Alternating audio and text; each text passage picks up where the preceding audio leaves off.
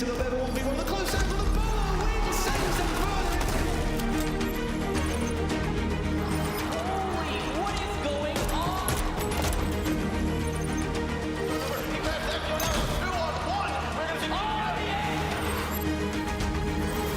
c'est effectivo. Il va intentando plantar, mas saiu de guerra. Prioritization.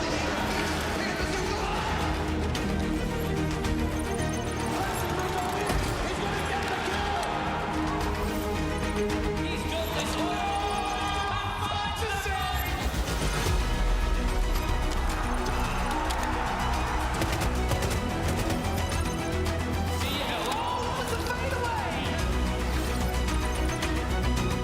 Immediately on the diffuser, Lagonis needs to get in there. You gotta go, Lagonis.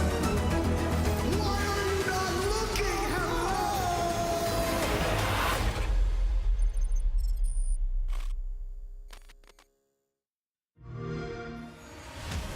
You know how they say it's not the destination, it's the journey? And the journey of 1,000 miles begins with a single step. And you know what? They're right.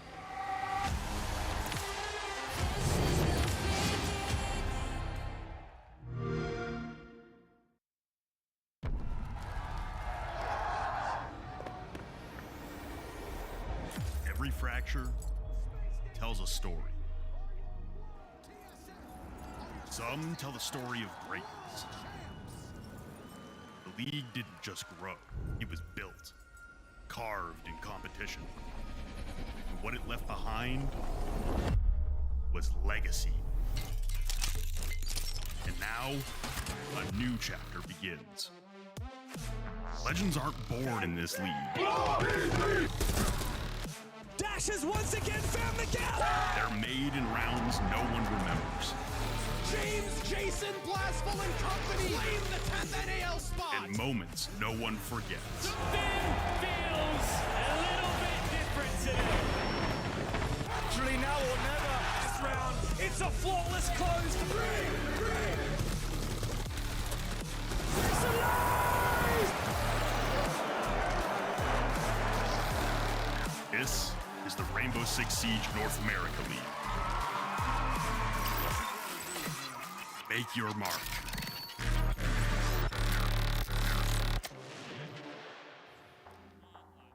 After what feels like forever, we're finally back and kicking off day one of the North American League. So welcome, everybody. The stakes are high, the teams are hungry, and the competition is fierce. From seasoned veterans to new faces, every team is out here to prove that they've got exactly what it takes. So whether you're here for the clutches, the strats, or the spicy rivalries, we've got you covered. I'm Ginny, joined with Lax and Foxay. Welcome, guys. Well, welcome to you. I mean, we had to do the typical NA strat of importing EU to NA. Yeah, does he know better? We needed some help on that. No, definitely not. Well, it's lovely to be here. I'm enjoying it so far. And we got a lot of games in store for you guys. 5 best of 1 to start off our first ever Siege X on the regional leagues. I mean, looking at all the games, I'm pretty excited. But if you got to pick out one, I mean, me personally, I got to go with M80 Envy. I feel like that's a really good testing ground for Envy to show everybody what they brought to the league.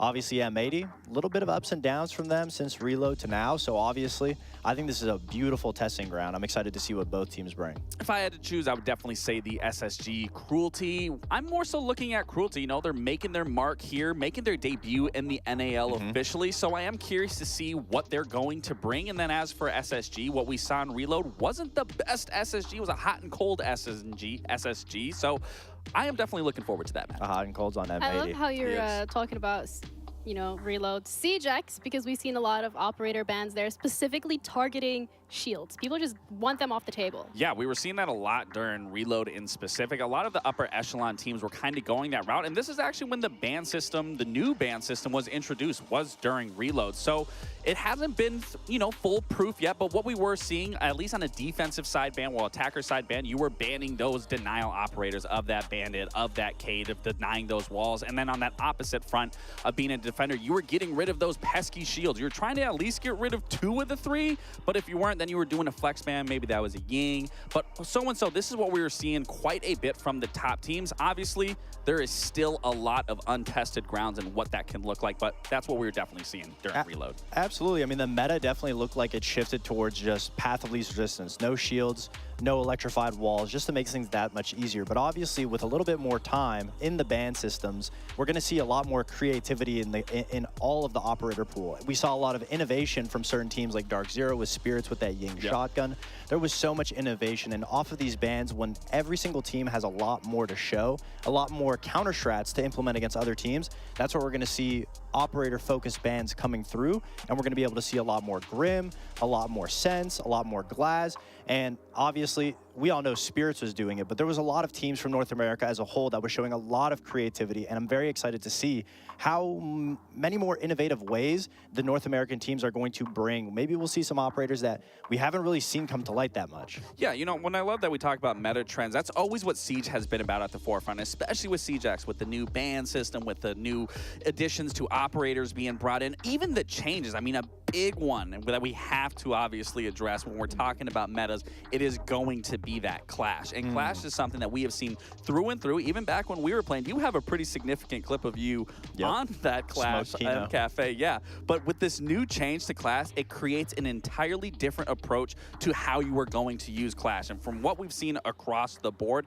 it is detrimental for attackers now. It is such a through and through process of how you want to deal with it. We've seen all the pro teams on Twitter just actively talking about how do you work against Clash? What clips are we going to make with Clash? So for me, when we're talking specifically ban phases and metas, I am curious if teams are going to just outright get rid of Clash and not have to deal with, or are we going to see them try to work with it while also working against it? I mean, we all saw the clips, jumping out the window with Clash, putting the shield down, going for those aggressive spawn peaks because it provides that little invisible layer of protection. But as we saw in that demonstration video, there's so many ways that you can use Clash, putting the shield down, adding the slow to be able to stop somebody, adding another element that you have to pay attention to as another swing can come through, or potentially for the retaking aggressive teams on defense, being able to re-push into a position, having that shield on defense that can just retake a position, call everybody out. There's so much theory crafting that we can do. Hopefully, with a little bit more time, we'll be able to see some of those teams, those creative teams, be able to show us the real limitations of Clash. I mean, we've seen glimpses in general of creativity at Reload specifically, and as NA, we sent a handful of teams over there. Specifically, you know, mixed results here, but if we want to talk about some of the great performing ones, I mean, let's start off with M80 and SSG because, what do we say? Well, it's funny because those two I actually kind of went at it with when we were discussing Reload and how the Reload format was. M80 didn't play terrible by any means, but they certainly did not play the format properly in understanding the bullet system. So on that forefront, I would like to see M80, especially coming now into the NAL, they don't have to worry about a new format. They don't have to worry about bullets, and that's where they struggled. So on their front, they did look good, but on SSG's, again, that was a hot and cold SSG. Yeah, it was very lackluster because we assumed that picking up newers to SSG was going to make or break the team, but it stayed the consistent same SSG where one day they show up, they look at the best team in the server, and then the next day it looks like they struggle a little bit more, and that wasn't what we wanted to see. We wanted to see a revolutionized SSG, and that is not what we saw. Obviously, for M80, they did put up a performance. They didn't quite get the system down, but it looked like both teams had a lot more room to grow. Yeah, and then there was the Wildcard. Wildcard, who actually had an incredible performance at this international. Top 4 finish, came out of the gate swinging, and proved a lot of doubters wrong. Oh, they were an absolute wild card. I mean, shit, Jenny, I got to be completely honest with you. I wrote these guys off. The second I saw them attending this event, I was like, okay, which I'm sure the majority of the teams wrote wild card off, that they were just going to be a free win in their side. They weren't going to have to worry about that. We were all wrong. They made me eat my words. They made other people eat their words. They were such an impressive team. I mean, you have their imports of Dash coming on. You have the imports of Baby Shark. But even that core roster of Kansan, Spiker, and Bay, they all performed extremely well. And not just performing extremely well, I think the biggest thing for me was their ability to adapt on the fly, on those quick rotations. I mean, for Spiker being such a young IGL and leading this roster to a main stage, that was truly impressive again. And they look like the best NA team that was at Reload, obviously just with them already making the main stage. I'm glad you brought up Spiker because the success for Wildcard was being able to identify the issue and problem solve. They were counter-stratting in real time, and a lot of teams, even teams at the top, have a problem doing that, and they were consistently doing it, finding success every single moment that they were able to shine in the spotlight. And obviously, for a rookie IGL for Spiker, but as for the other two rookies with Baby Shark and Bay, to find that much success on this roster, it goes without saying that they're going to look very comfortable coming into the stage. Yeah, and that was the international, but we're now in the regional. So, you know, the teams that didn't necessarily do that well when it comes to the bullet system don't have to worry too much because we have a single round robin with our 10 teams where the top 6 are going to be qualifying for playoffs, which is going to be a double elimination bracket. And the top 4 of those are going to be getting a boatload of SI points, but also qualifying for EWC, which brings us to the international calendar. It's pretty much straightforward, but it's really that SI that you're looking forward to because here, Lax, these stages count so much. Yeah, I think you said it best. Regardless of everything that's on there, the biggest one that's going to stick out for me and for the rest of the players is definitely going to be attending SI 2026 in Paris. I mean, the last time we were there, we were playing there. That was peak COVID, where now players are going to be able to have the crowd there, be able to live off that atmosphere. Have some croissants. Yeah, have you some guys croissants, have them here you know, all in that good jazz, little escargot maybe if you're feeling a little adventurous. Right, I like that. But I like definitely every player, every team is going to be looking forward to SI. I mean, a little thing, I'm really excited to see the regional finals come back because the last time that we got to participate in it was 2019 USN. Yeah, it was a long time ago. Long time ago. So obviously very exciting to see as a regional fan to know that we'll be able to have something to participate in our home Absolutely. country. Yeah, we have 10 teams in total that are going to be in the NAL, but only 4 of them will be in those season finals. But either way, we have a lot of new faces. We have some returning faces. We have teams that have been here a while. But if we're looking at one roster that we really want to keep our eyes out for, Foxy, who would that be for you? I mean, I think easily you can pay attention to a team like Cruelty or Envy. For me, it's got to be easily Envy. I think they have so much to perform for, obviously having their first ever performance coming into the stage, but Cruelty, on the other hand, they have a lot more to prove. Yeah, and I mean, a big one for Cruelty, more so the fact for me is, are they going to be able to indoctrinate an NAL sort of play style? Because what we've seen from time and time again, regionally, within also international play, they were very lackluster. And we both know, we scrimmed MXPL teams back in the day. It wasn't a very strong region or very strong sub-region, I should say. Yeah. So the confidence was there, but in terms of the overall dynamic of play, that is what wasn't there. And that's where I'm going to need to see, now that they're here in the NAL, what are they going to do to find success and create success? Unlike a team like Los, that was a full Brazilian team coming into the NAL, they did nothing. I mean, they did claw their way here, so they've proven that they can at least, you know, take on Tier 2. But again, as you mentioned, like Tier 1 is going to be a different beast, so brings the question of what can they do. I guess today is a really good testing ground to see. It's like, you know, day 1. But Envy also is another roster that is here now, and this is an org, first time in Siege. I think that's something to be really excited for as a fan, just considering the fact that there are more organizations that are joining the league. Absolutely. I mean, seeing Envy in the league is something that, you know, we've all thought about since we started playing Siege. But for the team themselves, with JJ Blast and co, obviously been in the T2 scene for a long time. So if you're a long-time T2 enjoyer, it's fulfilling to know that they're finally getting their flowers. They earned their spot into Pro League. And now they're in a position where they've watched all these teams for years. And now they're in a position that they can play against them. That's a whole nother mental battle that they're going to be bringing into it. But we'll have to see if they can overcome that. Obviously, congratulations for them being able to qualify into it. Them and Cruelty, very well deserved for them to be able to earn their spot in the league. Yeah, they're 2 of the 10 teams that we have in total, but Wildcard is also a team that has joined. And you know, it wouldn't be NA Esports if there wasn't like a little sprinkle of imports here and there. So from the side of Wildcard specifically, bringing in Dash, bringing in Baby Shark, especially ahead of Reload, and finding the success that they've done regardless of the barriers that Dash has mentioned, like that is such a scary thing to be looking at. Yeah, I mean, I do want to focus more on Dash here. I mean, he has been a very big pickup for this roster, obviously coming off of WCHEME over in Brazil and making his way over here to NA on Wildcard, and then making their way to a main stage appearance at Reload. And Dash's significance and what he brings to that roster it's unfulfilling. I mean, the things that he was doing in those matchups, playing that Blackbeard, leading the forefront for this roster, spoke into existence of what that depth can look like for this roster now. And now you pivot to Baby Shark. I think Baby Shark still, I mean, that was his first Tier 1 experience. That was his first ever experience of international play, and I don't think he lived up to the hype that maybe Wildcard was looking to instill into him, but that is exactly what Ginny said. This is the proving ground now. Now you're here, you're back in regional play. This is going to be your first ever T1, not event, but league, so to say. So I want to see more from him than what we didn't really get to see too much during Reload. And we've also, like said, they've also had a lot more time. If they've had Reload, you know, they have that chance to play together, to be in the boot camp, to be on LAN. I think that's a really good experience for a team as well, so that they can gel. And then on the other side of things, we also have Orgulus that's here, and they have picked up that final CL4L player, Bino. Yeah, obviously everyone remembers the CL4L run to Montreal, and it was a beautiful thing to watch, but Bino was the only player that didn't get his chance to join a Pro League team. Now he's finally got it. Now he's finally got it. He's joined the team of Orgulus, and believe me, we're going to be very critical about Orgulus because we've talked so much about the teams earning their spot into Pro League, but Orgulus is a team that is comprised of friends. They love being able to be built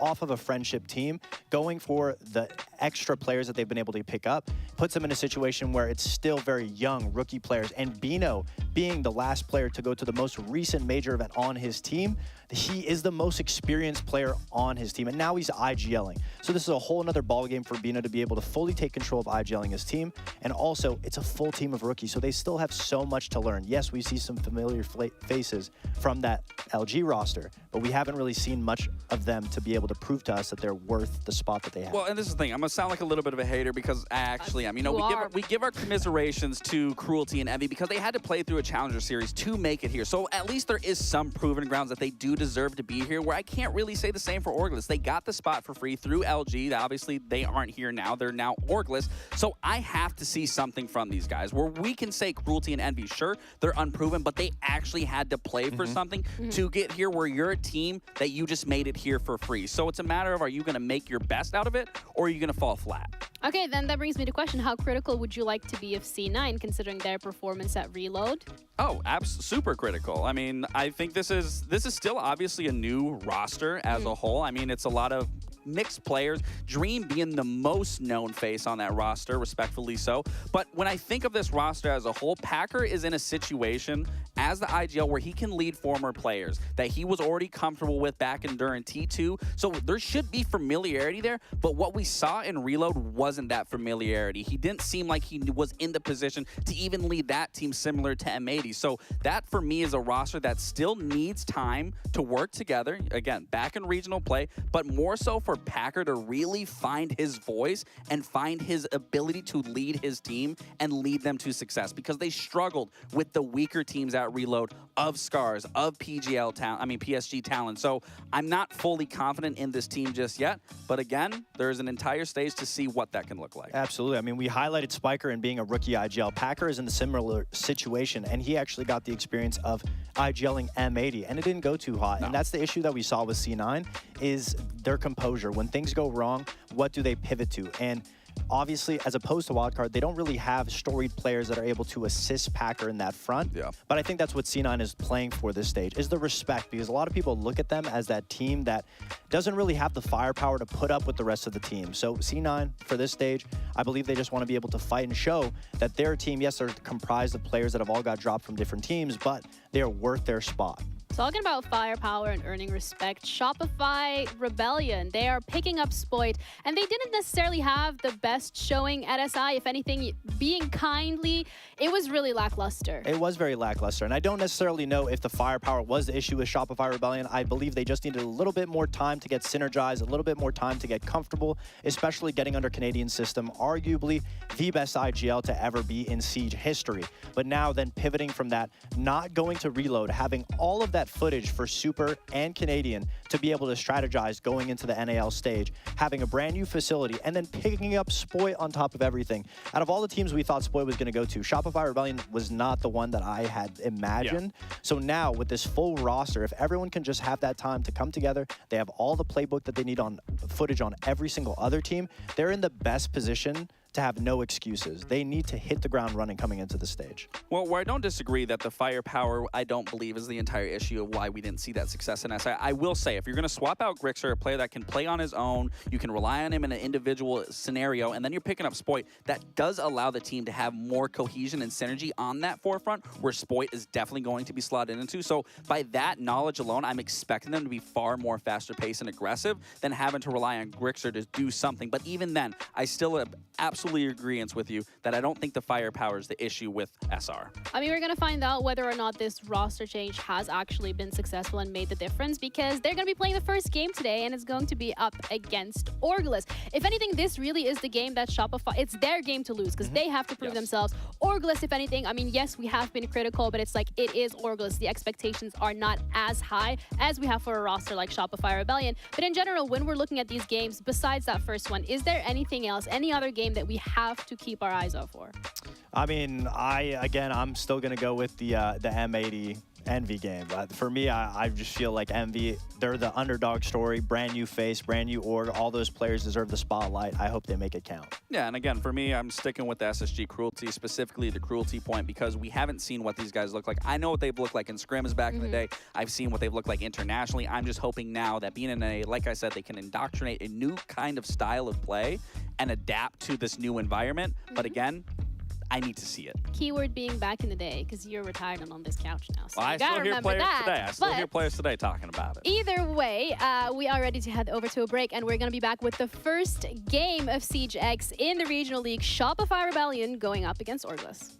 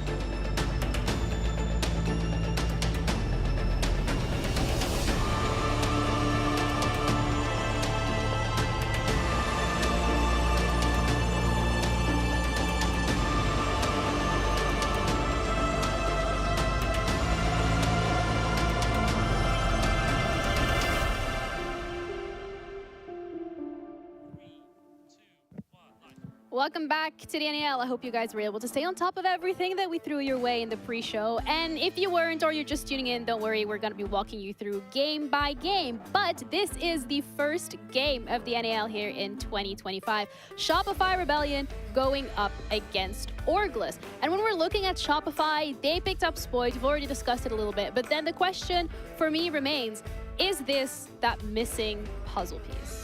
I mean, it's definitely a puzzle piece. I don't know if it's the missing puzzle piece, but like I was saying in the previous of that is, if you're getting rid of Grixer, and Grixer's already a phenomenal player that can play solo individually, a little slower, but he has the unpredictability. That was like the clutch factor for this roster. Now you're kind of alleviating that, you're removing that, you're bringing on Spoit. Spoit is another clutch factor, but in a completely different light. He is a far more aggressive player, and he will lead that front. And then I think in some aspects, that's exactly what they need. Yeah. But again, not having that key element of what Grixer brought, that is going to be a question for me, because when it is those mid to late rounds, that is where Grixer definitely shined on that front. But now you're removing that. Now Spoit is going to be at the front. Now you get through that front, what is the back end of that going to look like? What is the mid to late round going to look like? Now, I still believe the success is going to be there. It's just a matter of what is Spoit going to be bringing that is going to elevate this roster even more than what we saw during SI. I mean, we can both agree that it didn't necessarily look like the firepower is the biggest issue, but the one opposing fact that I'll say is that the way Grixer was able to entry or play off of Ambi on that double entry duo was a lot more passive compared to Ambi. So I completely agree that bringing Spoit in will be able to have that dynamic double entry, very aggressive, very fast, and all they have to do is just listen to Canadian to tell them where to go, what to do. Because the rest of the players on the team, we're all doing their job phenomenally well. So if Ambi's able to have that help, I mean, and you have both of them going through any single doorway or holding any single position, that already is a very difficult obstacle to detach from Shopify Rebellion. So having, far more confidence. Having that firepower on the front door alleviates a lot of the pressure. It doesn't problem solve the issue that Shopify needs to fix going into the stage, but it definitely makes things better. Yeah, but also what great team to go up against first, with it being Orgless. We've already, had Lax hating on them in the pre-show, and I'm gonna give you the license to continue doing so, but be kind though, because at the end of the day, this is their first shot to really prove themselves, especially with that addition of Bino to that roster. The thing is, I'm not here to be kind. I'm here to keep it blunt and keep it as, You could try. I'm here to keep it as, nice in some aspects and not so much in others. But again, this team hasn't really proven much outside of, you could say Bino making that run at Montreal, having that appearance, but even then, that was a very short run. But I think for this roster as a whole, you're going to be limit tested in every single front. And to start out your NAL season, this is a great place to be limit tested, because Shopify are no slouches. They're going to bring it to you. They're going to play their game. And the most important thing for me, for Bino, is when they made Montreal, Packer was their IGL. He was the one that was setting them up. Now Bino's taking this spot, and you're looking at these players here that this is their history. These are their accolades. And obviously the biggest one that sticks out is Bino, but then for Fens and Epic, those are T2. Well, I guess you could count the SI qualifiers T1, but even the players that were leading up to that, there really isn't a lot to hold on to. It's really, you're trying to pulling at straws here when you're showing their accolades. So for my opinion, I think a lot more is going to come down to Bino and what he can do in the server and try to rally the troops, but it is going to be limit tested here against Okay, SR. negative Nancy. Then the expectations here for the map veto, what would it be? Because obviously Shopify is a team that's very confident. They're going to be comfortable. You're probably going to want to take away those basics just to not give them level playing field. I mean, if you're a Shopify, you don't want to go to any maps that have an element of surprise. They don't take too much thinking. There's too many uncharacteristic variables. Obviously, Clubhouse getting taken off the board. I know we're happy about that, Lax, because you never take a team that you think you're better than at a map like that. Obviously, you want to go to maps that are a little bit more attacker-sided or defender. You have to be very coordinated on your attacks, because Shopify knows that if they just play their game, they'll be able to be confident. They'll be able to take advantage of the fact that Orgless doesn't have as much cohesion as they do. They just need to play their game, keep it simple. They don't need to do anything crazy. And I think Bank is a perfect map for that, because you have to break those defenses apart. There's a lot of ground to cover. Orgless could just lose rounds based off of not being coordinated enough to take time on the clear. Yeah, I mean, when I'm looking at now at being Bank, I am a little hopeful for Orgless, because we're talking about that element of surprise. Bank is one of the biggest maps in our pool, and it does a lot of coordination. So on one end, sure, Orgless can look good. They can pull a lot of upsets, maybe a little surprises, maybe have an ace up their sleeve. But on that forefront of then it Bino on attacks, you are going to have to be clearing everything through and through, top to bottom, making sure all your P's and Q's are being done from step 1 to step 2 to step 3. And that is exactly where I need to see Bino being tested. This is a great map for them to be tested on. But again, if Shopify just plays into their strengths, plays into their basics, they're going to be fine. So does that mean that for the prediction you would go for Orglet? No, absolutely not. You're out your mind if you think that I'm going for Orglet. Okay, so you're going for Shopify, and I feel like that's Yeah. probably like the unanimous vote here. But when it comes to the amount of rounds that we think Orglet is going to be able to take away from them, because it is bank, and we want to be maybe a little generous. I think it depends entirely on the side Shopify Rebellion starts on. If Shopify starts on defense, I think they 7-0. I think if they start on attack, I think they 7-1. Yeah. You know what? Instead of like you sitting here like theory crafting, I'm just going to be throwing it over to our casters who are ready. Maybe they can give us a prediction. And also, welcome guys. You're going to be casting the first game of Siege X in the Regional League. Yeah, we are. I'm actually very excited to do that. This is going to be our first time officially casting this game, as we weren't present at Reload. So, I mean, it's a fun experience. We got the NAL back. We've got both of us back, and we'll be talking about some Rainbow Six and a fantastic update to the game, obviously, that as we get deeper into the matches, we'll start to talk about all the changes. But before we get there, Jesse, it's not just about the actual game getting an overhaul. It's some of these teams, and Shopify picked up what might have been one of the biggest free agents in the offseason in Spoit. Nah, no kidding about that. We've got a huge move with Spoit coming on to Shopify. Obviously, this is an organization that entered Siege, picking up that Sonic score. They wanted to have results. Now, didn't exactly get it back at SI, didn't get to go to Rio, and after 185 days since they joined Siege, they will now be playing their first ever game in the North American Regional League. So they're going to be hoping that Spoit can provide that extra firepower that the desk was, of course, talking about. And if we're being honest, they got a little bit of a layup for their first matchup. Orglet are going to come into this game as the underdogs, the only unsponsored team in the North American League. Couple of rookies on their roster, but I mean, the desk was also talking, how many rounds do we think Orglet are going to get? You know, against a team like Shopify, they can get a bit more unpredictable. You can never take these games off, especially when it's the first game of the season. Shopify will need to be on their toes to make sure they don't let this match slip away. Where did his hair go? Troy is very aerodynamic. He has gone for the buzz cut, as both he and Spoit are actually playing from the Shopify Rebellion office. Fun fact, just down the road from me. They're going to be in Toronto for I think pretty much all of the North America League. They're living together. And I mean, when we talk about a player like Spoit, incredible rookie season. He's surrounded by some real juggernauts. Rexon's a great example of that. This Shopify Rebellion team has a ton of depth on it. But Spoit's going to have to take some time to actually acclimate to the team. And the fact that this organization is not a member of that R6 share program means they weren't able to go to Rio. That means they missed out on some very important game day reps. Now, on the other side of the coin, you've got this ex-Luminosity roster that now goes by Orglet/LFO. And they kind of got dropped on their heads just a couple days ago. They came in thinking they'd have an organization. Now they're going to be competing without one. Whether a team will pick them up at some point during the season remains to be seen.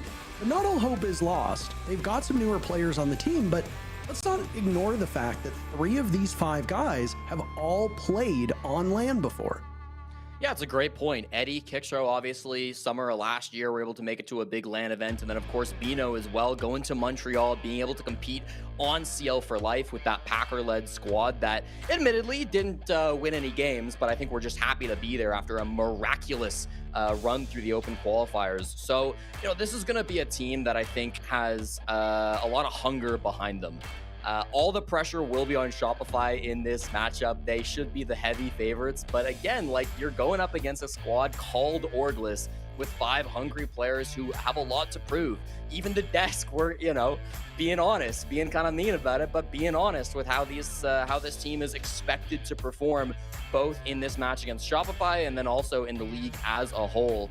Will we see that big upset? I don't know. Sometimes you get some shakes when it's the first game of the season, especially when you got 2 rookies on this team coming in with Fens and Epic. But ultimately, you know, I'm hoping that we do see a strong showing from Orglet. The Deaths were also talking about, you know, the side start for this game. they'll get the defensive start on Bank, which is a big advantage. There's some really strong sites on Bank, and I think for Orgless, if they can start on the basement, start on that top floor open area, get some decent round wins under their feet, right? Start off with a strong foundation, might give them that confidence that they otherwise wouldn't have coming into a game like this. So yeah, don't count this team out. I always say these opening games early in the season are the hardest to predict, and this game, despite what it might look like on paper, it will be no different.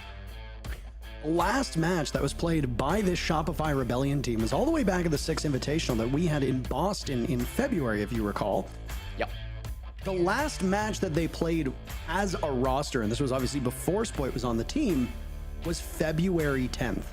It is now June 12th. We are talking 4 months of no active gameplay between Shopify Rebellion and their opponents. So it's been a drought. You know, the off season has moved around an awful lot over the history of our esport. Right now, it's situated in the months after SI. Obviously, you had Reload coming in and kind of taking a place of where majors have been in the past in May. Shopify Rebellion is so confident in this team, and I guess this roster, that they picked them up despite being omitted from the R6 share program, which is frankly quite surprising. You know, there's obviously there's been lots of talks about the economics of esports. Our esport is not immune to the same issues that are going on around the entire globe. And if Shopify is coming in and saying, you know what, we don't need to sell skins, we have confidence in this team, maybe we make it at a later date, but we want to pick up a good team right now, I think that speaks volumes for the roster itself. And that was before Spoit was added. Now you add one of the most highly coveted players that has touched this game in probably the last 3 to 4 years, and on paper, they're a pretty scary looking team. We'll get into the operator bans, and this is an immediate change. If you haven't watched Siege X, you're going to be a little confused as to what's going on.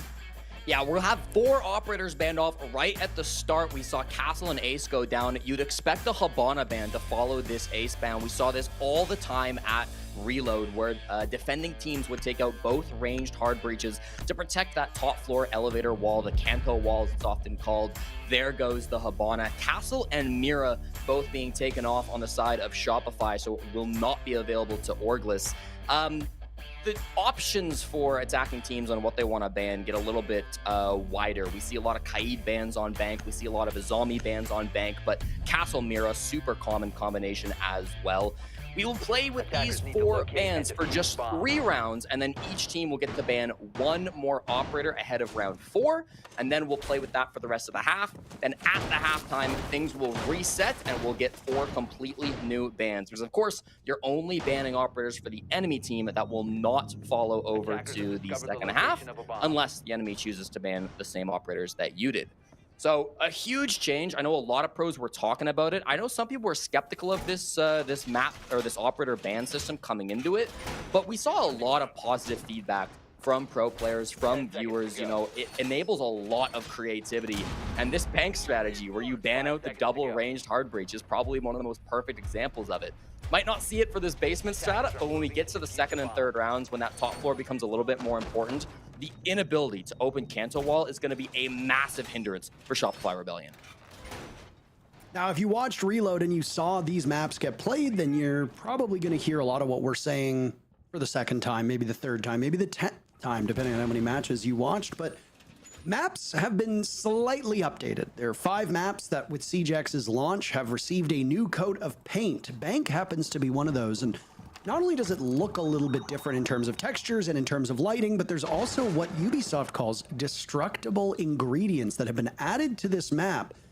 Things like fire extinguishers that you just saw to the left of Spoit that can be shot and will create smoke and obscure some of these either attackers or defenders. They obviously work both ways. Orgless rushing now inside of server, and it's a shield-on-shield battle. Canadian taking on Eddie. Right now just trying to slow down the Monty, but there's Zambi to do some follow-up. Kixrow is no more. Down goes the Fenrir, and Fens is taking some damage too. Clash got a rework. This is something that we'll talk about later on or in this round, should it play a pivotal part. For the time being, they have failed to flush Eddie out of this position and have used a considerable amount of gadgetry up to this point. Yeah, interesting strat from Eddie so far until just now. Hasn't really used the new mechanics. Now he'll fight Canadian one-on-one and come out with the win? Okay, close range. Monty not the same as it used to be about a year ago, and so that made it a bit tougher of a gunfight for Canadian. Eddie trades it back. I was about to say I don't love this strat. It's common clash strategy that we saw before the rework to play it all the way out in servers and then have those long angles. It does struggle sometimes to get the clash out alive, but they got their pick on a kick throw that then backed off. Now it looks like Shopify are going to be going for a bit more of a standard take in through garage. They've got that presence up top too with Spoit playing currently in open area. Ambi's on the top floor. Full anchor positions from Orglis at the moment, so they will be ready. They're not expecting to have that top floor control. Decent entry, and we'll get to see what they do now, but you really would have liked to have Canadian up when you go for this final push. Him on shields in particular is a deadly combination. Rexon finds 2 for the price of 1, leaving Eddie in this position all alone. Epic inside the bomb site, but the good news for Orglis is they've got the case. When Canadian went for that early bit of action, they surrendered it.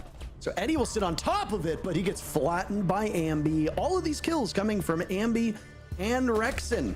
3 kills for Rexon, 2 for Ambi, and despite a series of mistakes by Shopify rather, to start it off, by the way, Spotify, one of the few apps that is not working today. Basically, the entire internet broke. I don't know if you saw that.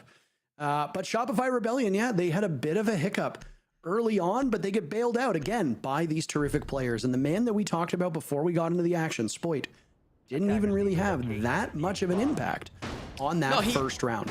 He honestly, though, he got a lot of good space, right? He was in the building first, as he does as the entry position, right? He makes his way down server stairs. He gets that info for his team and then works with the rest of them, partially being the distraction to get that opening pick for Ambi onto Kicksrow inside the site. So that was really nice. Obviously, Rexon got to be the star with the 3K. Just walking in through Garage in that previous round. We saw it in the early round, didn't quite catch the kills, but still, you see the impact in the kill feed. This is Rexon's first match without Grixer since July 24th, 2020. When Grixer was dropped off this Rebellion squad, it broke up one of the longest standing duos in Siege. A lot of people were kind of questioning how those two would do without each other. Grixer will, of course, play later today as he has been picked up by Oxygen. That's game 4 on the day. But great start from Rexon, of course, in this game, despite not having his long-term duo. It really is quite a run that they went on, and Grixer was for so long not just on this Shopify Rebellion team, but also on that Sonics team way before they were picked up. Sonics as an org doesn't really exist anymore, but the entire apparatus surrounding the team moved over to Shopify Rebellion, which means that you're going to see very little movement, right? If it was working, bring it over. Don't bother to make any substitutions. Obviously, they didn't like Grixer's involvement on the team compared to what Spoit could have brought, which is why they made that change.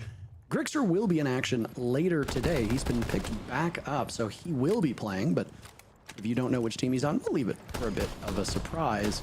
This will be a different crack at the top floor bomb site now, as Orglis are not keen to go back to where they were before. One major change to this game, Jesse, with Siege X, empowers the attackers on this bomb site, and that's the ability to cross over columns on rappel. It means you don't have to keep readjusting your position. That'll definitely benefit Shopify Rebellion. Yeah, and it looks like they're focused over towards Square for this execute. That's where Epic is kind of posted up on this clash as well, hoping to find some way to stop this push from Shopify. They brought Rexon in on the newest operator, Aurora, as well in Rainbow Six Siege. We saw this a decent amount in Rio, but usually it was over towards Stock. I haven't seen this particular gateway before coming up from Rexon, so it seems like Shopify have been in the labs with this new operator.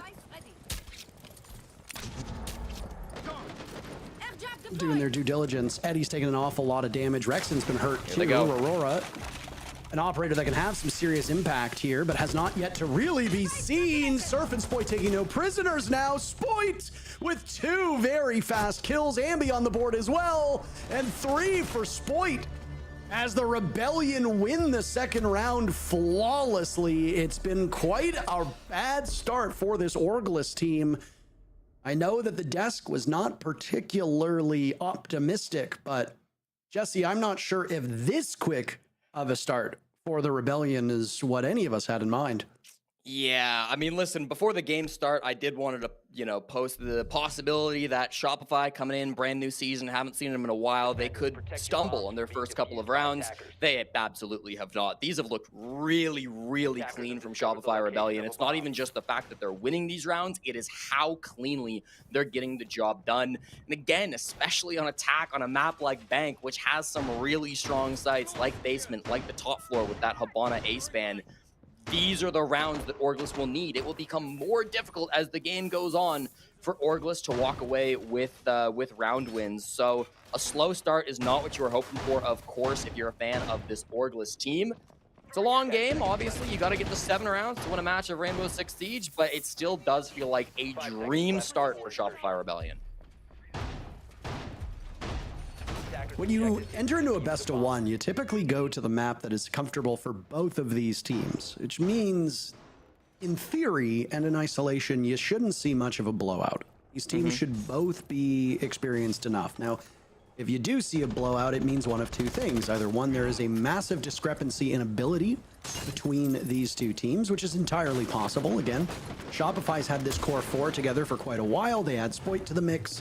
They've got months to boot camp with him. Yeah, they haven't had exactly game day reps, but they still have a structure that he can play into and maybe make some small changes, but overall they should be a formidable foe. Whereas this Orglis team, not only do they have to deal with the distraction of their org leaving them with just days to go before the NA League started, but you've also got a team that's full of relatively inexperienced players. You know, Bino played a single LAN. That was when he was with that CL Pharrell in Montreal back in November.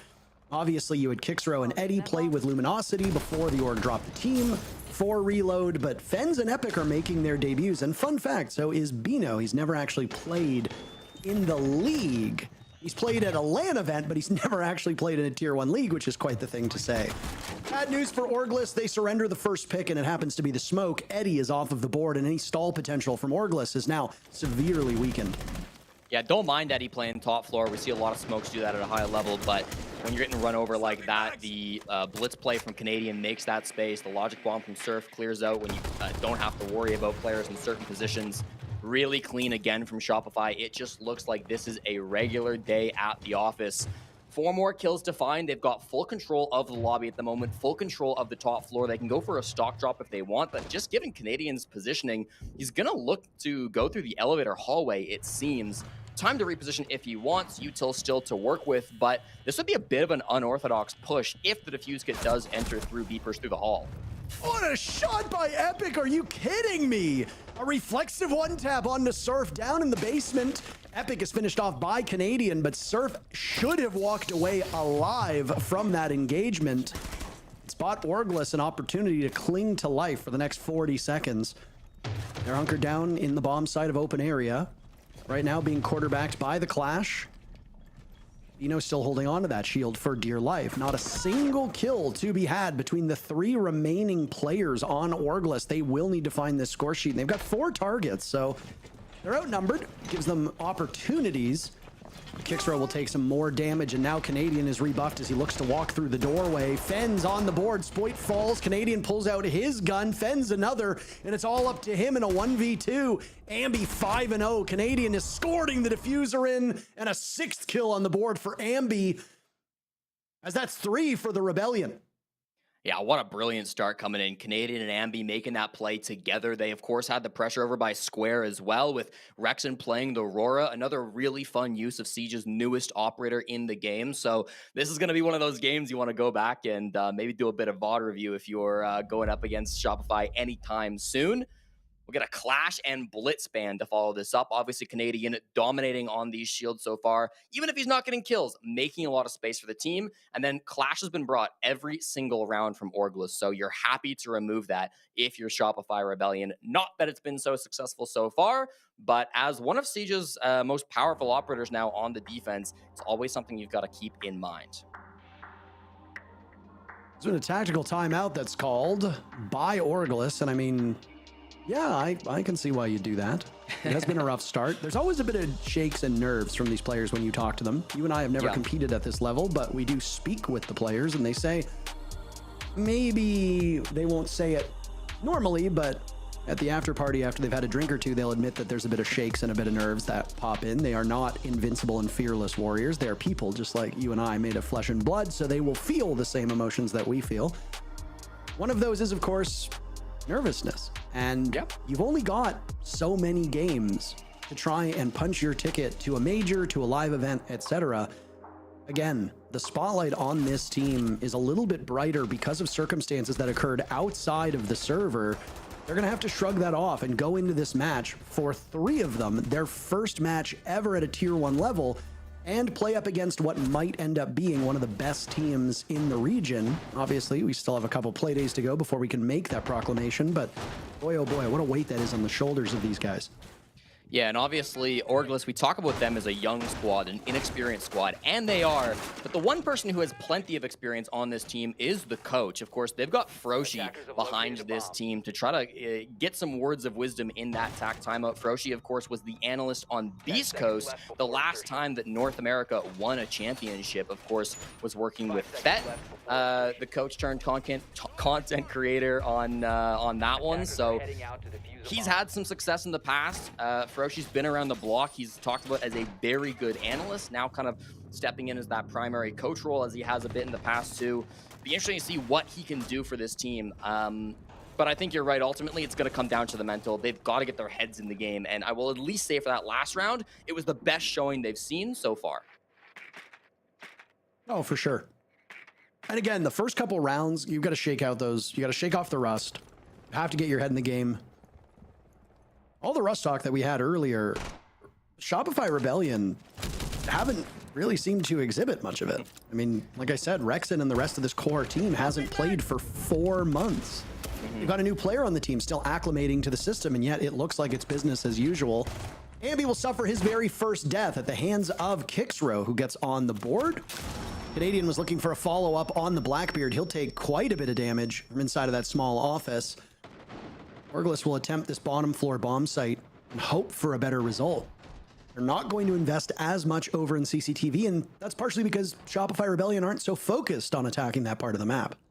Yeah, really good reaction coming out from Orglis. They saw in that first round, Spoit had a really quick entry down through supply, down through the server stairs. So what did they do? They posted up Fens right in that same spot to catch him and force him back so that he couldn't make that same space that he made in round number 1. That's a good adaptation and a good ability to learn. They also might remember the 3K Rexon got from Garage, so they're keeping a lot of pressure on Garage to make that execute a lot more difficult. With a man down, and of course with less space than they had previously, Shopify will need to find some other way around this, and it's going to be the Azami they come up against.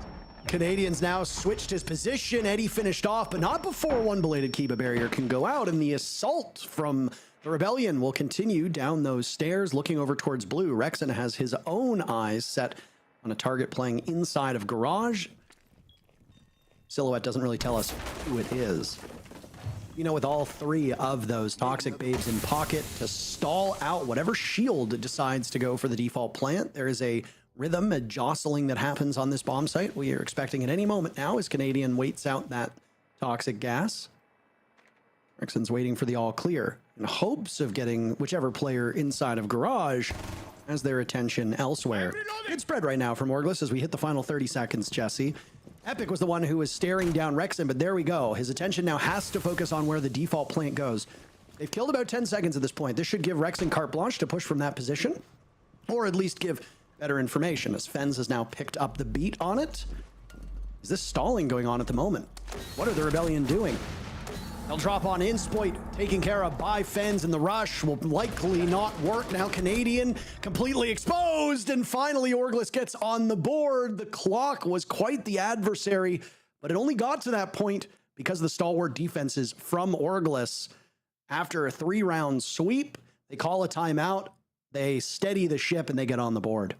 Yeah, and obviously a lot of it comes down to the adaptation in the early round, but that late round too, I mean, we saw it with that stalling out. Reason they had to was because they were counting the Toxic Babe. The last Toxic Babe got thrown in about 20 seconds, which meant they couldn't start a plant until about 10 seconds remaining in that round. It was really good util management from Vino. And then look at this, there's no cover at all inside a server. Once that push comes up, there was supposed to be somebody on the hatch, but again, just with low man count going into that execute, you can't cover everything, and someone from Orglis able to slip slip on by and catch that plant there. Everybody else falling shortly after the kit went down. So nice adaptation from Orglis. You know, they expected Shopify to do the similar push to what they did in round 1. Shopify did do something quite similar. Rexon still went over towards Garage. Spoit still tried to enter in through supply.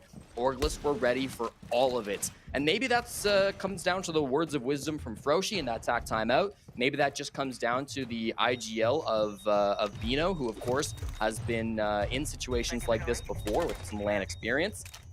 Whoever it was making those calls, clearly it does pay off, and you could see a bounce back if that adaptation continues through this second quarter. Never want to write off a team no matter how early or how late into a match we get. We've seen 6-0s where teams have clawed it back quite easily.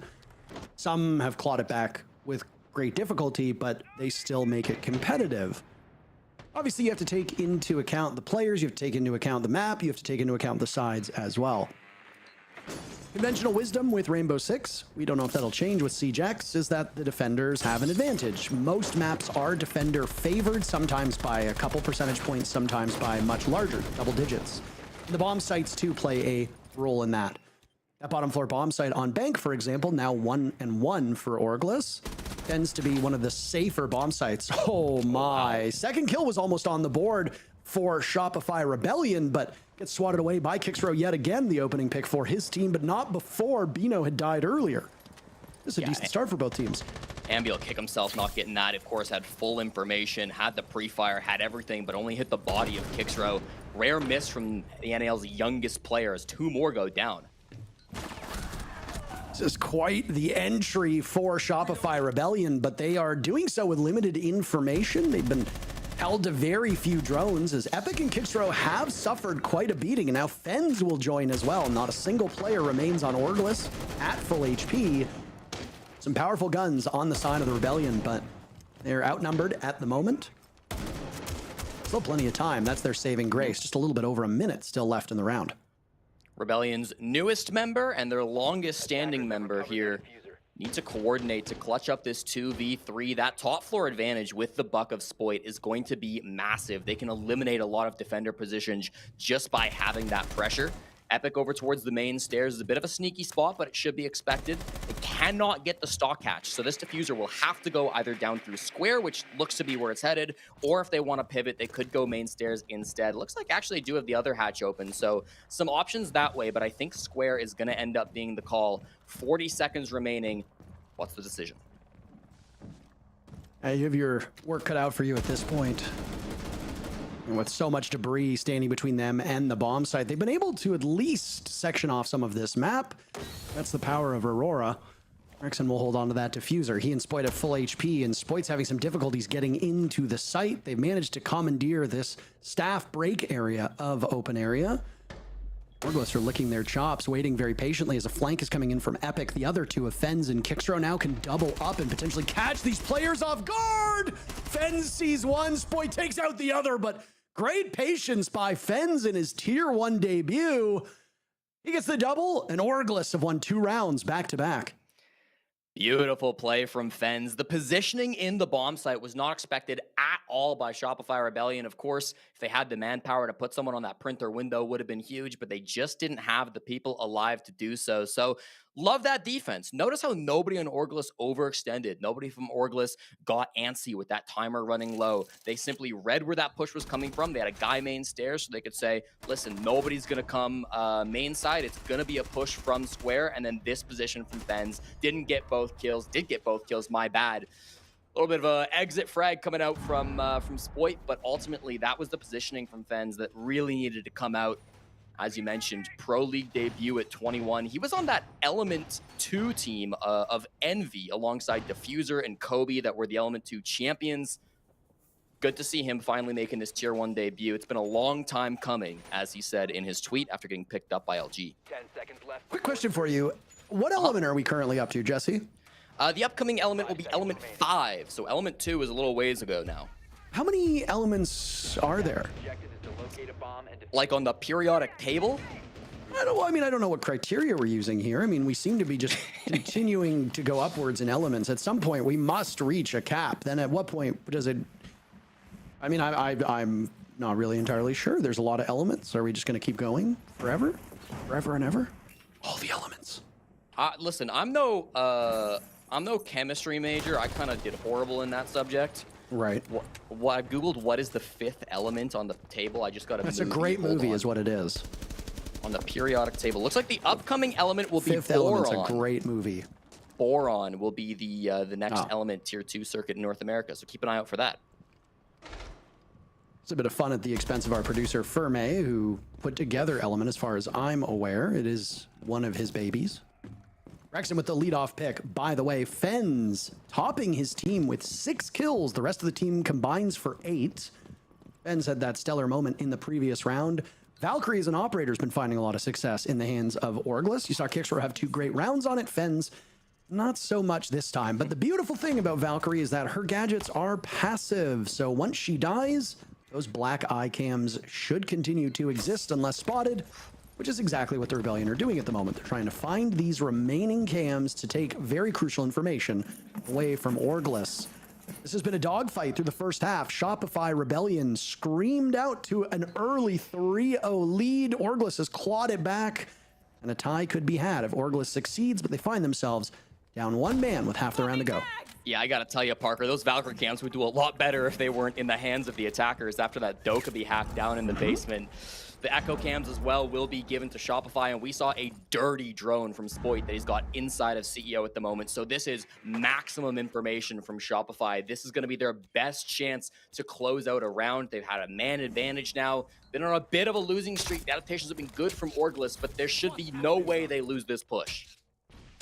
I mean, you say that, and then they all clown car in through the same window. Spoit's first in. Canadian will follow him as the rappel is good. Kickstro firing back. Rexon there to trade out Spoit.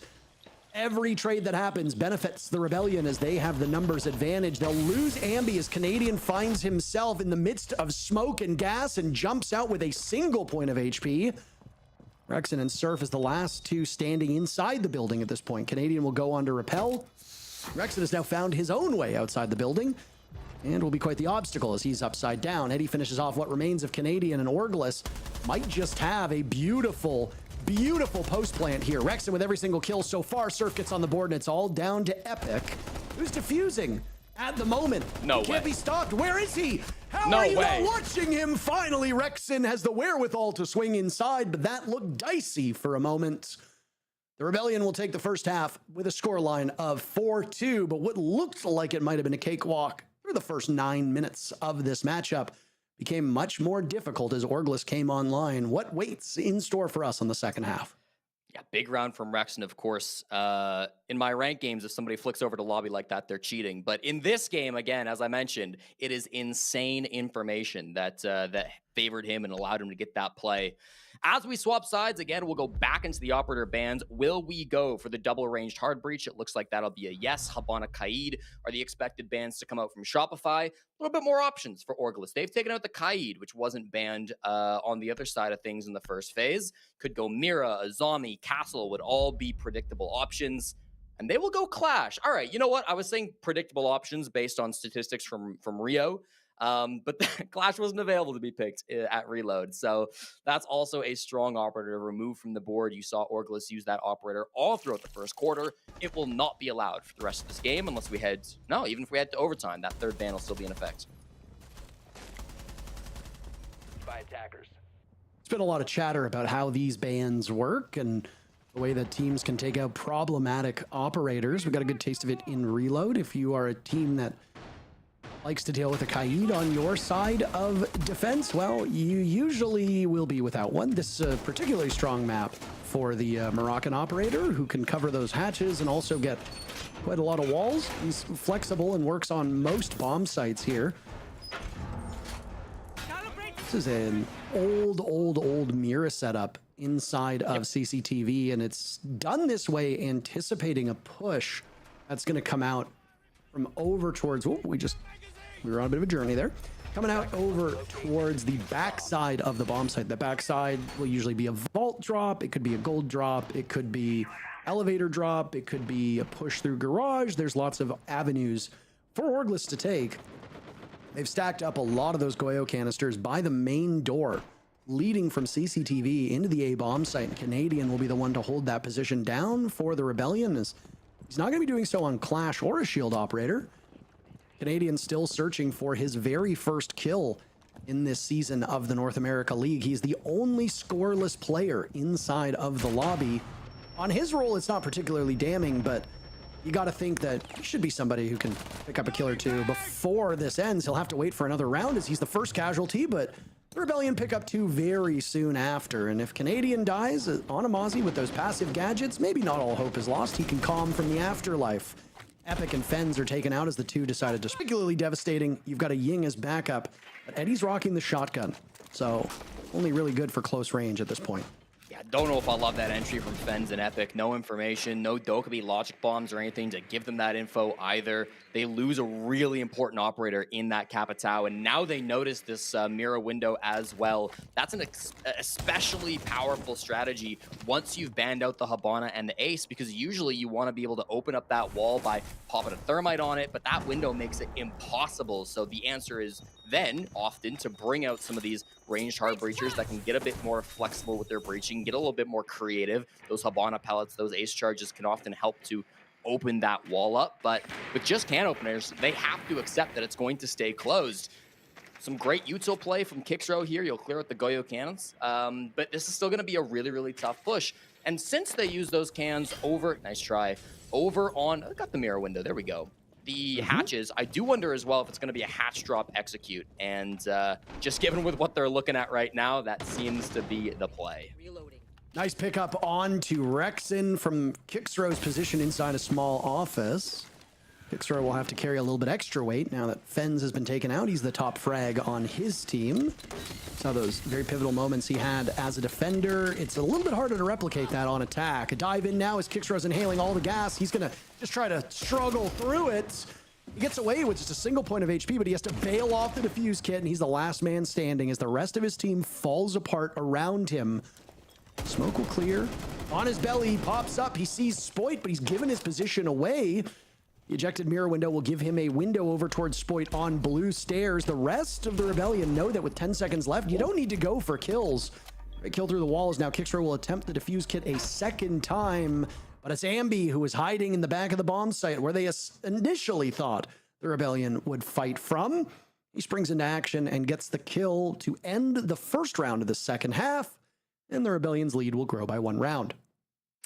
Not the greatest of entries, of course, coming in that first couple of seconds into the round, and then they execute. Well, I think they made the right call of dropping through the hatch and trying to plant under those candelas. I think that was their best play available to them. It's also really easy to read if you're Shopify Rebellion, right? The wall is closed, so you know that they're not coming in from server. Pretty confident they're not going to be pushing in through like gold or main. A lot of those angles were being covered otherwise. So just to drop into sight, they were able to smoke a lot of that out. A lot of damage from Toxic Babes, and then yeah, just really nice final couple around there. Unwinnable, frankly, for Kixrow. Even after he got the nice wallbang with the pistol headshot, wasn't really going to be doable. Maybe if he walks away with that first kill on the DMR, but even then, I think it's quite tough for him with the clock as low as it was. Broadly, I will say it's nice to see Kixrow off to a good game. I say good relative, of course, 6-5.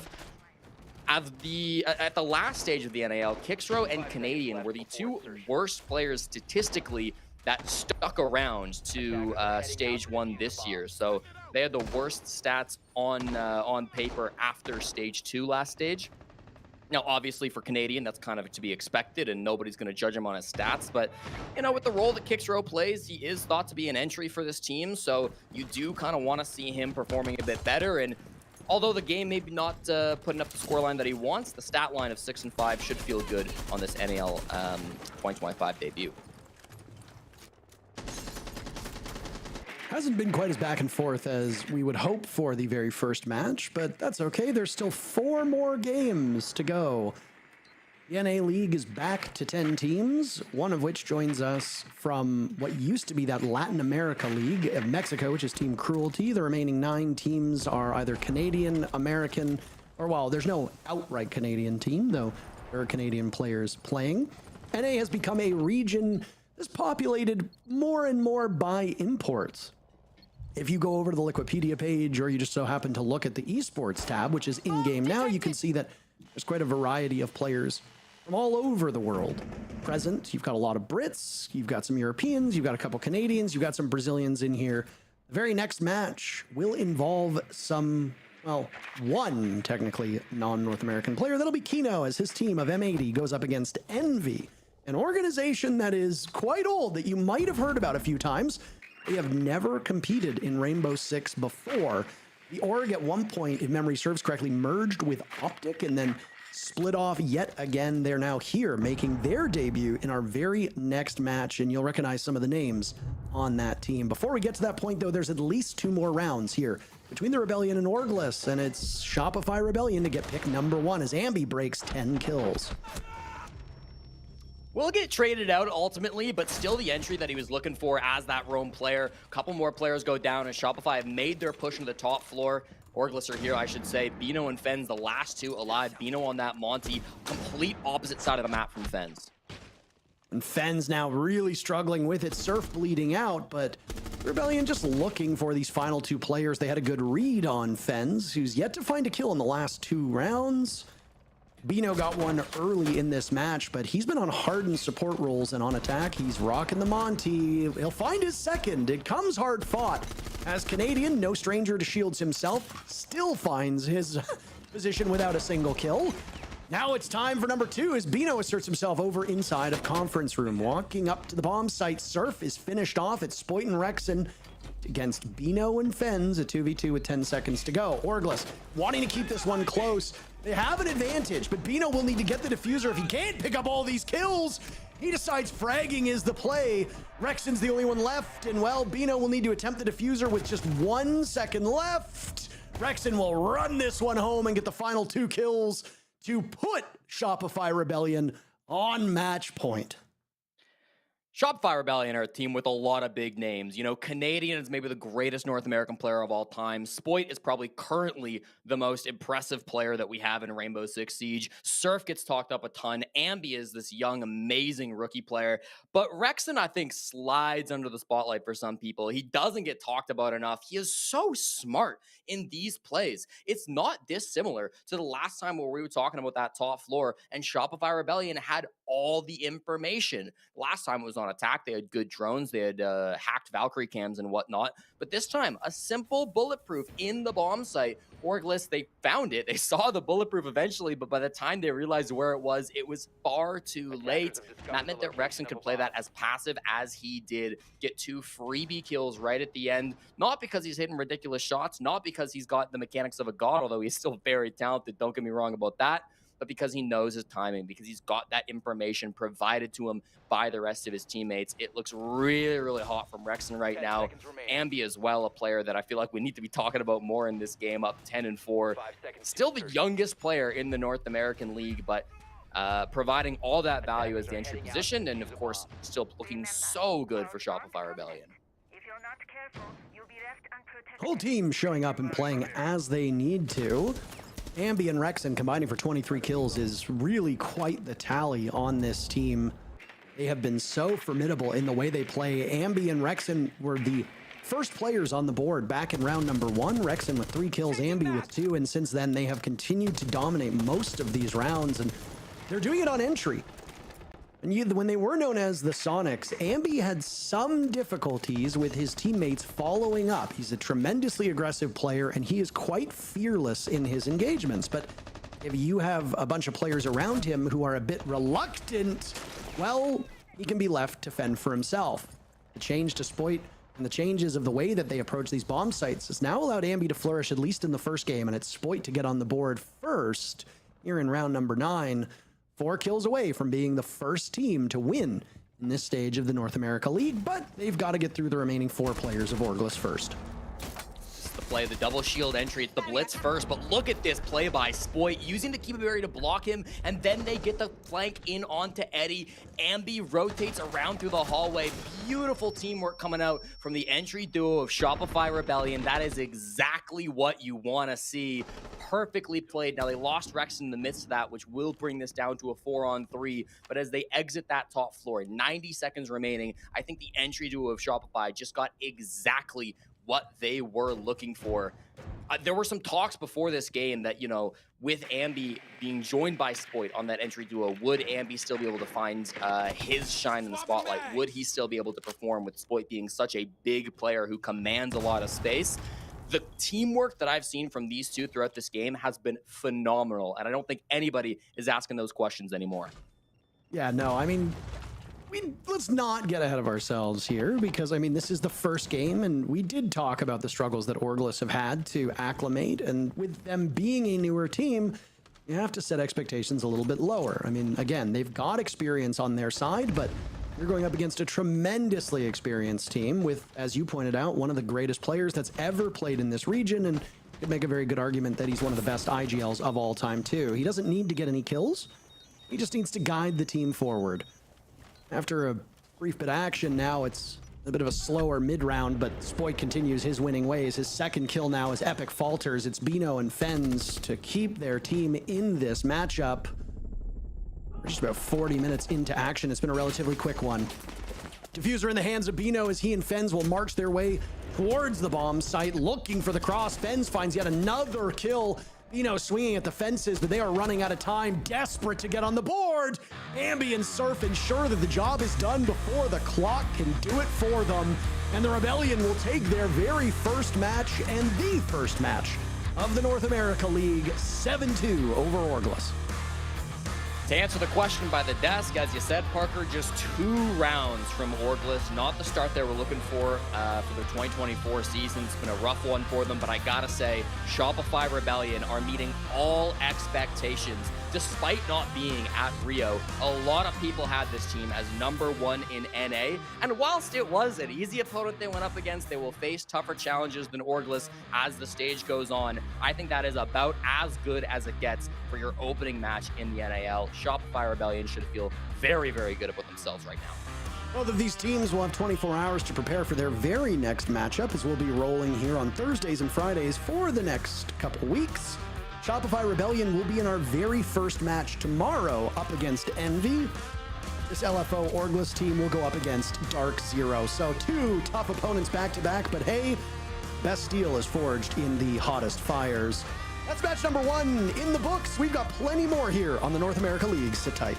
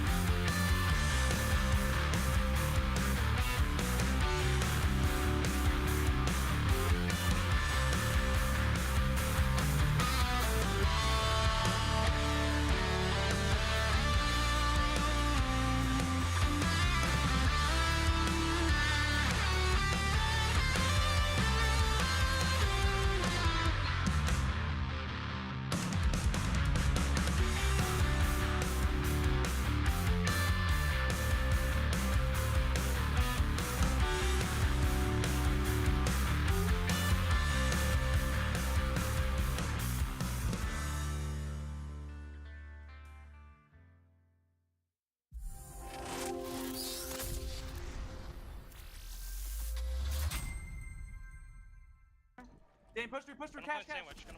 Planet sandwich. Nice.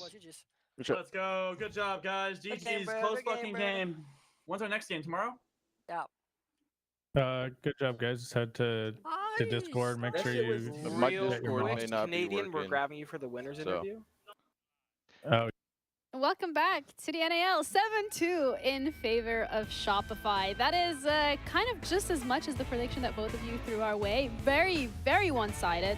Dominant performance from SR. Great way to start a split. Yeah, absolutely. It was an amazing showing from SR. Obviously, we predicted that if they would have started on defense, could have seen a 7-0, and that was a really good attacking half from them.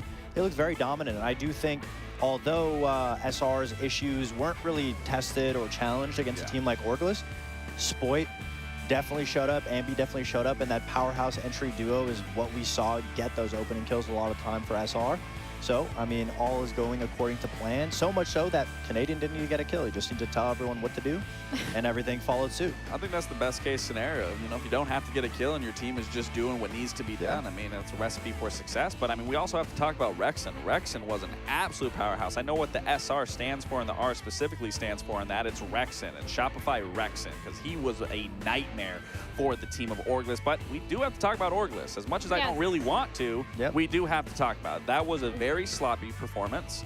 It's exactly kind of what I thought it was going to be. I mean, we talked about they started on defense. There might be a little bit of leeway, which I will say there were glimpses of it that were like, okay, we're seeing a little something, but that came off of hero plays. Yeah, and from the Game Pass highlights as well, this is just going to further emphasize the fact that when it came to Orglis, it was those individual players stepping up and actually being able to close out just the 2 rounds that they did manage to get, which again further highlights that Orglis has a lot of work to do still. Yeah, they do. I mean, even in the kill departments and the opening kills specifically, those first 6 rounds, that first half, all of those opening kills went 5 to Shopify and 1 to Orglis. So it just goes to show whether they're not comfortable, whether they're just moving around too much, whether they aren't confident, something needs to be instilled from them, and especially coming from Bino's side and the other 2 players on that roster to make the other guys feel comfortable, because Fens was the best performer, and he's the newest one. He's the rookie on that team, and he's looking better than everyone. That is a scary sign already, that your newer player is outperforming the people that have experience internationally and played at LAN. I mean, it was a real welcome to the league moment for Orglis, although the history of Luminosity going into this Orglis team, I mean, it's always kind of been like that. They just get stomped when it comes up to good opponents. And obviously, I mean, Shopify Rebellion just knew exactly that where they get those opening kills. They were able to just carry it on when they were playing for the execute every single... I don't mean to interrupt you. You got this hair right here that's like slowly going. Okay, and we look out from for that, each other. let's have a look at the Blacklight highlight in terms of what... I mean, you said it yourself, right? The Blacklight detail. It comes to SR. Rexen had a really good performance, so it will be a shame to not put him in there. Yeah, I mean, this was almost a round that could have went 3-3. It's best case scenario for Orglis had they gotten this, but it's the hero plays from Rexen. I mean, throughout this game, he was just a terror. He was terrorizing this. Ends it with the 4K, but not just the 4K. The last kill is what is the Blacklight detail. If you're swinging in and grabbing that like 1 second before that diffuser goes off. And then even in the round prior on the defense on the mirror, it comes down to a 2v1. He grabs another kill to bring it back and keep pushing him further and closing it out in a 7-2. I mean, Rexen was definitely the detail. And we have Canadian ready for the interview, so we're just going to segue straight into that. I'm just going to ask, hi, thanks for joining. Congratulations on the first win here in the NAL. Wow, you have eyes? Great. Canadian, can you talk us through a little bit of the decision of picking up Spoit and how that has been over the last couple of weeks when it comes to scrimming, having him there with you in NA, and what's been like for the team environment and morale in general? Yeah, sure. So, I mean, I think everyone kind of is aware of the kind of talent that Spoit has. Oh, sorry, I have a little echo thing. It's like, I don't know. We can hear you perfectly fine. I know, but I can hear myself. Oh, no. It's a problem. Anyways, we know how good Spoit is, and everyone does. It's kind of just like, I'm sorry, I can't even finish my sentences. Do we maybe maybe please want to fix take this? Yeah, let's take a little break and then we'll come back once it's fixed, and we're just gonna keep yapping Chit about chat. SR and how great they have been doing. I- Because, I you was- can probably hear. I was really impressed actually with their play. Their CEO take specifically using that Aurora to wall off these long desk, to wall off checkers, and to wall off banana and just push through using the Capitan Janner. I thought it was a really well thought out strat. And if this is the Shopify that we're going to be seeing going forward, and the brains of Canadian, they're looking scary. I mean, their strategy was definitely firing on all cylinders because there wasn't really much problem solving they needed to do. They had their set strats going into it. They were able to get those opening kills time and time again as getting into the building. And then once they get that advantage, they just went for the executes. It was just tip top. What's the saying? It's just clear cut siege, essentially, like cookie cutter siege. They just, everything was working through and through. Get the kill, go for the execute. That's all they really needed to get done. And honestly, we expected that from Shopify Rebellion. It was their game to lose. And if anything, it just says a lot more about Orgulus and what we need to see them improve on going further in the league. I like that you're bringing up the point in terms of Orgulus and what they have to improve on specifically. Then my question to you, Lax, will be based off of that.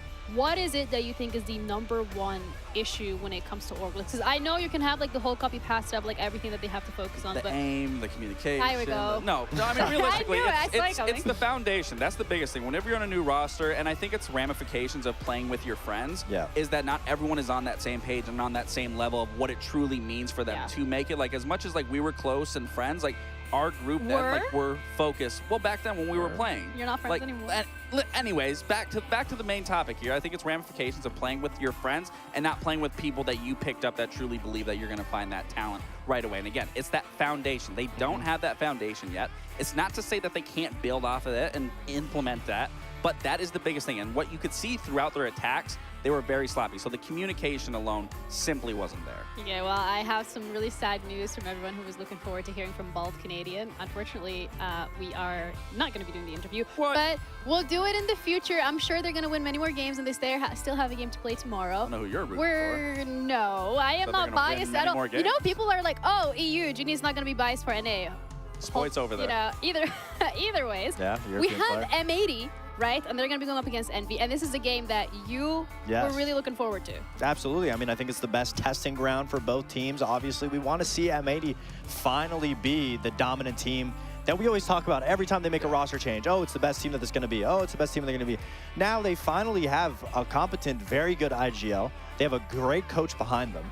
If things don't work out for them this time, what are we going to say after the next roster change? The conversation is going to have to shift. And we're going to have that conversation in the future because now we're going to be heading over to break. And then we'll be back with the second game of the NAL for today. M80 going up against Envy. So stick around.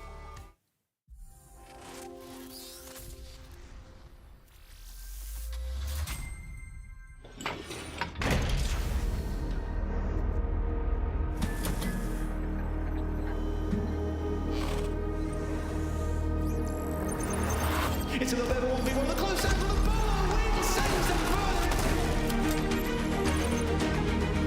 Holy, what is going on? Oh,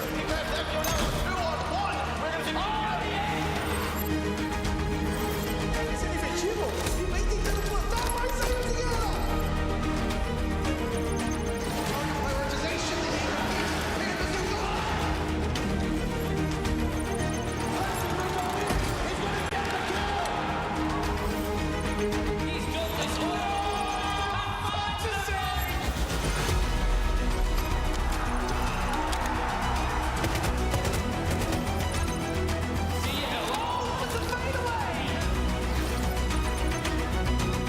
immediately on the diffuser, Lagonis needs to get in there. You gotta go, Lagonis. Why are you not looking? Hello?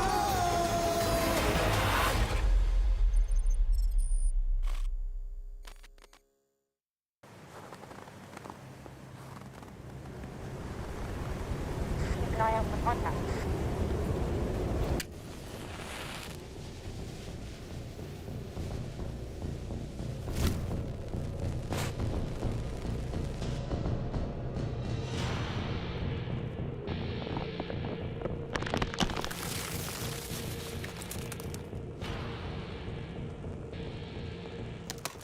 Available now. Have you ever wondered what it would be like to have your 5 favorite Siege pros all on one team? Well, I sure haven't. That's why this year I've created the Rainbow Six North America Fantasy League. Here's how it works. I've challenged 6 of my fellow broadcasters to assemble a unique roster of 5 players who will passively earn them fantasy points according to these statistics. Stats will be normalized to 15 rounds, and after 4 weeks of groups, one member of talent will be crowned the inaugural fantasy champion. Intero had the first overall pick, and predictably he chose Siege's biggest star of Spoit to be the bedrock of his team. Having the single best KD in Stage 1 last year and a top 3 KD in Stage 2, Spoit's expected to once again dominate the league with eye-popping stats on his new team, the Shopify Rebellion. Intero followed up that pick with veteran players Kansan and Gaveni before falling back to his roots and drafting the 2 Canadians in our league, Spirits and Canadian himself. Janiro got the second pick of the draft, and she went with the Manchester Major MVP, Gunnar, to lead her team. Gunnar has been reunited with 3 of his major winning teammates to once again go for a run and try to bring back another title to North America. Joining him under Janiro will be legendary anchor player NJR, newly minted astronaut Newers, 2-time Orcless land attender Adam, and the ever-consistent Rexon to round out a deadly-looking lineup for our fantasy league. Laxing has gone for the all-Hispanic lineup and has selected Skimzy as the 3rd overall choice. The brand new captain of Team Cruelty has only been with this team since December of last year, but has already been making waves playing with the team in the SI qualifiers, Element 4, and of course, the LATAM North Close qualifier to get to the NA League. Lax then selected Grixer, Ivan, Kobe Lax, and Eddie for a roster of underdogs that just might be spicy enough to cause some big upsets. With the 4th overall pick, Lynx snagged Surf from Shopify Rebellion. Surf's been riding a dominant wave of strong stats recently, most notably in Montreal, where he put up a ridiculous 1.47 KDR for the best statistics that an NA player has gotten at an international event in over a year. Lynx went all out on fraggers, filling out the team with Pambazoo, Benja, Snake, and Diffuser to build a roster stacked to the max with firepower and individual skill. But Foxay wouldn't be so fortunate, and he couldn't make the draft, so he had to pick from the scraps after everybody else picked and get a little bit more resourceful when he was building his team. Fox ended up building around some solid supports including Hot and Cold, Faults, and his former anchor player of Dream. Pairing them up with J90 and Silent, Fox has made a roster that was overlooked by the other drafters, but with loads of experience and game sense on this team, Fox still has built a roster that could end up claiming that top spot. And with the last first-round pick, XR Troika selected the 3rd Shopify Rebellion member in our draft and selected Ambi to start his team. The youngest player at the last 2-6 Invitational, Ambi pairs some of the best aim in the entire world with a drive and commitment to the game that you can only get from players that are still early in their careers. X then picked with the alphabet for the rest of the draft, taking Baby Shark 2nd, Citizen 3rd, Dash 4th, and Epic to round off a balanced roster. And so those are our teams for the first week. We'll be back ahead of Playday 3 to see how these rosters compare and check if anyone will shake things up by swapping out any of their players.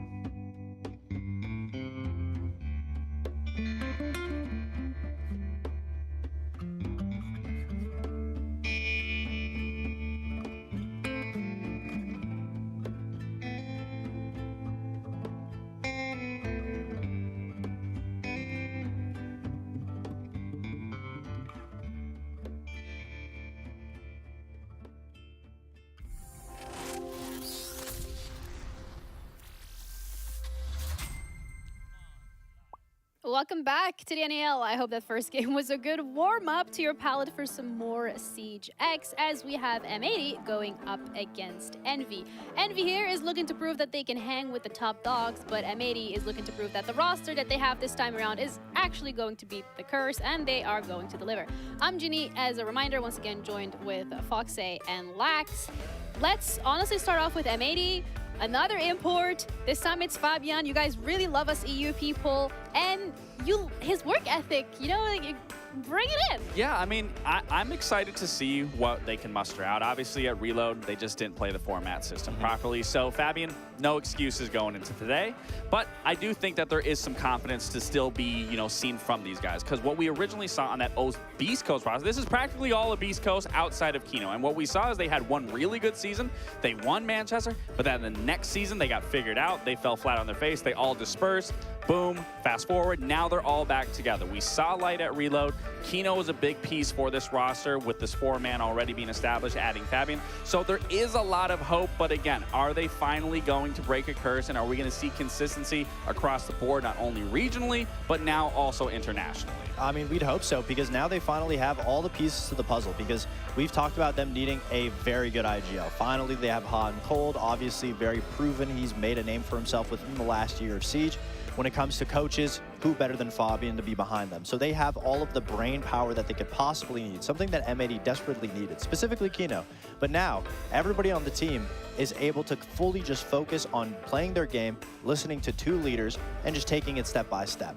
And you can see, I mean, Fabian himself, after Reload, was specifically saying that they needed to double the amount of time, put even more effort.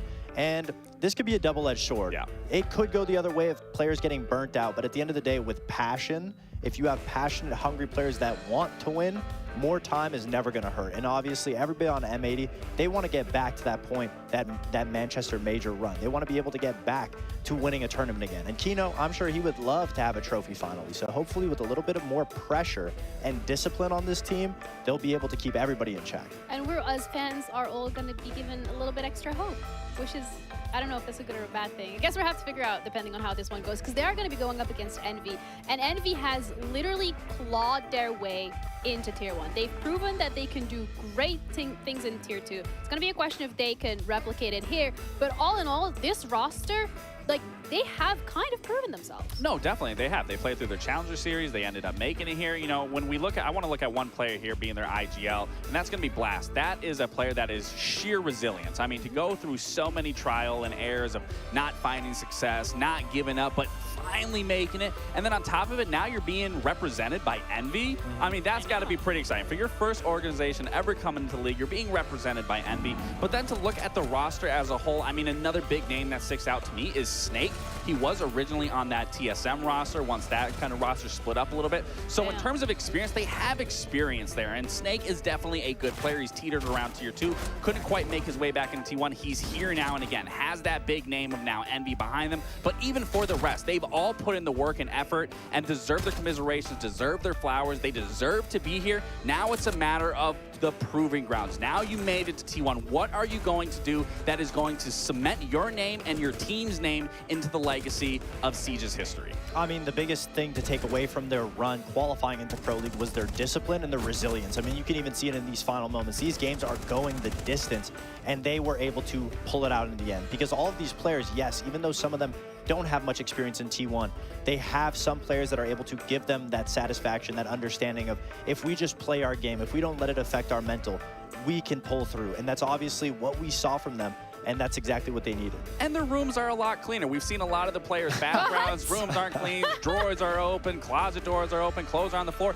They are clean and tidy. This is already a great start. So I'm already happy to see just the background and the lifestyles. Clean place, clean mental, clean gameplay. But JJ is another player to really highlight here, because this guy is the literal definition of resilience and hunger to succeed. Absolutely, because you can see it, the amount of elements that he's been able to play in. I mean, he was making his own periodic table with how many of them he's been in. That was a terrible joke. That being said, that was really very resilient and being able to consistently be in that T2 scene, just keeping your head down, being hungry, focusing on the prize, and slowly but surely you can see the progression into them qualifying into Pro League. And obviously, from all the players, one player that I want to highlight specifically is Twist, because I've known him since the game came out. I've played other games with him, and it's very amazing to see him finally be in Pro League. Aw, that's very sentimental. Cute. But looking at here at Envy against M80, the map veto, obviously this is a best of one, so you want to give yourself the best shot to be able to hit the ground running. We've seen it earlier with the side of Shopify. They were able to do it. So when it comes to the maps that you want to take out of the pool here, Lax, which ones would those be? I mean, you're going to want to get rid of simpler maps, like I said, that clubhouse. You're going to also want to get rid of chaotic maps, like a map like Lair. That's still underdeveloped in some regions. Some regions do have a better grasp on it. But now going to labs, I mean, this is a very strong map for M80. They like this map, so this is no surprise for me that we're going to be seeing a labs coming out. But for Envy, I don't really want to take what they've done in their T2 to get here in terms of their map pool. What I want to see is what they're going to be doing in-game, whether that's on defense, being able to pivot around the map, being able to work those bans into their favor, and then on that attacking app, being able to pivot on those mid to late round adaptations, especially for JJ Blast to be able to make those mid-round calls and make those switches. So that is more so where I'm going to be watching from Envy. M80, I just want to see what they're going to be doing differently than what we saw at Reload. I mean, you can see the thought process in M80's bans. The same way that Shopify Rebellion went in their game, M80 is going into this game. They take out Clubhouse, they take out Chalet, they take out Cafe, all the small maps so they can just have big maps. Yeah, and I would love to have a quick predictions from both of you. M80, Shopify, M80, Envy, one word, go. I do just got to go with M80. Okay, I guess we have the unanimous here, but either way, we're going to be heading over to our casters. Maybe they can pick Envy. I don't know. Parker, Jesse, what do you guys think? Do they have a shot? I don't know. I mean, I'm not really a predictor in chief. Jesse's more of the numbers guy. I'm more of the feels guy, and I feel like this should be a good match. I mean, you've got a team that's coming in with a brand new organization to our scene, right? Envy has never fielded a team in Rainbow Six before. You've got a whole host of players on it that have been, I don't want to say toiling in lower levels, Jesse, but they've been spending a lot of time grinding through this tier 2, tier 3 of Rainbow Six. They're going to be really hungry to make a splash in their first game.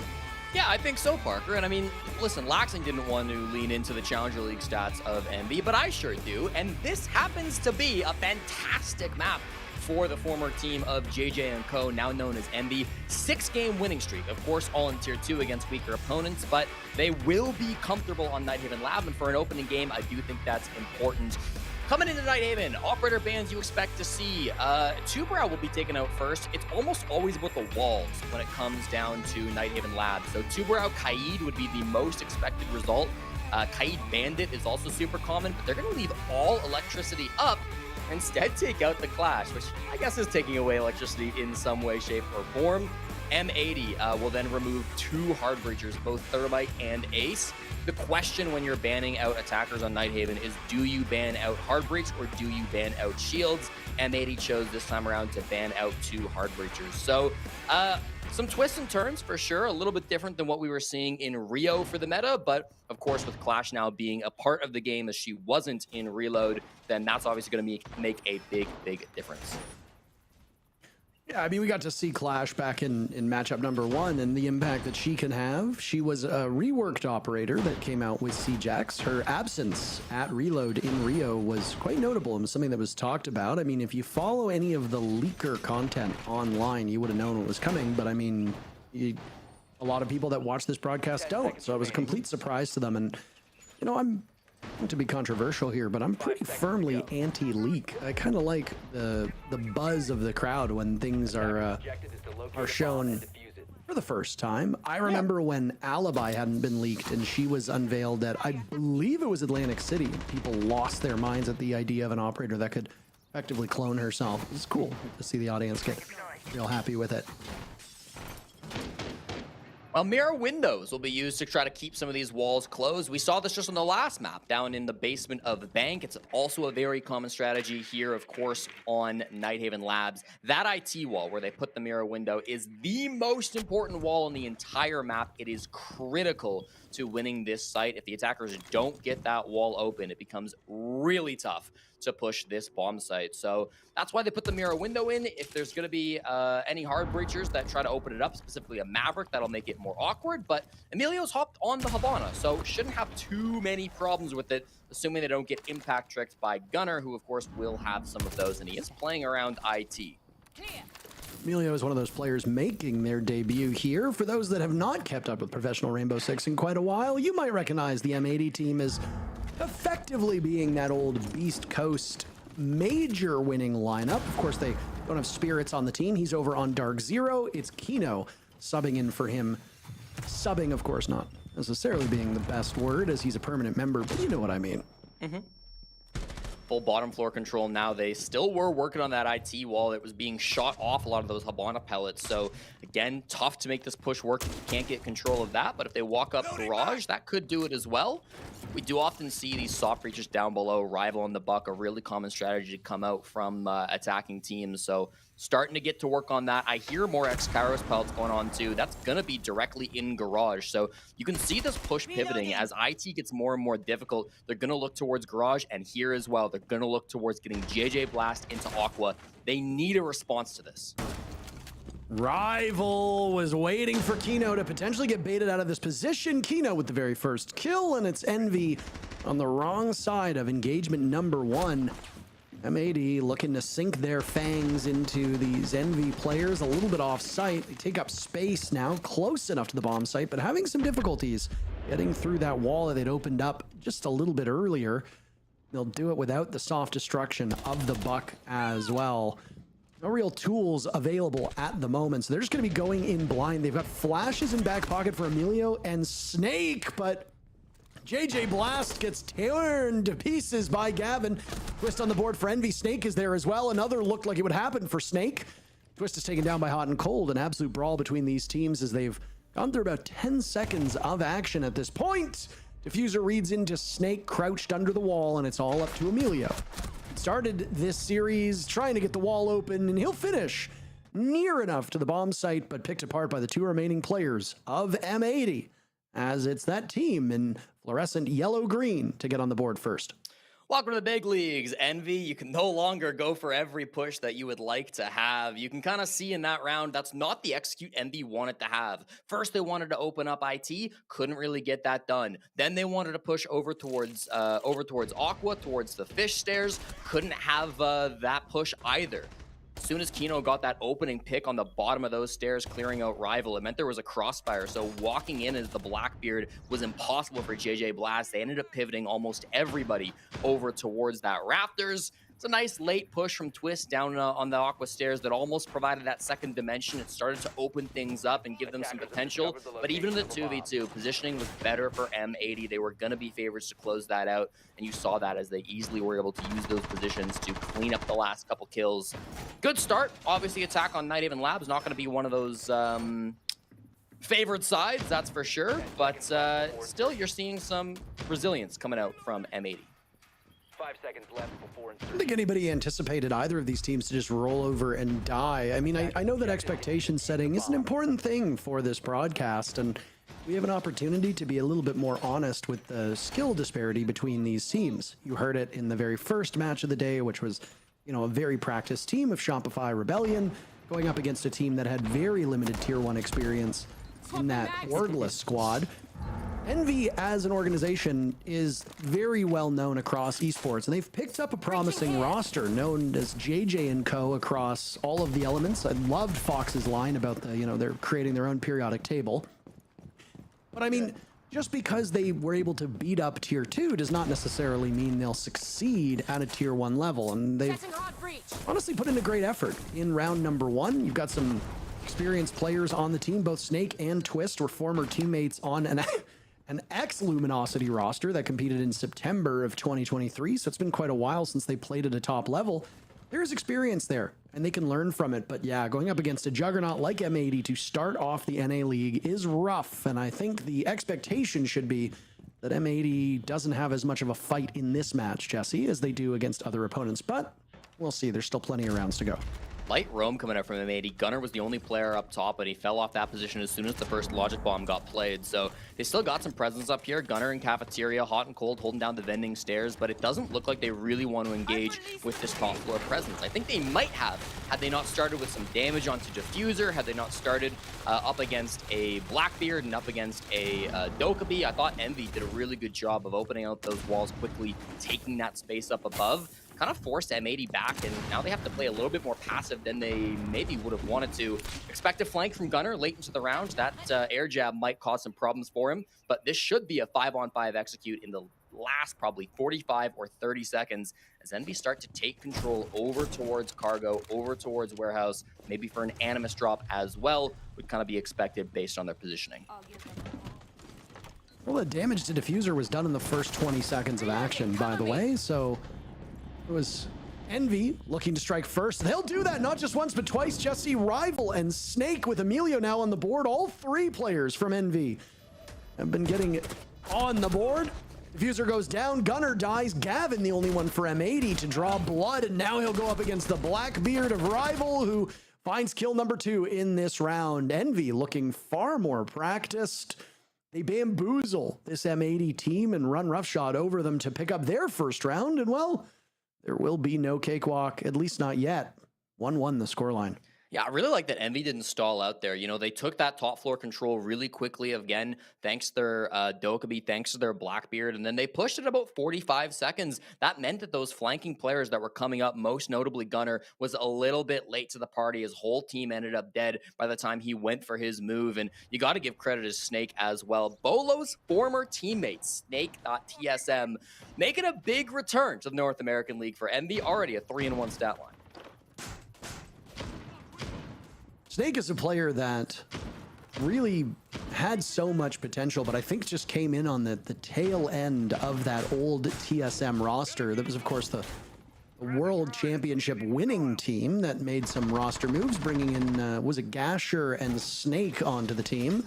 And then that team wasn't around for that much longer. They ended up blowing up. TSM as an organization then went through a dramatic scaling back of rosters, and there were some organizational problems with TSM, and they as an organization are significantly smaller than they used to be, though they are still fielding teams in a variety of esports. Rainbow Six is not one of them. Snake was a player who honestly had tons of potential, and I could have seen him playing on a top 4 team quite reliably, but his career was cut a bit short by circumstances completely outside of his control. He toiled in T2 for quite a while, even, if I remember correctly, took a break from the game, so it's good to see him back. His teammate, JJ Blast, is the first one to die in round number 3. These teams have been trading opening picks. Envy had drawn first blood and then second blood and then third blood in the previous round. This time it's an isolated first pick that gives M80 an advantage. Yeah, I think Gunner remembering who he's up against here. These are the rookies of the year. You can't play passive against these guys. You can't play scared. Gunner just walks it for the 1v1, will take it, and he's looking for more, all alone over towards Cafeteria. He's got Gaveni on the top floor, but pretty far away. There's really nobody too close. Kino vending stairs probably the closest to help him out if he gets into trouble. Got a bit of a crossfire going, but he is very vulnerable right now. Gunner tucked into this position. M80 will find a second target. This time it's Rival who dies. He had a sensational previous round, and look at this standoff. What do you think they're thinking right now? Well, Gunner has heard him. I don't believe Twist has any idea where Gunner is. Twist is clueless, Parker. Don't say that about Twist. I like Twist. Don't be so insulting. Gunner finally waits him out, finishes him off, and I would have loved to have seen the reaction on Twist's face. Emilio and Snake are the last two standing. Not a single scratch has been done against this M80 team. Han Cold has lost some HP, but I have to imagine it's more environmental. Might have been an impact. I don't think that was a direct gunfight. Finally, somebody from M80 will bleed, and it's Gunner, who was in that position playing to die earlier. Final minute now, and it's M80 doubling up on Envy. Shouldn't be winnable at this point. M80 are playing the smart. They use their crossfires. They catch Emilio off guard. No information for MB. Snake alone in the 1v4. Doesn't get anything. M80 way cleaner than round number 2. You saw how they answered back again. I think it comes down to the confidence from Gunner. No longer are we giving up that space to Envy. Are we falling back and letting them have that for free? No, we're going to fight them for it. And when it's Gunner fighting for it, he tends to have good results. You go back to the Reload tournament. Gunner had the highest entry participation on defense at 41% out of anyone at the tournament, and had a 62% win rate on opening gunfights on the defense when he was playing in that roam position. So it's a position he loves to play on M80. It's something he's really good at. And of course, and Envy are now finding that out in the worst way possible. Gunner in those rat angles and those rat positions does so well. And I mean, Gunner really is a feast or famine player. He has been through most of his career. The problem with Gunnar is that he is a big personality, so when he is a famine player, he tends to be on the receiving end of some poor fan behavior. Let's put it that way on social media. I remember one of the realest things that he said, Jesse, was all the way back in Manchester when they won and he was MVP. And on the stage, he said, I've never been cheered before. So it's nice to finally have that happen. And I mean, you're a professional. You play at this level not to be liked, not to be a huge icon. You play at this level for the most part because you want to win. Competitive drive is what guides most of these players.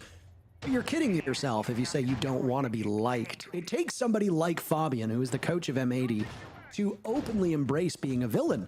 But most of these people that are playing are like normal humans, Jesse, who don't want to be openly hated.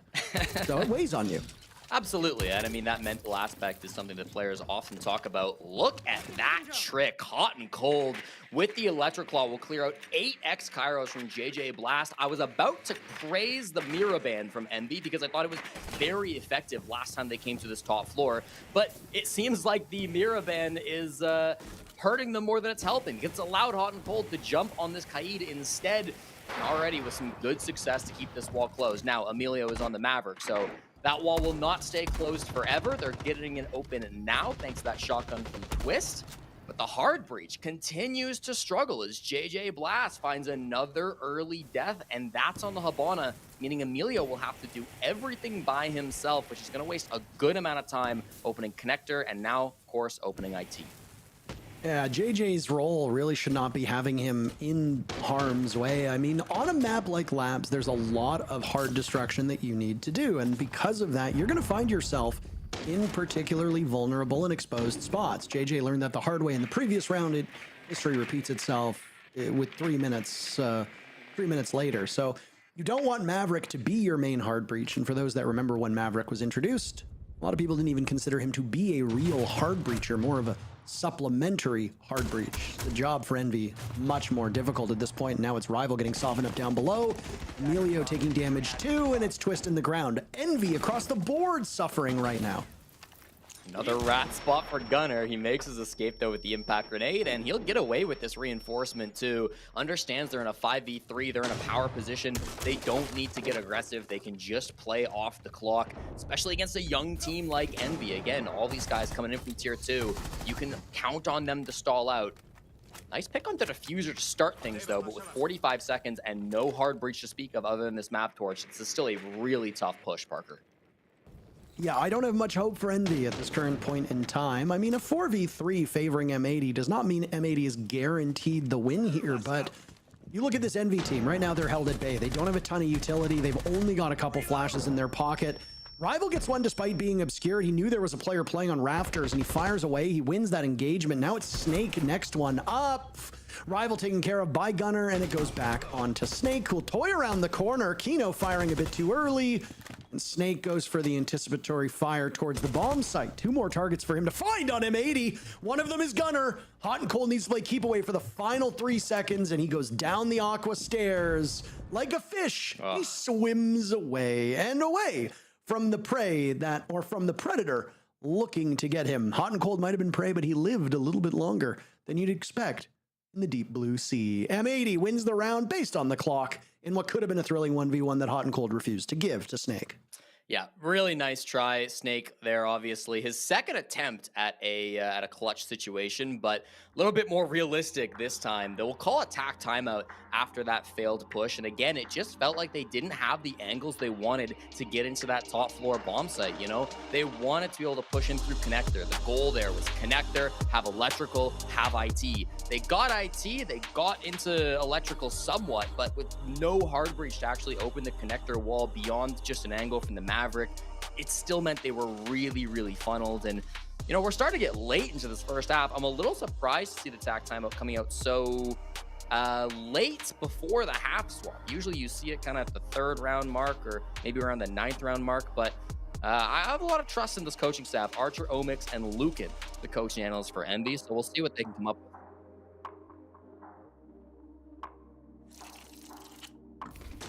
with. JJ Blast is, well, JJ and Co. across the board. been long talked about from a tier 2 community here, Jesse.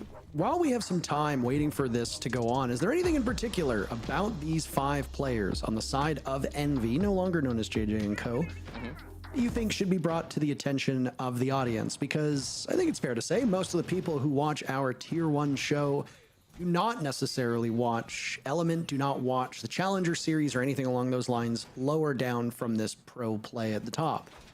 Yeah, I mean, I think it just has to come down to how young this team is and how hungry they all are. With the one exception of Twist, every single player on Envy is 21 or younger, with Rival being the youngest on this team at just 20 years old. You know, a lot of them have been grinding in Tier 2 for a very long time. We've talked about how Twist and Snake have had their flirts with Tier 1, but for the most part, these are really young guys who are still going to be coming into their own game. They're still going to be learning. In a great interview done with Caliber Jacob, JJ Blast talked about how through all of Element 1, 2, 3, and 4, he didn't win a single playoff game. He struggled so much in those big, important games. Then once they got to the Challenger Series to qualify to the North America League, he had to win 5 straight playoff games in a row. He did that and said that the lesson he took from it was never give up. He's going to need to dig into that deeply here, down 3-1 against M80. Already had one player drop 0 kills heading into this second match of the day, and that was Canadian, who on his roll, again, it's not terrible that he went completely killless.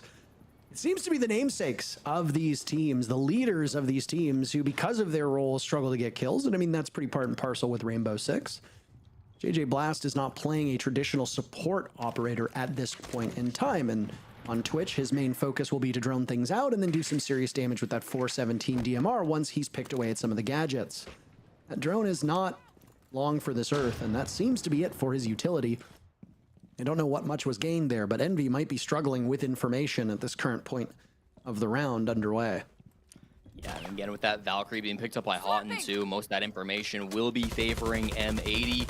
Already a man disadvantage. Valk is one of their favorite operators for this bomb site. They brought Valkyrie every time they played this site back at Reload. Previously it was Gunner who was piloting the operator, but now it'll be Hot and Cold. He does get tracked by Deimos, so that might give them an opportunity to take out the Valkyrie, but as you mentioned in the previous game, her cams do persist. And through the floorboards, looks like Rival is just going to miss out on that opportunity. And it's another one to fall for Envy. JJ Blast still searching for that kill and will have to command his team for this final minute now from the grave. Rival been blurred before and he walked away with a kill. Will Snake find the same success as now he has to walk around rafters into a very precarious spot? Most teams will leave that final panel opened up. That's exactly what M80 has done, and it means that you have to tread very carefully. You're exposed from below, you're exposed from the cross. Nitrocell sails up Gavin with the pick, and then from below it's Diffuser to pick apart Rival in a flawless round for this M80 squad. Frustration starting to creep in on the face of JJ. Yeah, and I think Envy starting to learn what it means to play in Tier 1 at this point. They have a bit of a history of defeating the M80 org. They took out M80X twice in Challenger League before getting signed to Envy, back when they were JJ and Co, of course, defeating Stompin and his band of Tier 2 players on multiple occasions. This big M80 squad, though, the main team offers a bit more of a challenge, and I really think you're just seeing how Envy are getting a little bit outclassed on the little moments. You know, the early round in particular has been one area where feels like Envy aren't exactly able to walk away with a lot of man advantages. Opening picks have been heavily swayed towards M80 so far, so that's something I'd like to see them try to address, but they've already used their TAC timeout, and it was right ahead of a bomb site that they had never played before in this matchup, so they couldn't really adjust on the fly to the site that was being presented, and of course dominated in the early round too. So that answer's got to come from somewhere at this point. Can't come from the coach. Attackers must locate and defuse a bomb. Final round of this first half, Jesse, and M80 has really built up quite the nest egg for themselves when they swap sides. Now, not to be a broken record, but most maps, Defender favored. Nighthaven Labs is one that has bucked the trend before. There have been live events where it has been the closest to an attacker-sided map of all of the map pool. Now, that was, if memory serves correctly, that was actually Manchester. So it was quite a long time ago, over a year ago, before since Nighthaven has had that distinction. Still, when you have new elements being added to the game, when you have new teams playing, you often think the defenders have quite the advantage. Twist springs through, takes out Gavin. That's not an advantage for the defenders, but Diffuser swings it right back. It's a quick entry from Envy as they need another one on the board. You cannot allow M80 to go up 5-1. Gunner inside of IT. He finds one, a Nitro Cell goes out. Rival and JJ both surviving, and as he tries to get away, it's Snake to punish him, and numbers go back to even. All this action occurring in the first minute of the round. JJ finds not one, but two, Jesse, and suddenly it's all on the shoulders of Kino. Playing by himself. Shield on the board. Utility still in hands for Envy as well, and all of this occurring on that top floor. Well, guess what? Might have been confused as to where this bomb site was. There goes the blitz in. Kino will spray some bullets out, but it's a three-piece from JJ as he escapes the first half. Not killless.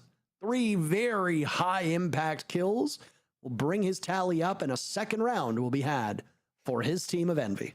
And there's that never give up spirit we were just talking about from JJ Blast. Big round from him as they just went guns blazing up against M80 to take that space as fast as they possibly could. Did it mean that they misdroned the guy and Gunner got another rat spot play against him? Yes, but ultimately Gunner couldn't secure more than just one kill. If he had gotten away from that situation too, I would have lost my mind, but thankfully punished on his exit. And I really think that's a strong showing from MB, an important round. You've now gotten 2 attacks on Nighthaven Labs, a pretty defender-sided map. You go into this half swap down only 4-2. You can absolutely bring this back to a 6-6. You get in the mental of M80 as well. Not always the strongest team resilience-wise. You can absolutely turn that into a potential 7-5 too. So good spot to be in if you're MB, at least considering where they were about 5 or 10 minutes ago. They've really started to turn this game around, and I don't think it's too late yet, right? I mean, you never love being down by 2 rounds, but it does feel like they've made this adjustment in time to start pulling things back. Well, they've also got presumably the better side as well. So it's not even just that they've been able to get more confidence. And as the game goes on, I mean, you've got, I think there's really like 2 viewpoints or 2 thoughts that tend to diverge once things get real bad, right? Number one is, well, let's settle in. Let's continue to improve. Let's get better as time goes on because we're figuring out our opponents. We're making adaptations on the fly, and we are now a better team. Or you have some teams, I say this as a North American fan who sees NA teams go through with this quite frequently, you basically just give up and say, well, we have another match tomorrow. We can handle it then. So it really does depend, Jesse, but I think a team like Envy, with all the history that they have competing in these lower leagues, playing as a unit, I don't think they're going to go quietly into the night. So expect them to play better irrespective of what side they're on. But now you're on Nighthaven Labs. Presumably, they have the better side as well. I don't think M80 will be able to march away with this. They'll certainly have to work for every round they can get. Gunner was sniffing out Snake. Couldn't quite find him, though. They've got... That was Gunner. Yeah, they've got some other players entering around Cafeteria. Looks like their goal here is to go through Cafeteria to go into the basement, and that is not what you want to see. Immediately, JJ disconnects, but it's answered by Twist, who is also inside of Cafeteria, helping out Snake. They find the blitz of hot and cold. You lose one IGL for the other. If you're Envy, I think you're happy with that trade, although not having your IGL on the server does make things more difficult. Yeah, I mean, that's a pretty brutal time for something to happen. I know there's been a host of issues with the internet today. I said this earlier on. The internet basically broke for most of this morning. I don't know if that's exactly what seemed to befall JJ here, but you're going to want to get him back into the lobby. If he's not able to connect while we are in the match, then we'll likely need a rehost or at least a lobby pause. You lose that leadership. But again, leadership is incredibly important, and it's really hard to quantify, Jesse, but at the same time, you've got some experienced guys who know their way around a map. Yeah. You can rely on people like Snake and Twist who have, in the past, had a say in the way that their teams functioned. You've also taken care of the shield, which might be the single biggest problem that you would have to face. So M80 will not have their best tool in their pocket, and their IGL as well will be sitting on the sidelines. positioning from Twist. He is looking for a pick, but he doesn't find one. I love the positioning from Envy right now. They realize the push is coming cafeteria. It's going to want to finish here in EXO, so they had every player stacked up looking for this execute. Now, M80 didn't bite. They played this pretty passive. They know they've got time to work with, so Envy will take a bit more of a passive stance now, but they're absolutely in a position to strike. This is still not over for Envy. I like their spots. This is pretty much the only shield they can run an attack. Outside of course, the fuse here. Gunner with the pick onto Emilio.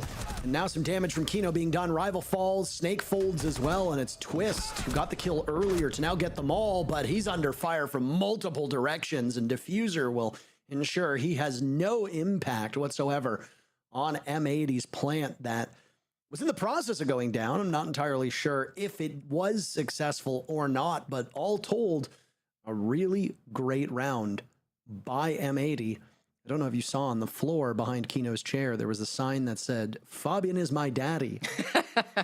That is a horrifying thing to read, and I cannot believe I just got paid to say those words. So JJ Blast appears to have settled some of these connection issues and is now trying to rejoin the lobby as we have a tech pause. But yeah, not just frustration with his own play through those first couple rounds, but I have to suspect there's been some frustration with the team play too, as M80 now sits just 6 minutes away, if they're successful in those next 2 rounds, of winning this series. Tough break, of course, for JJ and all of Envy. You mentioned Fabi, and he put out a tweet a couple hours ago, right before this match. He said, "We're playing some proper plumbers and burger flippers at Envy. Time to welcome them to the big leagues." And then he added at the end, "If we lose, none of it will be my fault, and I'll blame it all on Gunner," which I think is a responsible thing to be doing as a coach, and I think that is valid if they end up losing this game. But so far, Fabian's assessment of Envy is seeming to reign true, at least in terms of how this scoreline has gone. Last round, honestly, I liked the start of it. They had a great opportunity getting that pick onto the blitz. And then, of course, I liked how they were posted up around EXO. They were playing aggressive, but by the time they fell off, it kind of opened up the door. They weren't as sure about what M80 were going to do. They committed to the exact push that they had planned from the very beginning, went in through EXO, had the cover out from on the breach too, and that's pretty much as default as it gets for this M80 team. So solid stuff in that previous round. Now, a reminder for people who are unsure of the way that both tactical timeouts and tech pauses function in our game. A tech pause is one where teams are not allowed to speak to each other. Now, they shouldn't be. That's not to say that we haven't seen both online and LAN play where teams maybe break the rules a little bit. No. I think there were a few times at Reload where admins had to step in and basically say, "Hey, shh, shh, shh, shh." That said, it's much easier to police this when all of the teams are spread out and are sitting in whatever voice software that they are currently playing in, be it Discord, TeamSpeak. I mean, maybe they're on Ventrilo, who knows? Well, Skype action? I think they're on Microsoft Teams at the moment, actually. Microsoft Teams, of course, the company that made Microsoft Game Pass. Big shout out to them. You can play this game on day one. Wow. I know, but this game is also free. It's free access. I don't know if you know that. I did see something about that, actually. Yeah. It's free 99, Jesse. Nobody charged me to play Siege when I played this morning. No, when I have to put quarters into my computer to turn it on, kind of like an old jukebox. I see. But that's just to start the thing up. That's not to play the actual game itself. Right. The actual game, they don't charge you anything to play, which is nice. Of course. Right. Of course. But no, I mean, I think the scoreline doesn't really show that some of these rounds have been a better look for Envy, right? I mean, a 5-2 scoreline, if it continues at this pace, Envy will pick up one more round, M80 will pick up 2. The final scoreline would be 7-3, just based on how it's playing. Did you try to stop me there? I did not, Parker. I believe that was our producer in your ear letting us know that we have a short break coming up. So I think we'll go into that really quickly. And then as soon as this tech problem gets figured out, we'll come right back with the rest of this game.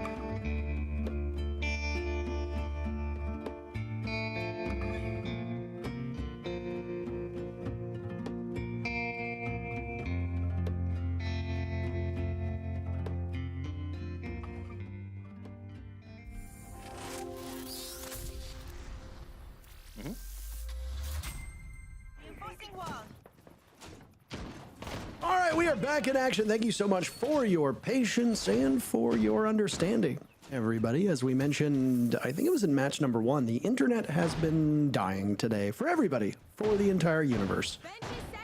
That is, of course, if they have the internet in other universes, other galaxies, etc. Maybe just not here on Earth. But unfortunately, servers were having some problems, so players could not reconnect. We are now back in action, and everything is where it should be, Jesse. Yes, I flew to Long Island and plugged in JJ Blast cables for him, so we are all set to go for round number 8 of MB versus M80. It's been a tough game so far for MB. If you're just joining us, if you weren't here before the long tech pause, M80 have been dominating a 4-2 defensive half and then won their very first offensive round 2 to start off this second half. Top floor will be our next bomb site. It was basement for the first time, so it's the first look that we've had from MB on this top floor, and you got to imagine that they will be feeling good about themselves. This is thought to be the strongest bomb site on the map. Does make it almost do or die, though. If you lose the best site, it becomes very challenging if you're Team MB.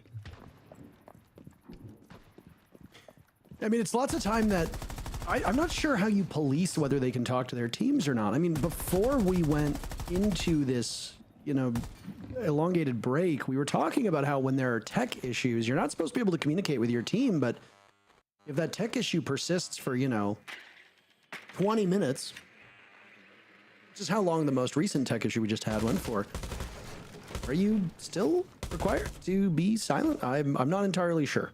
So that's a question for the admins. That said, M80 still finds themselves on the precipice of greatness. Envy presumably cooled off a little bit after the frustration that was starting to show on their faces. Slow start from M80 to begin. I mean, they got the IT wall open, as we mentioned, ever important, and they will lose Gunner as the opening death. We talked about how good he was on the opening picks on defense, not translating, though, in round number 8, as he will give up the first kill post-rehost to Rival. A bit more util work being done. Honestly, losing Gunner now that the wall is already open of IT is not the end of the world. You would love to be able to open up connector too, but yeah, that's already also in a position where you can vault it. So it's not going to be too bad. They're still in a decent spot to launch this push. Yeah, Gavin with the first kill for M80 coming back from this break. It's Emilio who will die. Those Kiba barriers should be mostly up unless he died with any in pocket, as we are just below a minute left. Attempting to control the recoil as he chews through one of the players on Envy. It's Rival who finds the grave, and Twist is buried right alongside him, leaving JJ Blast and Snake as the two to hold against what will be match point for M80. Down goes Kino as it's a wild swing from Snake right now, just trying to hold things together, but will find a shield encroaching upon his position, blinded from the blitz, and it's a team effort as Gavin will get the kill, but all 3 players remaining for M80. We're in on the action. A long delay, but it goes the way that we had seen this matchup trending, which is M80 with the victory, and they're now 1 round away from walking away with a victory. Kino, I just noticed, took that 20-minute break to pick his Fabian sign up off the floor and move it to his shelf, maybe realizing that the camera angle was okay and that he could have that in the background without putting it on the floor. So nice to see some decor changes from M80, but you're right, Parker. The gameplay changes haven't really happened for Team Envy. You compare that last round to round number 4, for example. Similar style push from both M80 and Envy on those 2 rounds. The difference, though, M80 gets full control of connector, full control of IT, full control of electrical. They can vault into connector if they really need to. On the side of Envy, they really weren't able to get that back in the first half. So, again, I think that just kind of comes down to the experience of these 2 teams. M80, the most successful North American core that we've had in recent history, whereas Envy, this is their first ever match as a team here in Tier 1, and for 3 of their players, their first in general. So you expect that bit of a result. You expect M80 to come out as the favorites, but there have been some rounds for sure where Envy have looked like a decent team, just haven't been able to maybe close things out at the end. I'd love to talk with these teams after a delay like this and get into their head. I mean, that's what supplementary content is for, but I mean, win or lose, we're going to have an interview here for one of these teams. Right now, it's looking like M80 will be the ones who speak with our analyst desk. Knock on wood. the internet holds up. Why are you knocking on wood because you want M80 to win because you're biased? I just want an interview because Canadian struggled with that one on the last game. It happens. Right. It sounds like you're cheering for a team over another team, and I think that's quite improper for somebody of your position, Jesse. How do you feel about that? I hope that both teams have fun, and right now I don't think JJ Blast is having fun, so Twist is going to have to take that into his own hands. Just based on the positioning of Diffuser, though, I think they know he's here. He'll shoot, run back. They absolutely know his position. Still deal about half damage to Diffuser, I think, from below, though, so they are putting some pause in M80. They're not allowing them to steamroll through this roam, and they've also lost absolutely nothing in terms of their own HP. So not a bad spot to be in if you're Envy. This is kind of where it comes down to, can you get into a rat spot? Can you hide from this roam clear? The logic bomb from Gunner going to make that quite difficult. This is some serious damage being done to M80. Diffuser in particular has started off the first 90 seconds of, I think, 4 rounds with half of his life gone. And I would love to know just what tomfoolery he's getting up to. These were some early kill holes that were made by M80 that Gavin is now policing, and then Rival will be worse for it as he wanders into the line of sight. First pick goes to M80. That's an excellent thing for most rounds, but is particularly good when you're on the weaker side and are looking to put away this matchup. I think if we look at the matches today, Jesse, in terms of expectations, most of our games today are quite lopsided in terms of experienced teams versus inexperienced teams. I think we've seen that a little bit in this matchup. Yeah, certainly. Envy, they're going to have to get a hero to pull this round back. They're on defense and time is getting down there, so it's absolutely winnable, but they need somebody to have a big moment. I'm looking at JJ with 2 Toxic Babes in pocket. I'm looking at Twist with the potential for a flank. Emilio on the board. Both of these teams in the previous 2 rounds fighting back and forth. Kino eliminating Snake as the smoke will linger inside. Just with Diffuser inches away from a potential kill. It's some obscurement and he fires away, but completely in vain. Emilio punishing him. M80 still even in numbers, and Kino will find his second pick. Down they go. All up to JJ Blast. The team was his namesake, and he will have to hold out hope, or it goes in favor of M80. And Kino finds a third to give M80 the matchup. Gunner doesn't look terribly excited by that one. None of them do. It seems like they are under the impression that the game is still going on, but they're out of here. M80 picking up the win, dropping 2 rounds to Envy as the team in the org make their Tier 1 debut. Not the worst start that we've seen from Envy. Obviously a huge org to be coming into the scene, and we wish them well. This was a tough first matchup up against M80, of course, one of the best teams in North America, but plenty to learn from if you're Envy. This is a map that you have been comfortable on through Tier 2. They can go back to Nighthaven in the future and hopefully learn from this experience, because obviously this was not the result they were hoping for, but early in the season, you want to get these rough games out of the way first so that you can bounce back stronger later on in the stage. Yeah, I mean, you've got a lot to learn. And I mean, I think most of these players should be treating this as a learning opportunity. You're going up against the core of a major winning team. It's going to be a tough go no matter how experienced you are. M80 a big win. They'll join Shopify Rebellion on top of the standings, and we've still got 3 more matches to go. We'll see you in a few.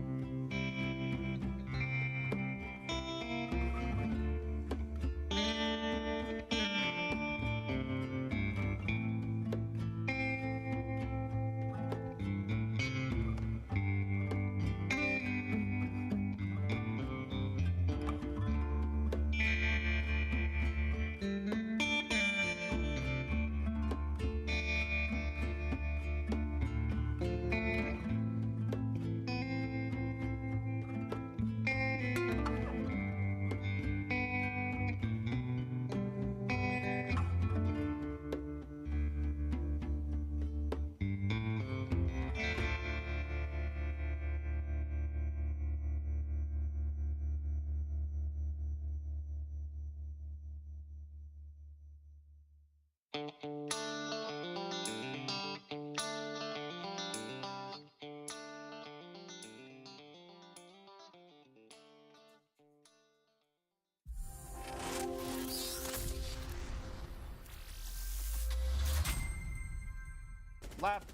and He's in lab, Gav.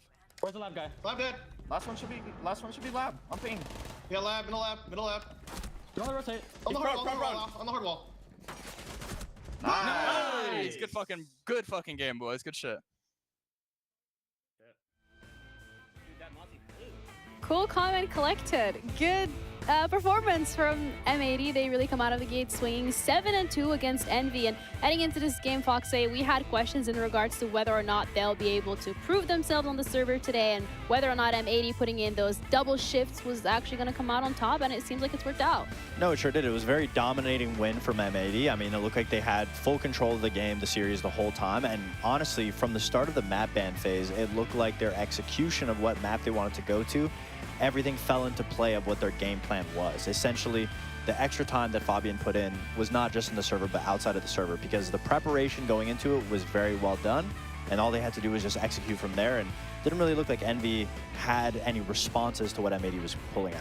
Yeah, I can't say I'm really too envious for the boys over at Envy, to say the least. I do want to give a little bit of credit. It did look like they did have a plan, but I think that's where I was going back to and resorting to. I don't really focus too much on what they did in T2 to even get here. Like I said, still giving them the credit of getting here, but we would see their initial takes. They would just try to get into the site, but immediately be traded out and run into a more stable horse of M80. And the Game Pass highlights as well, just further highlighting the fact that M80 really had this from the start to finish under lock and key, and it was Envy that was trying here and there to get a couple of rounds, but ultimately failed. And I know you're a seasonal tier 2 hater, but you know what?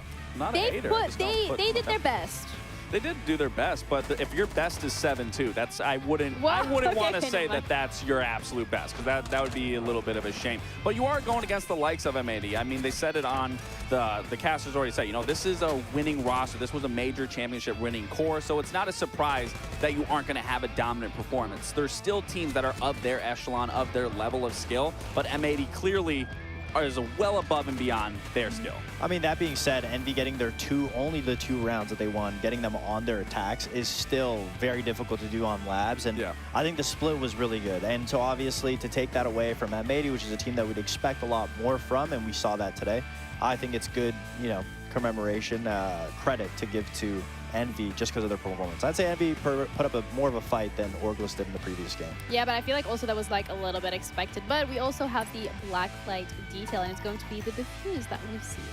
Yeah, I mean, Diffuser, this is a player from time and time again. The second that he started joining that Beast Coast, showing his face, he's just been the MVP through and through, and he's continuing to do so. I mean, Diffuser does not let go of the foot on the gas. I mean, he is always in positions and making plays, making hero plays, going for his early spawn peaks throughout this game. I mean, Diffuser certainly is not scared or nervous, to say the least. I mean, he's always putting up a performance, and just, again, this is just another day in the office for him. And we saw him in a position to be a flex player in this series. He was playing a lot of different ops. We saw him on the Ace, we saw him on the Nomad, we saw him entering with those operators, and essentially he's put in these positions where once the job is done, he gets to the Diffuser down, ironic Diffuser getting the Diffuser down, or he puts his Nomad charges on the flanks. He then turns into entry 2.0. He can lose his life if he has to, going for an overextended pick, because he's done his job. He's got the utility down. Now he can just go hunt. And I love that they use him in this position as opposed to having him on that normal entry role so that he can just go in, go 1-for-1, because he uses the utility right away and then cleans up the rest if it needs to be done. If it doesn't, I mean, M80 just looked like they had full control and Diffuser was in the right position at the right time. Yeah, you said you wanted to make sure that we don't get a hot and cold M80 in terms of, like, not being inconsistent. Consistency is key.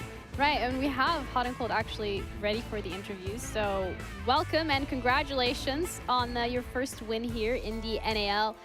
Fabian is coach now, the performance at Reload, the changes that you guys have made. Could you talk us through how that has been for the team and what's it been like behind the scenes getting everything together? I mean, it's been nice just being back with the Beast Coast guys. Our team kind of got split apart. It sucked a lot because I felt like we were in a very good spot to win Invite. We didn't make the Manchester Major, sure, but I mean, just being at LAN event with the boys is like always a different vibe. Bringing Fabian on, I mean, very awesome. He's one of the only coaches that have, that has won as a player and a coach. I think maybe the only. I'm not sure. I feel like he's just more there for the mental side, like making sure that we're all in the high spirits and making sure we're thinking about the right things going into games. Hey Matt, congratulations first and foremost, and obviously I was commending your guys' preparation outside of the server going in on the map bans. When you prepare for a team that only really has T2 experience or footage to watch, how do you guys prepare against them? Is there anything different? Do you have to take everything you've seen with a grain of salt? What does it look like? I mean, obviously, early on in the season, you're not really going to have a whole lot with teams, especially T2 teams, brand new. So we're more so just going in, thinking about our own game plan, just playing our own game, because we know if we do that, we should be able to shit on those guys. And I think a 7-2 speaks for it. I think it showed. Yeah, I think it showed. I mean, we've obviously scrimmed them, though, so it's not like we went in full blind, but just, I think we scrimmed them like a month and a half ago was the last time, so a lot can change in that time, but if we focus on ourselves, then it doesn't really matter. Well, Matt, I mean, again, congratulations, 7-2. That's a great way to start out the NAL. I mean, a big question for me is, you guys finished the game. We obviously see your guys' faces, you're celebrating, but it was kind of just like, oh, GG's, this was kind of just like another day in the office. Is that different because they're T2 and you kind of already, you hold yourself to a higher standard of how that game realistically should play out? And like I said, I think a 7-2 speaks that into existence, but in terms of like the actual feeling of what that win means to you, I mean, what does that really mean versus what we obviously saw? Because again, it just looked like another day in the office sort of win. I would like to say, we'd be like that against any team, but yeah, probably, I would say that definitely went into it a little bit. Just, we knew that we should beat those guys, and that's what happened. So it's just, it is what it is at that point. Yeah, I mean, simple. Well, plain and simple. Simple. Final question from my end before we close this out would be, when it comes to the workload that you guys have put in and like what we've seen today, would you say the fans should be excited for a more consistent version of M80? I mean, I think it's really not that hard to be more consistent than the last M80 roster, to be honest. They had quote-unquote superstar players, but I mean, that's not always the way to win, I feel like teamwork is the best way to win in this game, and we'll bring more solid teamwork. Teamwork makes the dream work. Well, thank you so much for your time, and congratulations once again. We'll maybe see you tomorrow, and good luck then. Thank you. Bye. All right. Yeah, that's a great way to end that interview. We'll see how that's going to be playing out. But a reminder as well for you guys at home, Element, the signups are open. Ooh. Qualifier, 20th of June until the 22nd. I mean, we have a lot of players here that have come with rosters that have come through Element. So from your guys' experience as pro players, the importance of Tier 2 here. I mean, it's very important to be able to develop not only just by qualifying into Pro League, but if you are a T2 prospect and you're grinding out the ranks, you have the potential to get spotted out and scouted out. So every single game matters, and whether you're being watched or not, it's still very important to develop yourself, because that's the best way to improve, is playing against better teams, playing against better players. So with that, Element is a great way to be able to participate, learn the roles, learn how to play competitively, and grow. Definitely. Okay, Mr. Self-Improvement Guru. Well, I was just about to say, I think it's important too, because I mean, pro teams also do compete in that as well, so it also gives T2 teams an experience outside of scrims, and trust me, game day rips are an entirely different beast than playing in a scrim. And we still have 3 more games to go today. Cloud9 against Wildcard coming up next. Both of these teams, looking to prove themselves, looking to show us exactly what their rosters are capable of. So we're going to have a quick break, and we'll be back. Get a water, go to the toilets if you have to. But Cloud9 against Wildcard coming up next.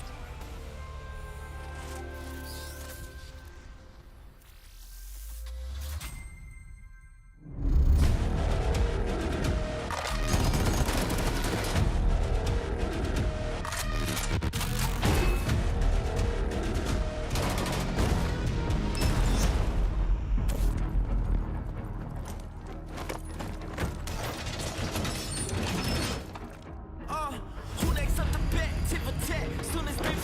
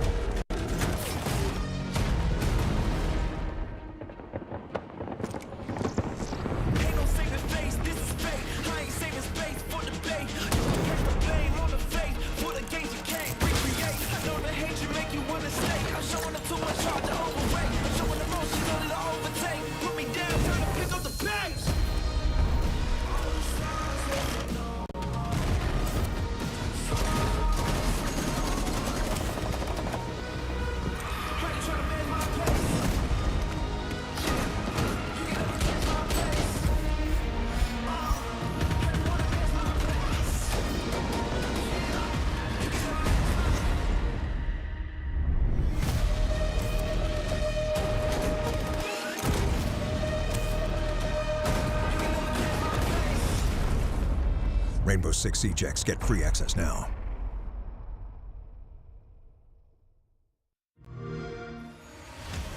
You know how they say it's not the destination, it's the journey?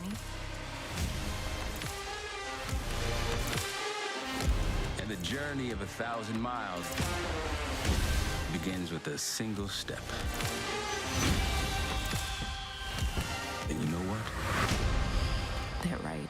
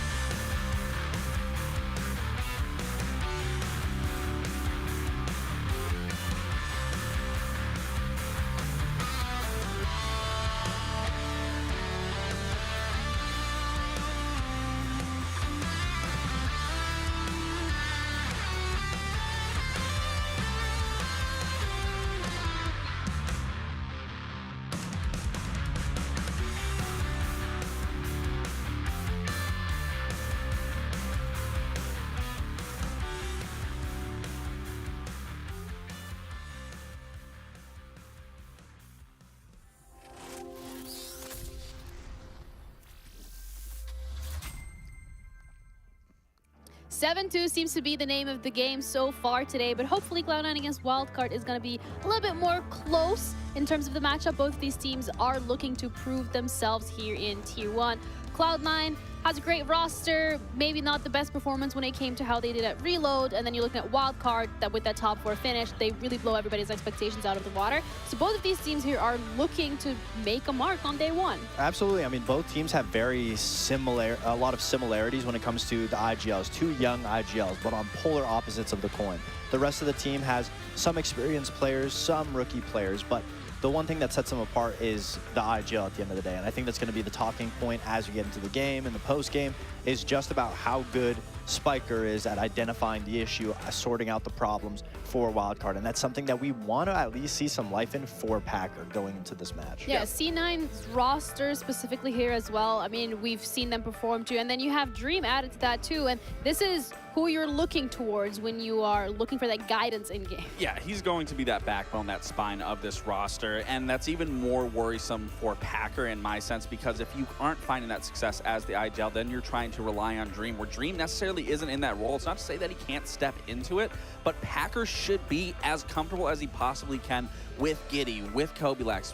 Those two alone already went through their CLs all three together. So if we can't see anything being replicated here, that's again where I'm going to worry, because Packers struggled during reload at international events against the weaker teams. Now you're in NAL playing against your own region. There's going to be comfort, there's going to be comfortableness, there's going to be familiarity. But then on that other end, you're going against Wildcard that showed their worth during reload and showed that they can adapt and overcome many different obstacles in front of them. Of course, it'll take a little bit more time for Packer to get comfortable, but I mean, this is their team stats from reload. It didn't look too great, and this was against some teams that we would argue weren't at the same capacity that C9 should have been blowing out of the water, and obviously it didn't look that decisive when it came to them at reload, and that's something that hopefully we'll be able to see some progression on. I really want to see more resilience, because it felt like at reload, once C9 started losing, they lost the game completely. Like, once they lost the mental battle, it was just completely given up. Yeah, and they're going to be going up against Wildcard, which I feel like is the complete opposite of this coin, where there were questions about this roster, there were questions about what can Wildcard actually bring to the table, and then you go to your first LAN event and you blow every single one of these expectations out of the water. Yeah, and I think the biggest thing is honestly their IGL and Spiker, more so also the players as well, but Spiker just being able to lead that charge, make those mid to late round adaptations, whether using the ban phase to your best of your ability, but just like I said, being able to move around the map, being able to move players around, and I mean, another player that we, like I said, haven't been able to talk about a lot, Bay is someone that I specifically think has not been talked about enough. Very underrated given his performance at an international level, and for his first time, Bay was phenomenal, but all in all for me, for Wildcard, I want to see consistency. I don't want to see a top 4 finish at reload be their end-all be-all. Yeah, everything was so consistent, and that came down to the confidence that the team has. When you have players like Dash and Kansan who are consistently putting up amazing numbers, being the support system for this team, being able to handle all the pressure, letting the rookies just play their game, of course everyone else is going to thrive. Of course everyone else is going to have that confidence behind them. So I couldn't imagine two better players to be in that position, specifically Kansan. What a player that a lot of people underrated. I'd say most slept-on player in the league right now. I'd easily put him in the top 4, top 5 players in that NAL. And Dash is also a player that we really want to highlight here, specifically ahead of that event in Reload when, you know, Laxford, he himself mentioned there are barriers. There was such little amount of time that he had to be able to gel with this roster, and yet you come into this role, you come into this roster, you have a 7-3 map record at your international event. That's a scary team to be going up against. Yeah, and then even a scarier player to go against. He's a big driving force, especially on their attacking half. He was utilizing that Blackbeard and just taking that control and doing it aggressively, having that Brazilian flair that we don't see a lot coming out of Wildcard, and then you match that with players like Kansan behind him to immediately follow up in those certain areas. I mean, Dash is a very scary opponent to be going against, and he's one of the most experienced on that roster as well, also winning Montreal with that W7M roster. So he has history behind him, and he has the skill and what it takes to help this team and push them even further in the NAL and be an undeniable force. And we can't highlight enough how difficult it is to abandon your primary language to be able to learn a second one and just try to fit in and gel as much as possible. And on top of that, he is, I would say, the most polarizing personality on the team. He is a driving force in the energy, in keeping everybody alive. When we saw him at Reload, he was always cheering, keeping his team. The passion is what radiates through, and I believe, honestly, North American teams need more of that. And I think Dash is a big reason on why Wildcard was able to have that much confidence. Yeah, we've seen Wildcard at Reload, we've seen C9 at Reload, so it does feel like when it comes to this map veto, both of these teams have had an opportunity to scout a little bit and figure out where they want to go. So when it comes to the map veto here, what are we looking forward specifically? I mean, for me, like I said, it's going to come down to the IGLs. I don't think any map, from what we saw from Wildcard, I don't think any map Cloud9 would stand a chance on, really. I really think Wildcard will always be able to out-adapt unless Cloud9 has the perfect map set up with the perfect strat set up and they have everything pre-planned. I don't think they will be able to match wildcard when it comes to the I was IGL. just about to say, when it comes to maps specifically for wildcard, you want to stay away from the 3 Cs. And the 3 Cs are Clubhouse, Consulate, and Chalet. And honestly, all 3 of those 3 Cs that I'm talking about, wildcard are extremely confident on. And when I'm talking about confidence, going against Brazilian rosters on Chalet, which is historically known to be very favored for Brazilians, wildcard brought it to those teams, and they were doing extremely well. And they know how to adapt on the fly. And Chalet in specific is a map with those mid to late round adaptations. You're moving pieces around. You're trying to figure out the best way to entry into that site, take that map control, apply that pressure. That is where wildcard has thrived, and that is exactly where we have seen Cloud9 time and time again during reload struggle. But maybe they have an ace up their sleeve because they picked it, so they think, okay, we've seen Chalet on, we've seen wildcard on Chalet, we can make it work. That's what I was going to say, is the only hope for C9 is the fact that they have preparation and they're trying to go into it with confidence, because why else would you pick one of wildcard's best maps? That being said, for memes? I could be for memes, but one of the biggest hindrance for Cloud9 on Chalet is their lurk game. Cloud9 desperately needs a lurker on the team. They don't have one, so I don't think it will go in their favor. So I would then ask you, Lax, for a prediction on how this is going to go, considering we are going to Chalet and it is wildcard. I am going to say wildcard, but I will say for Cloud9, they do have VODs on what wildcard does, so I really want to see very good counterplay, and if I don't see that, it's going to be a blowout. That's not even... Okay, blowout for side of wildcard. Okay, so we're both going for a wildcard then. Thank you. We're ready to head over to our casters, who probably are also going to be picking wildcard. I don't know, maybe, Jesse, you want to be a little different and quirky today, and you want to go for C9? Well, Ginny, I don't know. I do enjoy being a little different, a little quirky. You know me. But in this game, I think wildcard proved pretty decisively that they were the better team at the reload event, and so it's going to be a tough task. Anything can happen. We've got a couple of weeks off. It's been a bit since reload.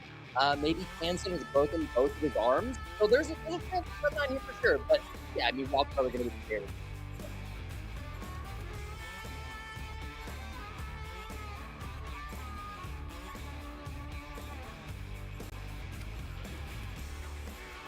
You really did nail it on the little part, by the way, Janiro.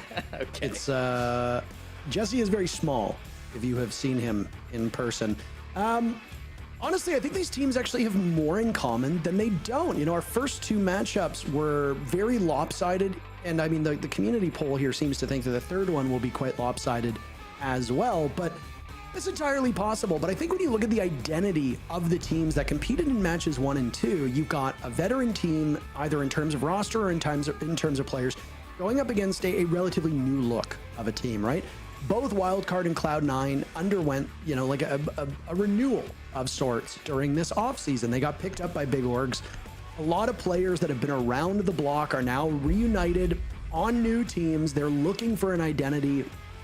Dash's quote while we were getting into this matchup talked about it perfectly. Like it was a bit scary, but now they found the characteristics of a team. They found an identity. I think both of these teams have tons of potential. Wildcard has seen better results already, but that was just one event. And we've seen time and time again that just because you do well at one event doesn't mean it's going to carry over beyond that actual event. So who knows? I do think Wildcard on paper are the favorites in this series. I don't think these teams, when the NAL finishes, will have that much of a disparity between them. But of course, Jesse, you're the numbers guy. You're always there to not just bring me down a peg, but also give the people the info.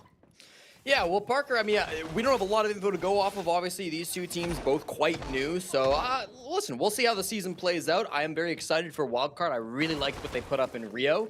I will have some numbers for the operator bans, which have just finished off on our screens here. Of course, Azami and Clash, extremely predictable from Wildcard. Clash been getting banned all day long, and Azami a permaban for every team on Chalet. She is by far the strongest operator on this map, so would be shocking to see her not get taken out.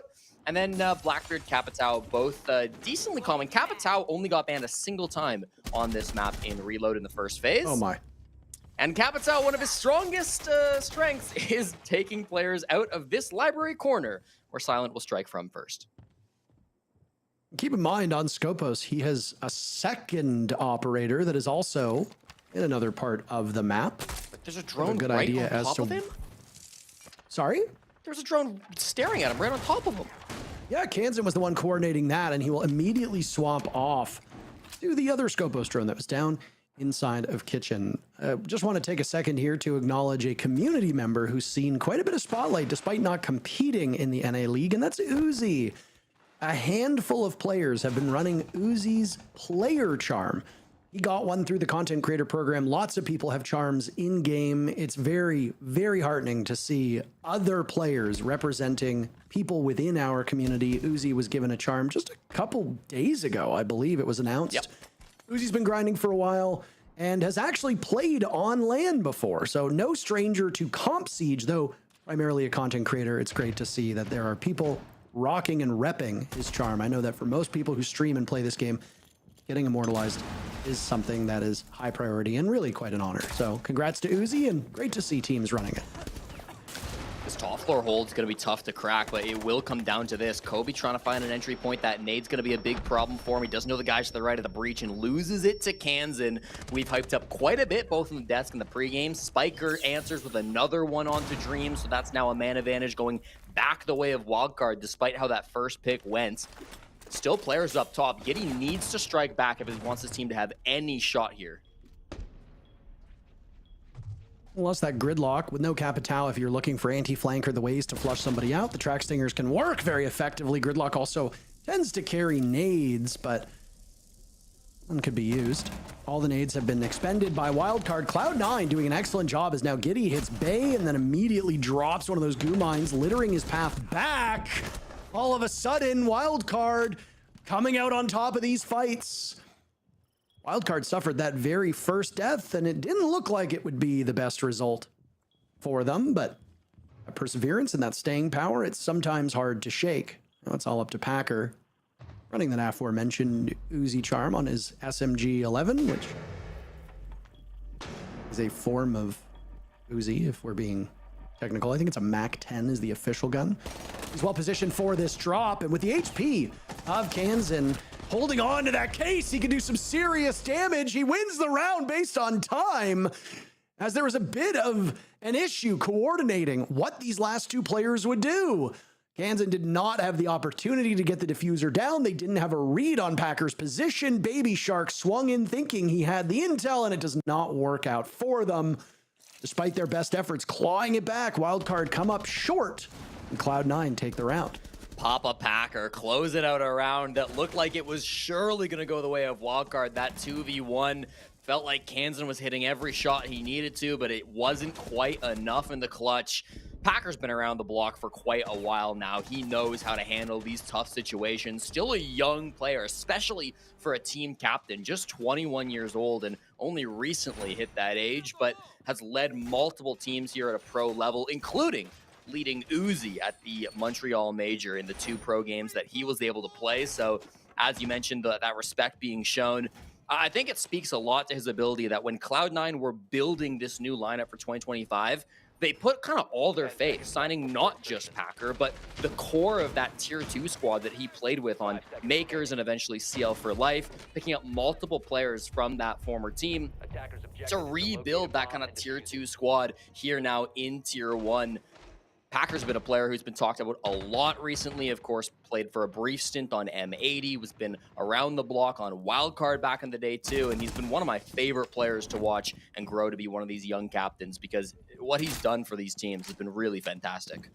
I think there's a lot of new faces here in the NA League, a ton of upheaval, and it does kind of create this, this tale of 2 tiers where you've got, your experienced teams that have been around a while. Some of them might have picked up younger gunners, but for the most part, it's just kind of steady as she goes, where you've got these other teams where you've got people with very limited game day reps, You look on a team like C9 and Kobe is arguably the second most experienced player on this team. You could make a credible argument that it's Silent, but I mean, both Giddy and Packer do not have a ton of tier 1 reps.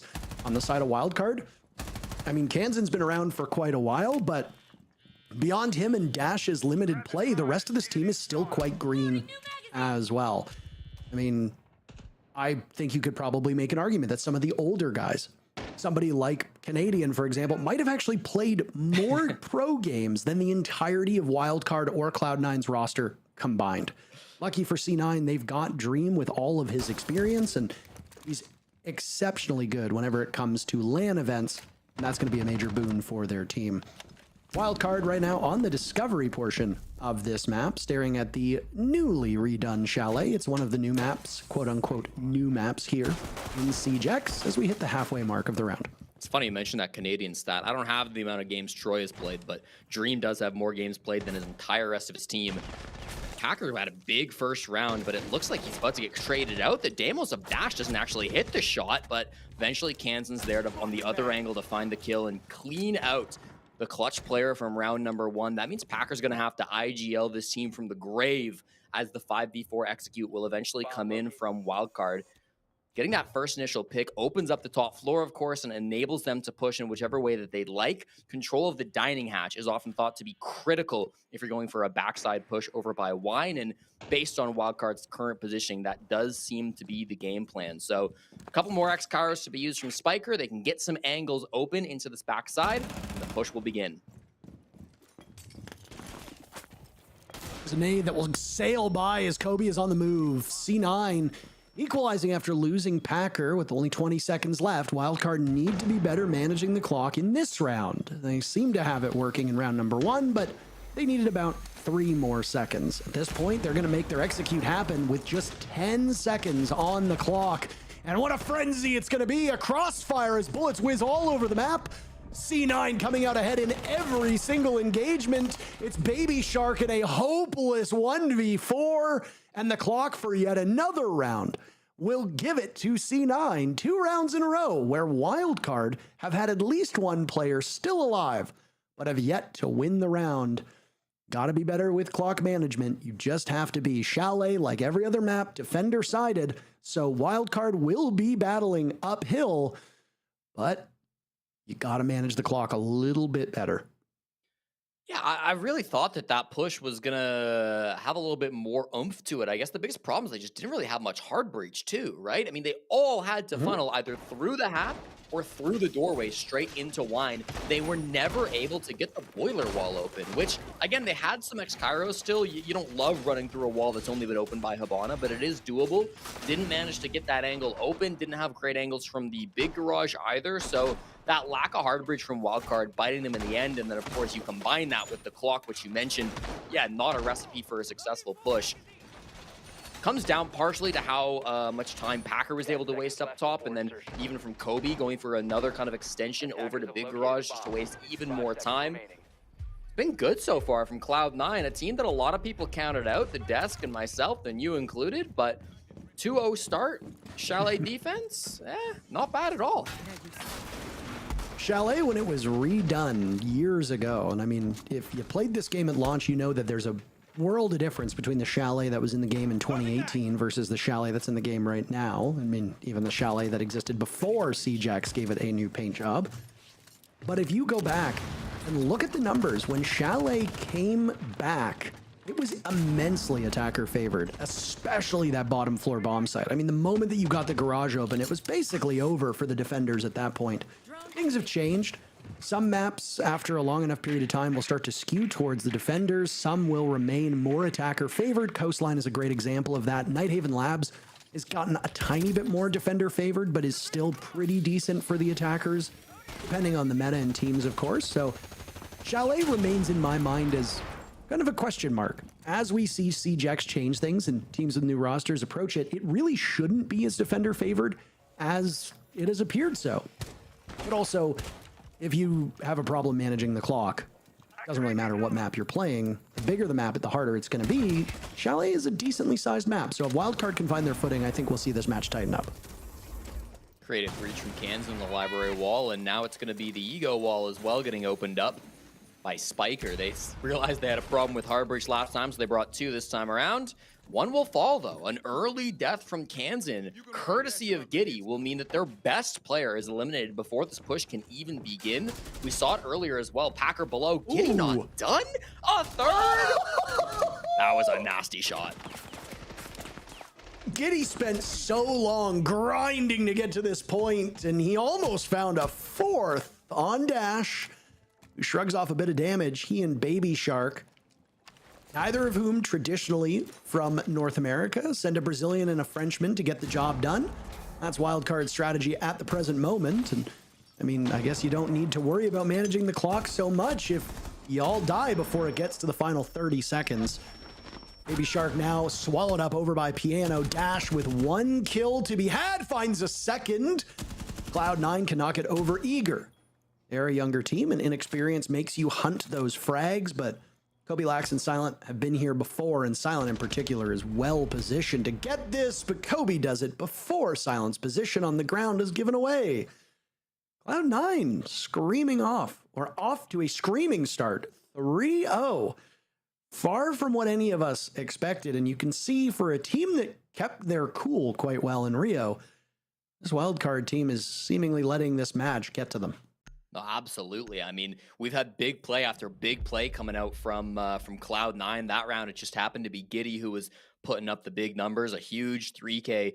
Inside the site, they knew his position, but he hits just some wonderful shots, some ridiculous movement. Giddy is technically entering this stage as a rookie, but I mean, has one of the most ridiculous resumes of any rookie that's ever entered the stage. Giddy's already played at 2 separate LAN events, both in Rio and in Montreal. He won 2 separate elements, both Element 3 and Element 4, and he was the runner-up back in Element 2. So, I mean, this guy's been dominating in Tier 2 for a long time. He's plenty of experience at international events, playing against the best teams in the world. One of those guys that, like, technically we call him a rookie, but his experience certainly doesn't feel like it. It's a very deeply uncomfortable stare, by the way. It's like hot and cold at the end of the last game. No, you were feeling about that one. Yeah. Not to distract from your point about Giddy, though, but, you know, I don't use social media as much these days as I did in the early aughts of Rainbow Six, but I remember when Giddy finally made the show, there were people talking about how long he'd been grinding for. And I think the player, when I talked about this previously, that I, you know, kind of compared him to was when Achieved finally made it to Tier 1. Achieved, you know, toil in Tier 2, and toil seems to be the word of the day for a lot of these players, and I think it's quite apt. Where Achieved was grinding through Challenger League. He was down in the depths, in the trenches, fighting it out on a whole variety of rosters, some of which were absolute freak shows, but the guy just did not give up, and he finally gets picked up. They go up to the show, Bolo becomes of age to play, they end up getting picked up by Accelerate, later picked up by TSM, and then they go on to win a world championship. And you know, he has long since departed the Rainbow Six Siege scene. He's a small business owner or something along those lines, and I hope all is going well for him. But at the end of the day, it's like you love to see that sort of growth and that sort of perseverance finally pay off. And Giddy is very much in that conversation. You know, he's a guy, same with JJ, who've been around for a long time. They've been around for a number of years, always grinding, always trying to succeed, falling short time and time again. And now that they're here, it's hard to not root for people like that to do well. Well, if you're a wildcard fan, you won't be rooting for Cloud9, at least in this game, because they are now down 0-3 to a team that they were expected to be able to dominate on. They just called attack timeout, and that'll be the first test for the new coach of wildcard, Lagonis, former team captain of Liquid down in Brazil, being imported up to North America. A very late move into the offseason that not a lot of people saw coming, but good to see Lagonis landing somewhere, and if he can inspire the rest of these wildcard players to have a change in their game plan, it's definitely going to be paying off in terms of his import costs. Already, we see a pretty nice start to this round from wildcard. Good utility being used and a cutoff being held for Kobe, but it doesn't seem to matter. Juggling these ADSs and staying alive on a sliver of HP, he's soaked up so much utility and is still alive, buying time off that clock. Parker, they might just give up on Kobe.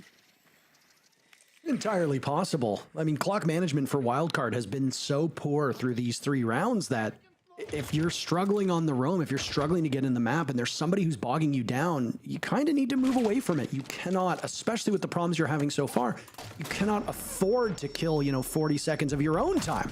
Baby Shark is off to the races, but C9 catches them flat-footed. Kansan, the only one from wildcard, gets on the board. He finds 2 for his troubles. He's been fantastic so far, but his supporting cast is almost gone. It's Kansan and Spiker against 3 players from C9 with plenty of time.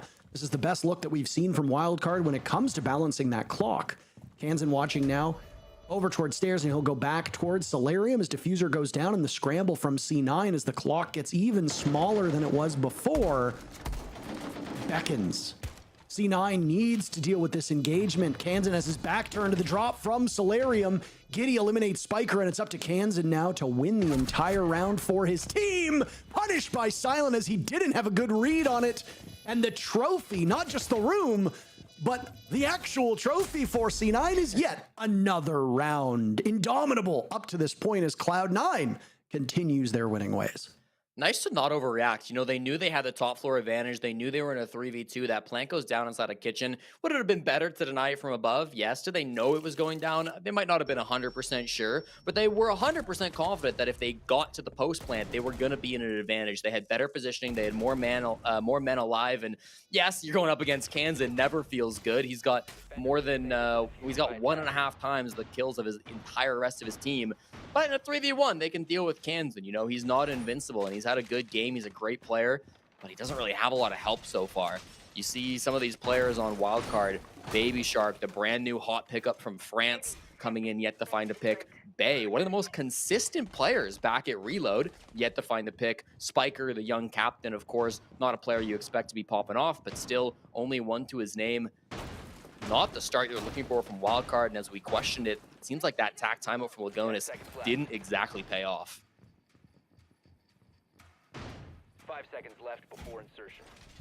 Lagonis is an interesting player to talk about here because there's an awful lot that he's gone through as a player and now obviously as a coach. And he gets a promising young team that, you know, kind of reached for the stars in Rio.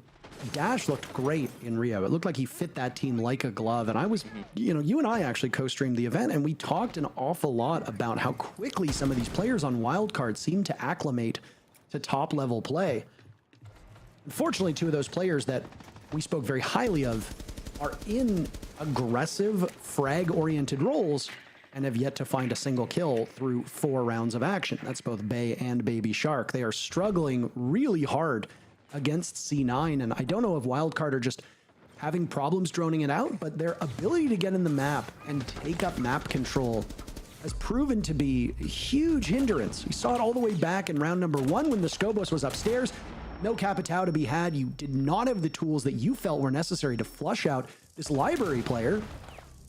Packer is finally taken care of, and that might be one of the best looks I've seen from Wildcard to tackle an offsite player. It comes with a lot of gadgetry used, Jesse. Yeah. And it also comes with a minute burned on the clock, but it worked.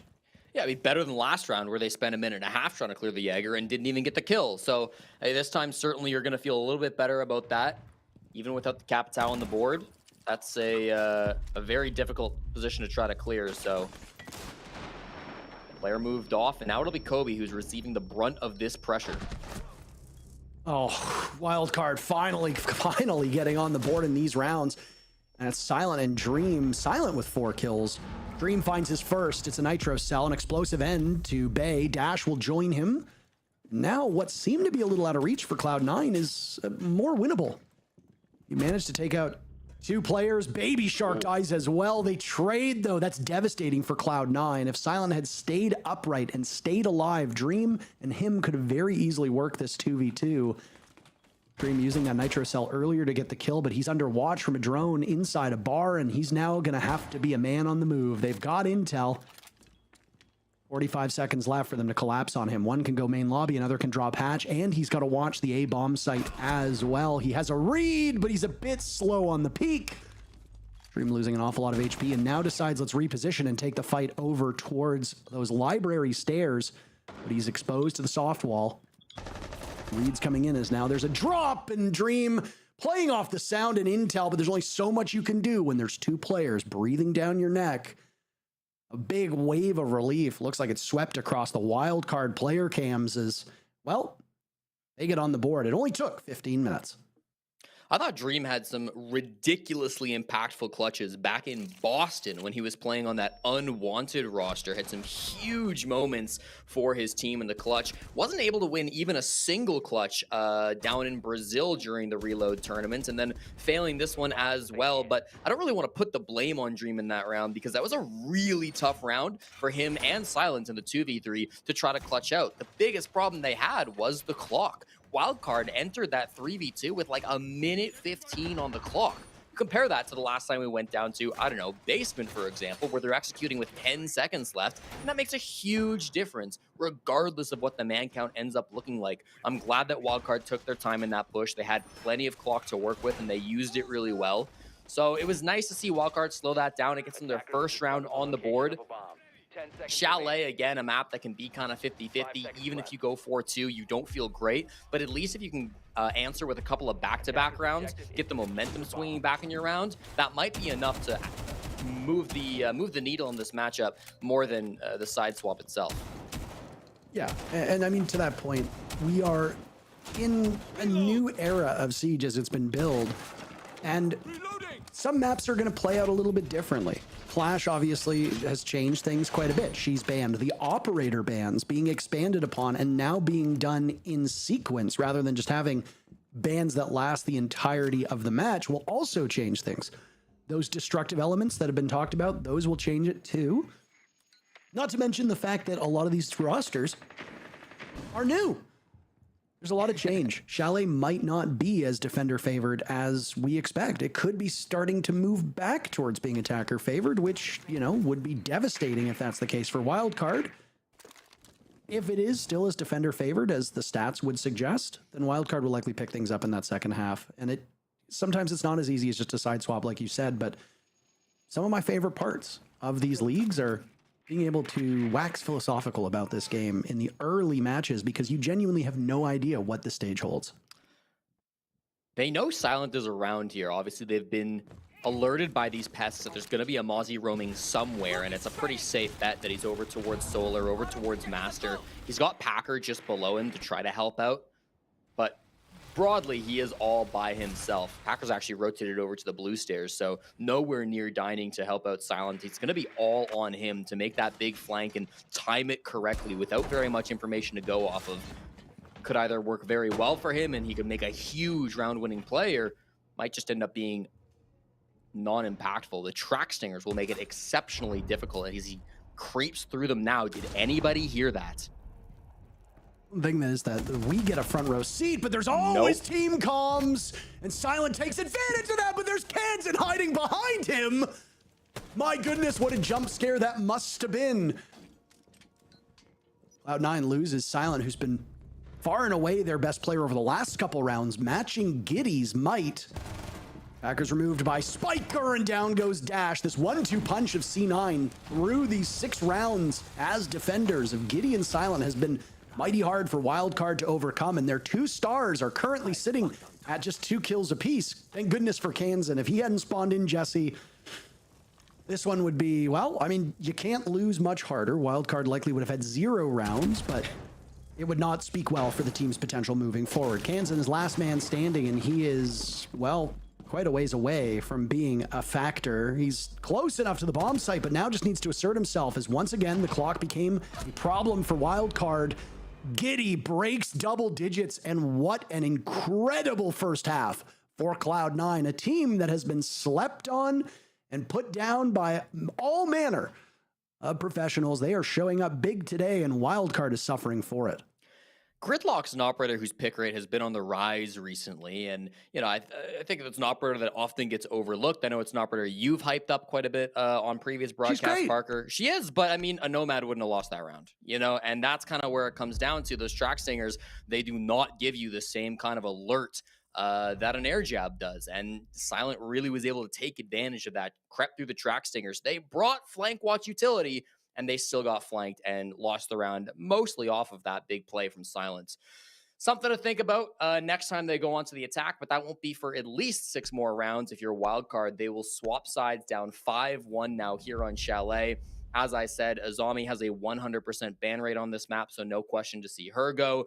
Fenrir's been a common ban as well throughout Reload, which means that Clash will be up for the first time since our very first match of the day. Here's that play by Silent again. Usually when you get a knife kill, it's a big moment, but that's a horrible knife kill to get if you're Kansan, because you're only getting it because your team made a massive blunder. On the attacking side of things, double shield banned out from Wildcard. They don't want to let Cloud9 get on those shields. Makes a lot of sense. Packer is deadly with that utility. I mean, there's 3 players standing within close enough proximity that they should hear that track stinger being activated by Silent stepping over it. But as to my point, if you're talking a lot, Wildcard seems to be a team that thrives on communication. It looks like a lot of them are talking when you'll go to their player cams. If they're communicating and they're focused on something, they're not necessarily hearing what might be a relatively quiet sound of one of your gadgets being activated. And well, if that's the case, good comms might have actually been the reason why they didn't hear Silent's flank, especially on an anti-flank operator. Like, I mean, you pointed out, like, Nomad, it would have knocked him over. It would have made a sound. Track stingers, if you're not listening for the sound of somebody walking over it, it's not always as effective as it could be as an anti-flank tool. First half in the books, and Cloud9 came to play, that is for sure. Operator bans are in for the second half. Clash, as you pointed out, is on the board, not being brought by Wildcard. They're going to bring the ability to slow down both intel and movement with their lineup. Bay and Baby Shark bring a lot of gadgetry. One passive gadget, the other an active gadget. So they need to stay alive towards the bitter end if you're Bay in order to have maximum impact on this round. Baby Shark played Frost on this bomb site just a single time of the 6 times they played it back in Rio. So might not be something that Cloud9 were able to read into or would be expecting. Wasn't their most recent matchup, though, so I'm sure it's something that they're aware of, and it's not exactly an uncommon pick. Still, this is a very strong bomb site for Wildcard. They won it 5 of the 6 times they played it on defense in Rio, so they are comfortable here, and it would be a good bomb site to start a comeback from, but still a big if. They need to get some confidence. They need to get these new young players, especially Baby Shark, into the action. Otherwise, it doesn't really matter what the statistics say. I just don't see them beating Cloud9. I think this will be a very critical round. You know, if Cloud9 wins it, I do not see Wildcard coming back. That's old. That's tough. I mean, it's 6-1. I think it's relatively, you know, it's cheap talk. It's easy analysis, but I mean, it's true. I talked about this back in in matchup number 1, that we've seen teams come back from 6-0 deficits, but I mean, you need to keep it close at some point. Bay finds 2 of his 3 kills all in the same circumstance, and he finds a 3rd as he trades himself out. An interesting decision for a smoke playing off by Chimney onto that balcony window. Finds 3 kills, and he dies with his gadgetry. I would make that trade. I don't know about you, but why not? You don't necessarily need the Toxic Babes to slow down the attackers if you kill 3 of the 5 of them. That leaves Giddy and Packer as the only 2 up for C9, and Packer gets a kill with the shotgun to close those numbers, but an advantage still for Wildcard, all borne by the great play of Bay. 30 seconds left to try to make this happen. I like with the Lion Charge. They know where these players are. They're all in sight, but they need to push together. Giddy can tear through that wall very effectively with the DMR. Packer, a little bit more close range, and he's still positioned upstairs. He's got the diffuser, and in a very precarious spot, he'll need to drop.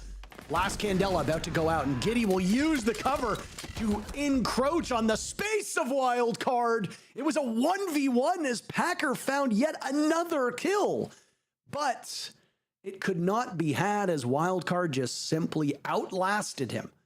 And now we might have a tightening of this matchup as Wildcards succeed on their very first round as defenders. I mean, you talk about important rounds. If Packer had gotten another massive clutch in that, I mean, it wouldn't just be over for Wildcard. They'd be putting on a leash. Thankfully, though, Kansan wins in the 1v1, and so they don't have to deal with that any longer. They can continue to survive without being on match point. You know, I think it really does speak a lot to Bay's character to be able to stand up when things are looking so bad on the scoreboard. He's down. He's only gotten a single kill before that previous round. Still has the confidence to step up, make a play. He is their primary entry player for a wild card, and so he is the guy that needs to start things off in a round. So he said, absolutely, I will do it. Steps up for 3 big picks up there on the window on the Mez, and I mean, that's exactly what you need to get a team back in this game. I think he is an extremely underrated player on Wildcard. He had the single highest cost at Reload, meaning he was a very consistent player for a Wildcard at that tournament. Kansan got a lot of the spotlight, and I think rightfully so, on their top 4 run, but Bay is an instrumental part of this team, and if he is showing up, Wildcard have life. You got a lot of threats on both of these teams. Very flexible rosters. Wildcard showed it off a little bit better at Rio. If those of you watched Reload, the very first Siege X tournament, you got to see Wildcard's potential. They had a pretty good result, didn't they, Jesse? That they did. I mean, top 4 obviously is the best that an NA team has done in a decent bit of time. As Cloud9, though, they did not have a great run, and in fact, they looked a little listless on LAN. Unfortunately, if you went on social media, a lot of the fingers were pointed at Kobe's performance, which is a holdover from his time on Dark Zero as well. He had a decent amount of time on that DZ roster before they swapped him off, and they brought in Citizen. They also brought in Spirits to replace Bolo, who once again retired, and well, he's got a child now, so congratulations to him, if that hasn't been talked about on a broadcast before. But Kobe seems a little bit more at peace with this role. Yeah, no, and now he's on Ashe, who is not the main entry operator she used to be. We went through an odd period of time that you might remember, Jesse, where she was an excellent utility operator, and a big part of her usage right now is to counter Mira, which Kobe doesn't get a kill, but his gadgetry flushes Dash out of this position, and that's a win on that op. Yeah, and Kobe still does like to use her as an entry for sure. It was his most played operator in Reload, and he actually did quite well on the offense. His 4 stats were entirely on defense. So when he's got this Ashe in his hands, he likes to play a lot of Ram too. The R4C is deadly. So he's going to hope to try to use that for another opening pick, one of his strongest specialties. On this Repel, though, it gets really awkward up against these spots that Wildcard are playing. That's a nice firebolt, but it just misses. Ooh, Nitro Cell goes out. Kansan with 1 pick traded right back as Kobe eliminates Dash. Both teams will lose 1.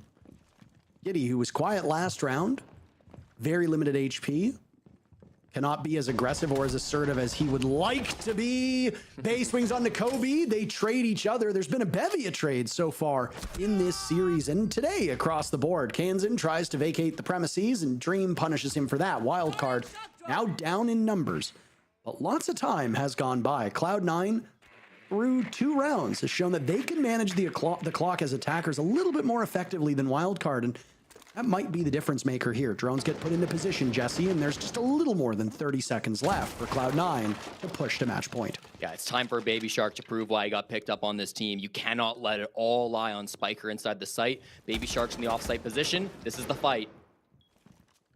He's got the angle held. Baby Shark's trying to account for multiple angles that they can push on in. Thankfully, he doesn't need to worry about lobby as the castle barricade blocks him off from there. Bullets will whiz on by. Spiker sees the lineup and gets 2 of them. That's how you win a round in a split second. Baby Shark gets the final kill, and Wildcard have come online. Cloud9, well, they're not having the same success as attackers, despite, again, there being some promising things that we're seeing on their side. Yeah, Packer's not the only one that can clutch on that cafe anchor spot. Big play from Spiker. And Baby Shark, I liked his positioning there. He won his 1v1 duel. That was his job that round. Took him a bit of time. Obviously, the player on the other side of things wasn't eager to get into that gunfight, but I love the reposition from him. He managed to get that done. Kansan looked very frustrated when he lost the gunfight top floor and put his team into the 2v3, but I think deep down he knew he had that confidence. Yeah, maybe Spiker and Baby Shark hadn't been putting up the biggest numbers so far through this game, but you've got to have trust in your captain. You've got to have trust in your new young pickup in Baby Shark, and I think that that trust really did show through there. So good from Wildcard. Obviously, 2 in a row now. This is starting to look like a comeback, if I can say it without cursing. 2 rounds in a row. Obviously, sometimes defense can be a difficult side to make a comeback because you have to rotate through sites. They will go top floor this time around, but all signs are looking promising on the defensive side. Wildcard looked like a different beast. I didn't want to call you out when you said, maybe it's a little bit more than just a side swap. And then the side swap happened and it was, so far, it literally just looks like the side swap has completely changed everything. Listen. Sometimes maps are like that. Sometimes we see 5-1 halves for defenders. Sometimes we see it for attackers, albeit much rarer. I imagine if Wildcard win this round, Unless it's maybe really, really tight of a round, I suspect we're going to see Cloud9's timeout get taken in response just to kind of stem the bleeding and cool things off. Silent and Giddy have not got a kill between the two of them since the side swap went in. Kobe and Packer have come alive, and they've been trying to hold things together, but there hasn't been much offense at all for this Cloud9 team, at least nothing really to write home about since the change came in. It's 2 rounds. It's a relatively small sample size, but 2 rounds can realistically amount to a third of the half. If they're held off the score sheet here for Cloud9, that's particularly troubling. They're both on operators with decent guns, and right now everybody on C9 can do some serious damage should they want, except for maybe Packer, as he'll guide that diffuser in. You want him staying out of harm's way. Likewise, unlikely to see Bay do any big plays as he's on that Clash. One of the best counters to Clash can be the Gone 6, but Dream used his earlier in the round, so to destroy the Clash shield, if it ever gets put down, you're going to rely on Zoe charges or Ash charges. Silent will go down. Those Twitch drones wouldn't be much help, but still another number off the board. Entering the building can often be one of the most difficult things of Chalet, and once again, that reigns true. Big pickup from Dash now. It's a 5-on-3. Dash and Spiker just tearing through these players, and C9 much worse for it. Right now, outside, struggling to get in. You nailed it. Getting into the building in Chalet is really tough. I said unless this was close, we were going to see a timeout. At this point, I imagine they've already informed the admins of a timeout because you are staring down a flawless round. The one saving grace is you might actually be able to just call a timeout here in a bit more casual a fashion, right? It's just Dream in a 1v5. There's an Echo on the board. Still 2 toxic canisters from Spiker, and there's a Clash present. This is an almost unwinnable situation for any player, period. Doesn't matter if you are the LeBron James of Rainbow Six Siege. You're not going to be able to pull this one off. Dream kills a bunch of time and then drops down, and well, they all were fighting for that final kill. Down he goes in Wildcard, putting together quite an impressive run right now. They are 1 round back of drawing even with Cloud9. Not sure that Bay on Clash had the highest impact in that round, but still nice to see him flex into that newer operator. I don't know if they will ban it here. They had a lot of counters to it on that board, and it only got brought on a single bomb site. They will opt to take the Clash off the board, and Wildcard respond by removing Ying. So I think a fair trade, and that Clash will no longer be seeing any play. Usually on that top floor bomb site, they would be playing the Smoke. That tends to be the operator that he plays, so expect to see him return to that operator if we even get back to the top floor. Of course, Wildcard are certainly hoping that we do. And as you predicted, Parker, the tactical timeout will come through from Cloud9. Coach Vivid will be talking to his team at this point and trying to inspire some confidence to get them back in this game, maybe solve some of the issues they've been having on the attack. Vivid and Mossy, the coach and analyst duo that have been together for quite a long time, kind of at the lower end of the North American League on Luminosity for a while and on a couple different teams. It's interesting to see them getting picked up by Cloud9. This will kind of be their moment to shine. I feel vindicated. Yes, it was a good call. I mean, you can be a relatively inexperienced caster, and I think you can still know what's coming, right? That's an Intero very special. little good. Yeah, the Intero special, sure. I mean, you've seen very little good from Cloud9 over the last 4 rounds, and Wildcard has put together this impressive body of work. Again, if you're to continue with the belief that this is a defender-sided map, which it sure looks like from what we've seen so far, then Wildcard are in a great spot. All Cloud9 needs to do to secure overtime is win a single round on attack. Now, with the way that it's looked so far, winning more than that seems like it seems like it's unlikely. I don't think Cloud9 is going to be able to win 2 on attack just based on what we've seen so far. Things can change. Maybe the tactical timeout is going to diagnose some issues. Maybe they found that there's a problem or 2 that they need to work towards. But some of the issues that we saw plaguing Wildcard are also plaguing Cloud9. Entry on Chalet is challenging for most teams. It has been especially problematic for both of these squads doing battle with one another. Mute has been a near constant for both teams. We saw Mozzie on the board as well, denying information while you have strong operators off the board that keep you whether it be a Capitao or whether it be somebody on attack, as we saw through the first half, or now here, you see a Yingon, some of those tools to flush you out of tricky spots are just not available. You also don't know what spots they're playing in if you're stealing information away from them, which a Mute and a Mozzie can do. So both of these teams are reacting to a very defender-sided map quite well, and this has been far and away the most exciting matchup that we've seen today. That was a really cool play by Spiker. He saw that Giddy threw out a Sens roller through the drone hole for a late pop-up, right? He's going to keep it down, and then when they go over their execute, he's going to pop it up. But Spiker had a mute jammer in pocket, so he just put it down. Giddy's not going to be aware that his wall is now jammed. So when they go for this execute in about 1.5 minutes, they're going to expect that line of sight to be broken off. But in actuality, Spiker will have a clear view of anybody who's trying to jump in that big games window. Just keep that in mind, because that could end up being a huge difference maker in the late round. In the meantime, they do still want to clear top, and that's been going pretty much fine. There's not really been much contesting them up here in terms of wildcard players, so that's been going off just fine, but keep in mind for the late round how that could go. Packer struggling now to get inside the building as he looks at that bookcase not far removed from library. Baby Shark and Bay combined for 2 kills through 6 rounds of the first half. Since then, oh my, they've combined for 6 in just 3 active rounds on defense, doing much better as defenders. Bay dies very early. If you remember, he had a great play upstairs by that mezzanine, looking out onto the balcony on smoke. He will not replicate that success. And because of that, and because he's picked off early, those babes will have no impact in the later portion of the round. Of course, the ones that he had still remaining in back pocket.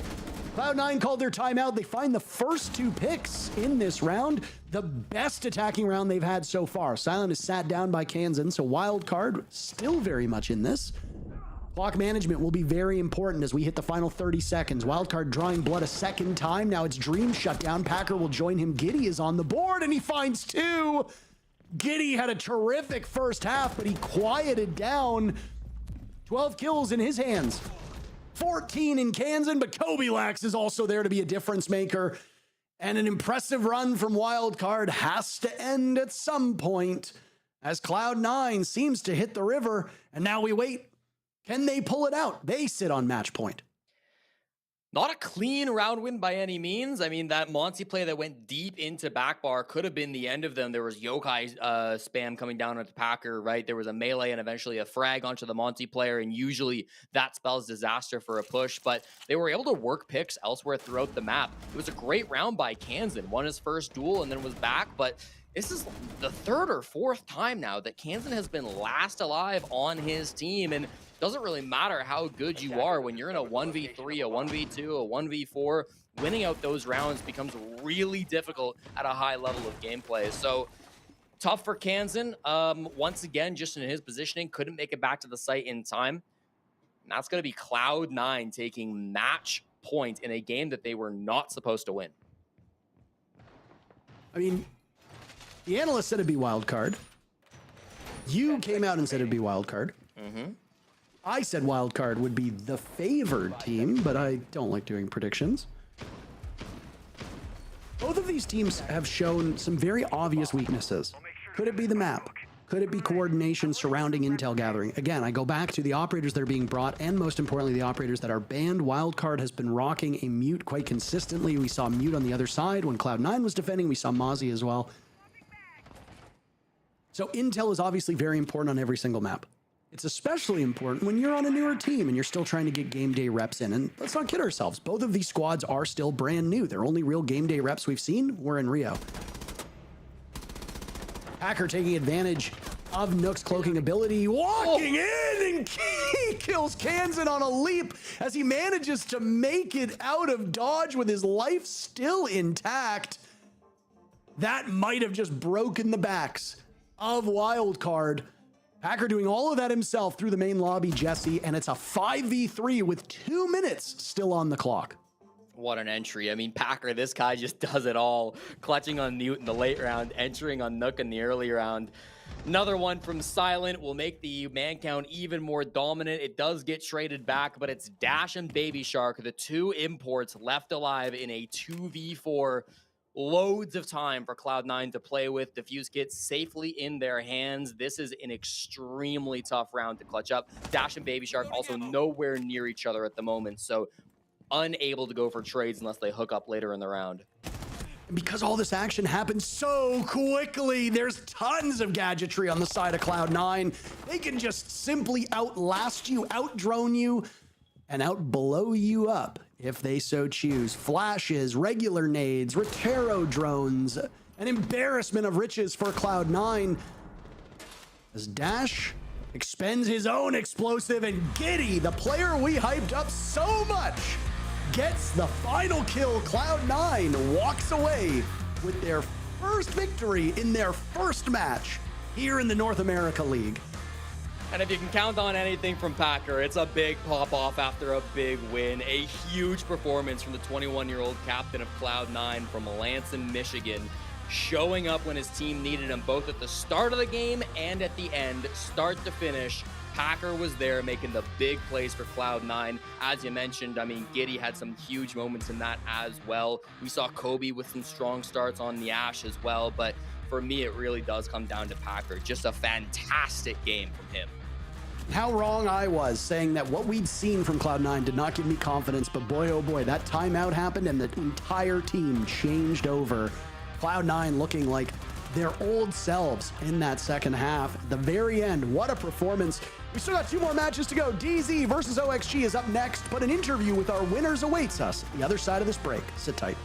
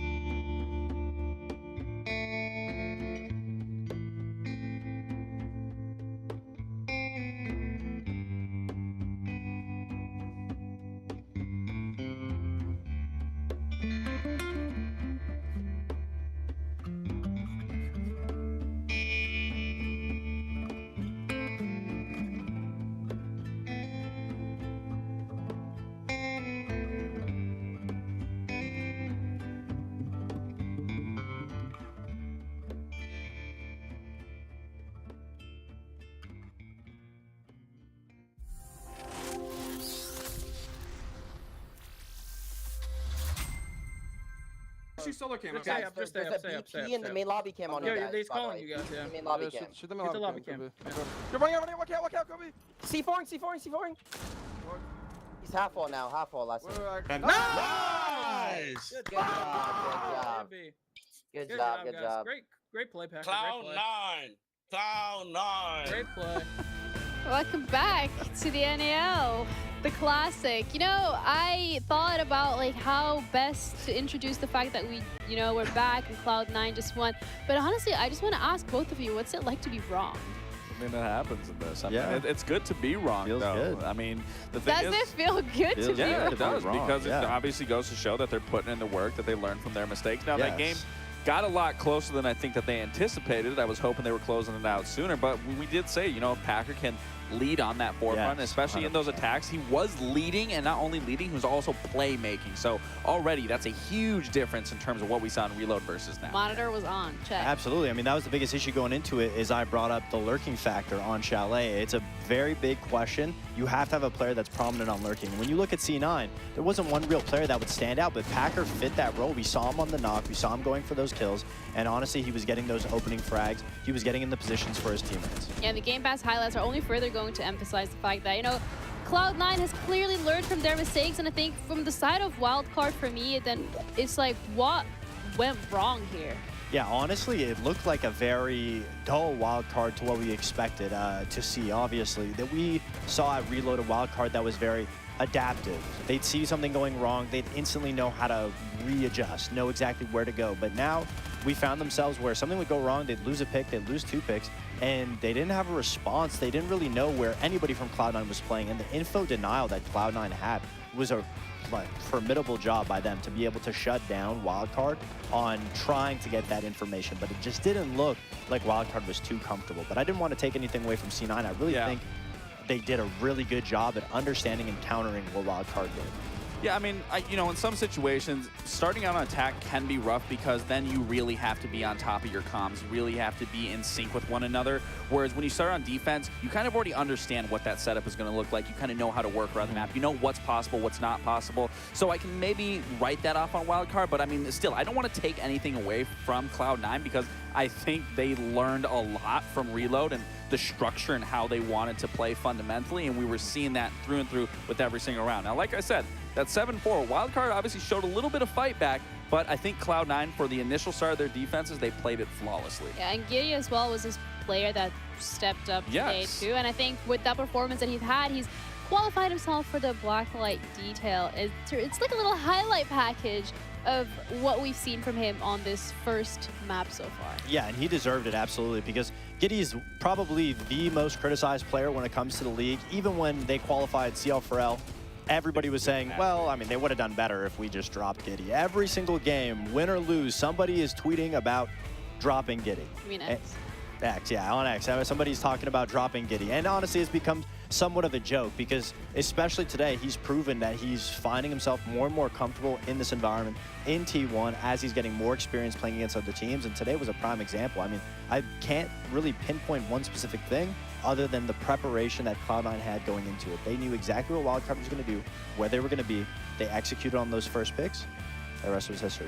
The rest was history. But you know what? We're in the present, and we have Dream as well ready to have a little bit of conversation about what we've seen today from Cloud9. So first off, congratulations on your first win here in the NAL. What a way to start off the stage. Would it be possible to give us some insider info on what it's been like from Reload up until now into the NAL? What has been the process looking like to actually learn from some of the mistakes that we've seen you guys made? What's been the work that you guys have been putting in everything behind the scenes? Yeah, I think from Reload to now, we really just took a look inward and thought, what do we want to be like on as a team? On attack especially, we changed around some of the roles. I'm more full-time support than I was at Reload. I was a little bit more flexy. Just making sure I get drones in front of people, get them in engagements, get them those gunfights, and just really how we want to play the game. Well, not only were you flexy, but you were sexy too, Dream. With that being said, vibes is a very big thing at Reload. It felt like when things didn't go your team's way, it looked like the mental kind of shot. You guys would lose quickly after. It would go one round after the other. It was hard to stop the hemorrhaging. But in today, it looked like that changed. The mentality is there. So walk us through what it's like to keep the mentality for you as a vibes guy that we all know. How do you keep the energy of the team, especially when things don't necessarily go right in a round? Honestly, I feel like I kind of passed that torch to Kobe a little bit. I mean, I think he is, maybe I'm like number 2 vibes guy. He's number 1. He really just like reset the team. Like after that timeout, like just makes everybody laugh. And like, we just like reset completely. And we're like, guys, we got this. Like we still got the lead. Like we're going fine. And we just finished it out. Well, Dream, obviously, congratulations on that win. I do want to ask, so on the desk here, we were kind of criticizing Packers' ability to IGL, especially during reload. We were seeing a lot of hiccups, a lot of kind of just stalling, not understanding of what the decision was going to be made. Whereas now what we were seeing in this match, we were seeing Packer not only lead you guys, but also take initiative and getting those openings, finding where he can set you guys up for an attack, or just finding that initial opening to open up the round, then to play down from there. So in my opinion, what's been the biggest take for your perspective of seeing Packer from reload versus now? I think Packer is incredibly hard on himself, for one. I think after our reload experiences, he just really hit the grindstone. Like he was like grinding every single day, like both in the game and out of the game, like watching VODs and stuff, and seeing what he could really do to like help us like to the max. And you could see that in practice leading up to this game. We were just playing better than we ever were before reload, or even at reload. And I think a lot of that comes from him for sure. That's awesome. Well, it seems like all the puzzle pieces have fallen into place for this time around. Thank you for your time and congratulations once again. Good luck tomorrow as well. As you have another game. See ya. Right, Cloud9. They're on Cloud9. You know, Cloud9. You guys didn't hear Kobe say that at the end? Oh, yeah, no, yeah. That's why I was laughing in the beginning. He's just staring at the screen. Cloud9. Cloud9. That's what it was. Cloud9. It was Cloud9. Yeah, we're good. Pretty much, yeah. We're done. All Good right. one. Yeah, that's actually a really good joke. No, not really. Anyways, schedule for today so far: Shopify, M80, and Cloud9 are all winners. They get a couple of points already, which is great because eventually this is going to impact the standings. And you know, the more points you get, the sooner the better. We still have 2 games coming up today. We have DZ against OXG. I know that's your favorite. I know you both are really rooting for OXG on that I don't know one. why you say that. I've been And so straight away from Oxygen for such a long time now. And then we have SSG against Cruelty. And I think the last one, at least for me specifically, is really exciting because SSG at reload, Cruelty, you know, maybe they can do some stuff. Yeah, I mean, I sure hope so, but we won't know until we get to see. We will not know We because won't. first we have DZ against OXG. That is our next game coming up.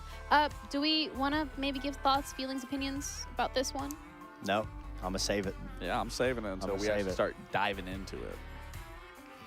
All right, you guys. Cloud9. Okay, we're just going to be going over to a break, and we'll be back with DZ against OXG. Don't go anywhere, or maybe do, because I feel like these two have lost it. But we'll see you in a bit.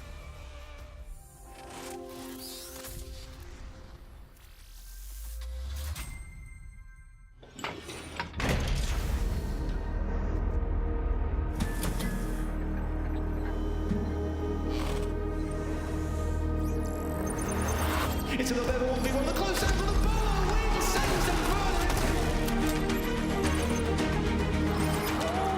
what is going on?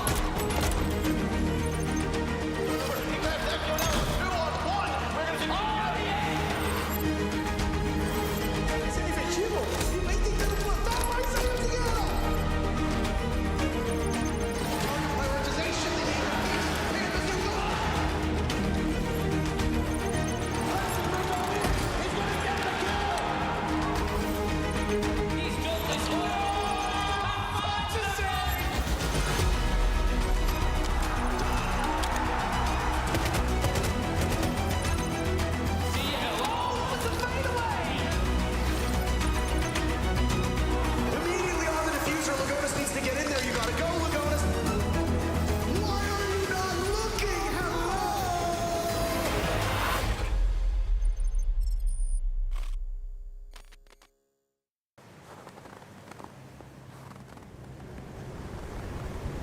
Keep an eye out for contact.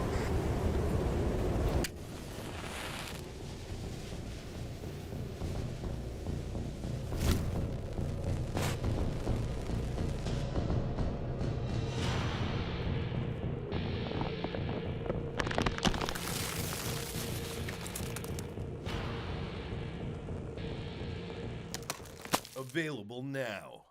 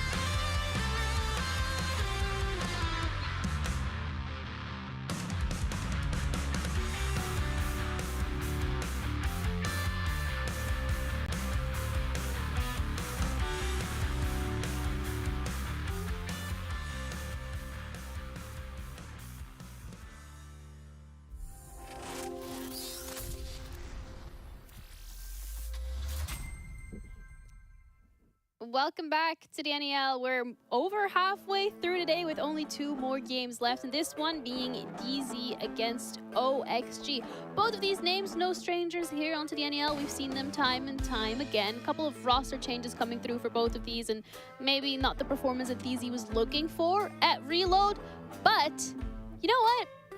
Another import for DZ. I mean, it seems Keep to only coming.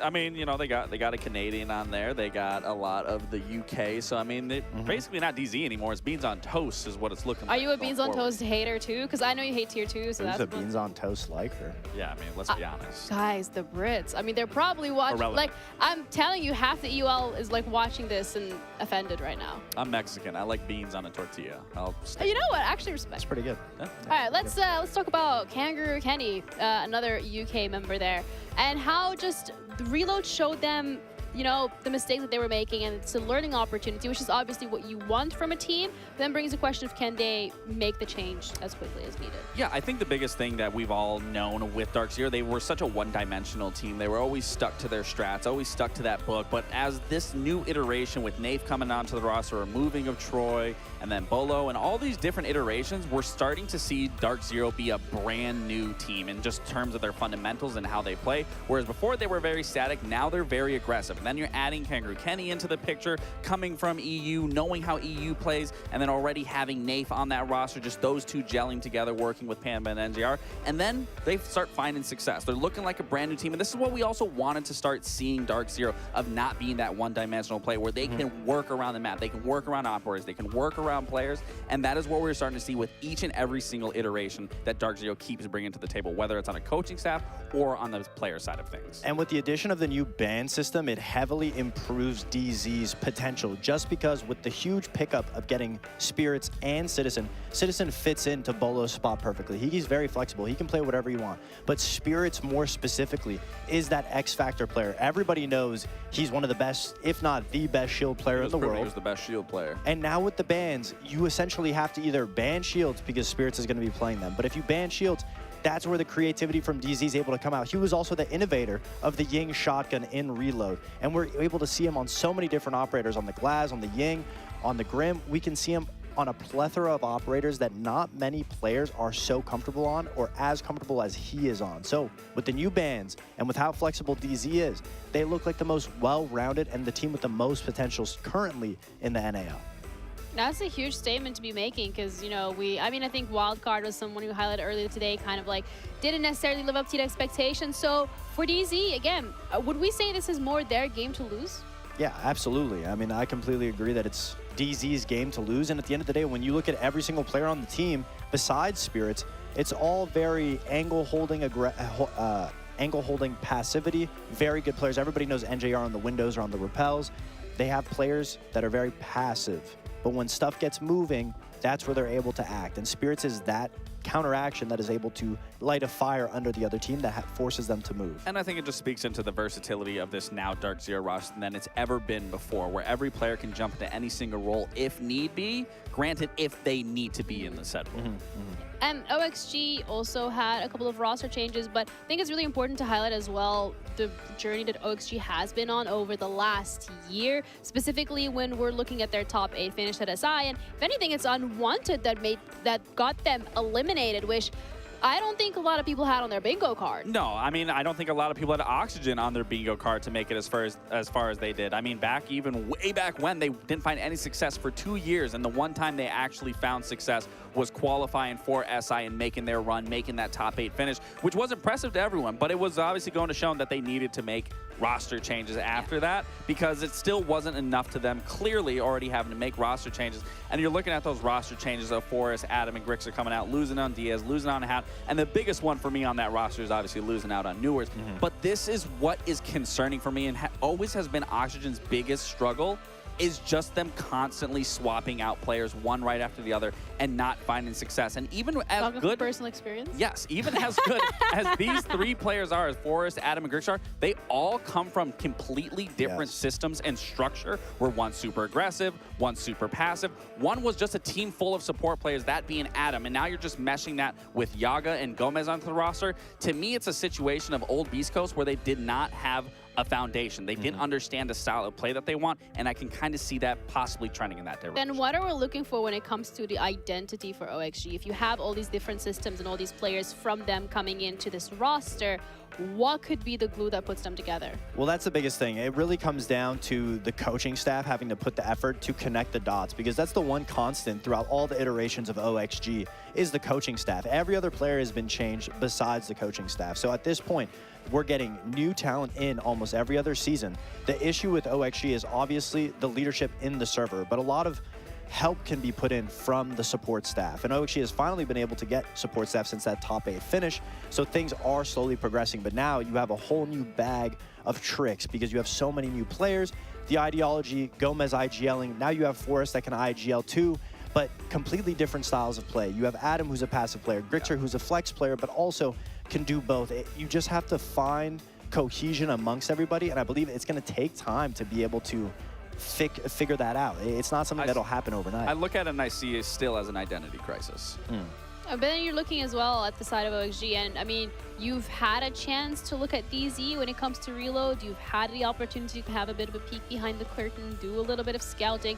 Don't know if they're their scrim partners, but there still is some prep that OXG could have done coming into this match that can potentially give them a slight edge over DZ. Yeah, I mean, definitely. I think whenever you have a VOD, that's great, but you always can't rely on the VOD, because the biggest thing is being able to adapt in the game, and that's where we're going to need to be seeing that, especially coming from Oxygen.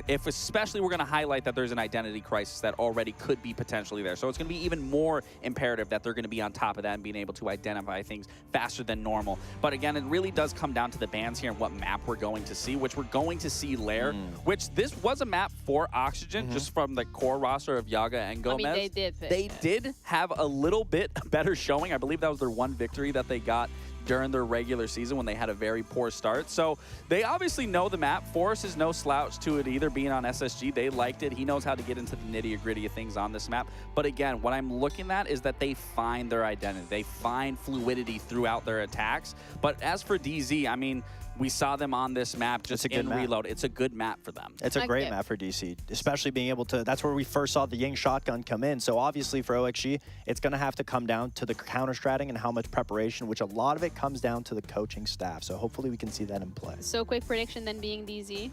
Yeah, I think we have to give it to DC until we're proven otherwise.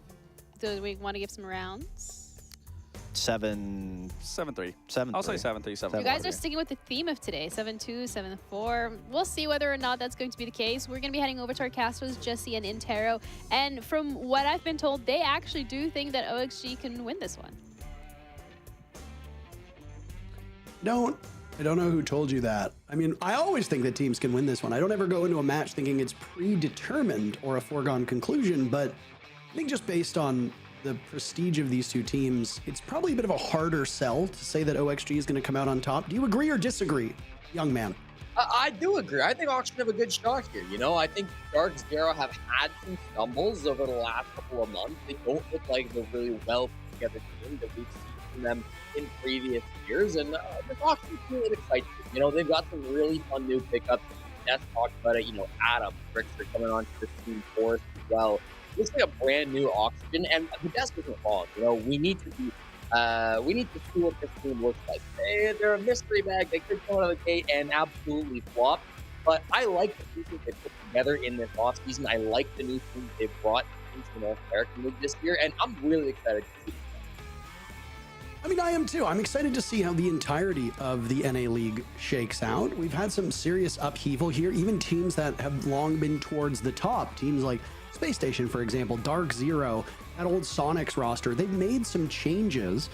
Obviously, Sonics are now Shopify Rebellion, but they bring on Spoit. Dark Zero, same org, but now they've got Citizen and Spirit. Space Station, one of the longest tenured orgs in all of North America. The support that they give that team is almost unrivaled. And now they've added Newers, who's actually stepping off of this OXG team to take part on Space Station. OXG, their identity for so long, I felt like, was kind of tied into Fox and Laxing, and then kind of became the Fox a show, so to speak, and it was quite successful. Over time, the team needed to find its own identity once he moved off of the squad, and it kind of became about Newers. It went through a period of time where it was all about Dream. You always had Diaz and Gomez tied together. They have now been separated. We have put one of them, Diaz, is in timeout down in South America in Brazil. Gomez is still playing with OXG, but you've got a player like Adam, who's on your screen right now, who has been terrific in T2. He has been consistently on the verge of greatness in Tier 1, but has always seemingly fallen a little bit short. Can this OXG team put him in a position where he's going to thrive? He's got a very strong supporting cast in Gomez, Yaga, and Forrest. The support there for OXG on paper is quite good. And what of Grixer? There was a lot of criticism leveled towards Grixer, Jesse, about the way that he played on Sonics. Maybe he was a little bit too scared to take engagements, and it didn't really work all that well. When they moved over to Shopify Rebellion, they had him for one event, they then dropped him, and now, who knows how he does on a new team with a new identity. Well, we will get to find out here today in their match against Dark Zero. A double shield ban would be most expected on a map like Lair. It's a very heavy shield map, and of course playing up against spirits, you want to see that taken off the board. Usually the question for attacking teams on what they want to remove, sometimes you'll see that bandit Kaid combo, sometimes you'll see like an Azami two-brow combo. Warden is usually paired with Kaid, but it goes to the Clash again. We don't have any data with Clash in the pool because our map ban or our operator bans all come from Reload, where Clash was not available. But I think Warden Clash is a very reasonable pair of operators for Dark Zero to remove from the board. So expect to see DZ running around with that Ying that they love so much, with Warden no longer being open for auction to choose. I would anticipate that Spirits is going to run a lot of flashes, a lot of that disruption operator, and he's very, very good with it. So it's going to be annoying for OXG. Forrest is just, honestly, he's an enigma for me. The way he plays on these teams, the history he's had playing on, you know, E United to Space Station, all the different rosters that he's been on, and he's made a terrific career here in the NA League. He plays thankless roles. He plays out of meta pocket pick operators, which obviously puts him in the proverbial crosshairs. When things go awry, people will turn around and say, well, what were you doing on that off? Like when he plays Fuse Shield or something goofy along those lines. But when he's at his best and he's empowered by a good team around him, he can dominate games. We don't see it all that often, largely just because of the roles he's on, and I'm assuming he's going to be running the Ella shotgun here. We'll wait for the expanded viewpoint to give us a window into what he's running. Right now, he's just on cams. My thinking behind the Ella shotgun is that he's been running around with the pistol out. That's probably because, well, if you're on, oh no, he is running the Scorpion. Okay, maybe it was just for the speed bonus. But I mean, like, if there's a guy who's going to run an Ella shotgun on one of the biggest maps where you only take close range engagements, it's Forrest, right? Yeah, no, I think that's absolutely correct. And ultimately just comes down to the position he's playing. If he's going to be down kind of in office, then it makes more sense to have a gun that's a little bit more versatile in the angles he wants to take. Right now, Dark Zero will have to answer this. They put Spirits up on the Blackbeard, which is a fun choice, obviously, with Blitz and Monty banned out. You can always play that third shield, at least until we get into round number 4. This is a very standard hold from OXG. They're not really expanding. They've got players over towards the staircases, but they don't want to touch that top floor. They're not playing too aggressive on that mid floor either. Now with Grixer playing a bit of a rat angle, that Logic Bomb's about to wear off. This could catch someone off guard, but Dark Zero are also the team who generally check their corners with the drones. The biggest map in Siege, it has not been polished for Siege X, so it plays and looks exactly the same as it did in the regular Rainbow Six Siege before the update came in, so you won't notice anything different. Of course, changes to operators and changes to the actual way the game plays will carry over, but the map will remain in its current state, and that means that there will be a familiarity there for teams. They know how to go about it. On Space Station, Forrest used to play this an awful lot. Dark Zero knows this map. It was, for a period of time, one of their favorite maps, albeit with a different look and different composition. But it seems like they can change out the roster, but they still find the same success. 2 minutes in, Dark Zero strikes first. They take out Yaga on stairs and will now continue to creep up to the bomb site. It's just out of reach for Spirits, but he's got a shield in his face. Who will slow him down? Nate's going to come down and open up the wall. Pamba finds an opening pick again onto Gomez. Grixer knows he needs to do something drastic, but he's caught on a drone, and he really doesn't have that element of surprise anymore. Who's going to step up for OXG? Because this push has been perfect from Dark Zero. Logic bombs will go off, and Forrest is getting hit with the double whammy as now he's being watched by Citizen, but of course, that tracker goes both ways. No mute jammers on the board, so nothing to stop that gadgetry. Forrest is watching as he sees the shield of Spirits walk on in. Pamazu dies at the hands of Grixer, who has not relinquished control upstairs, and he'll find himself fighting a second, but NJR gets the perfect swing. It was Forrest last alive who tussled with the Blackbeard. He got the kill, but it was a Pyrrhic victory as he died shortly thereafter. DZ takes round number 1.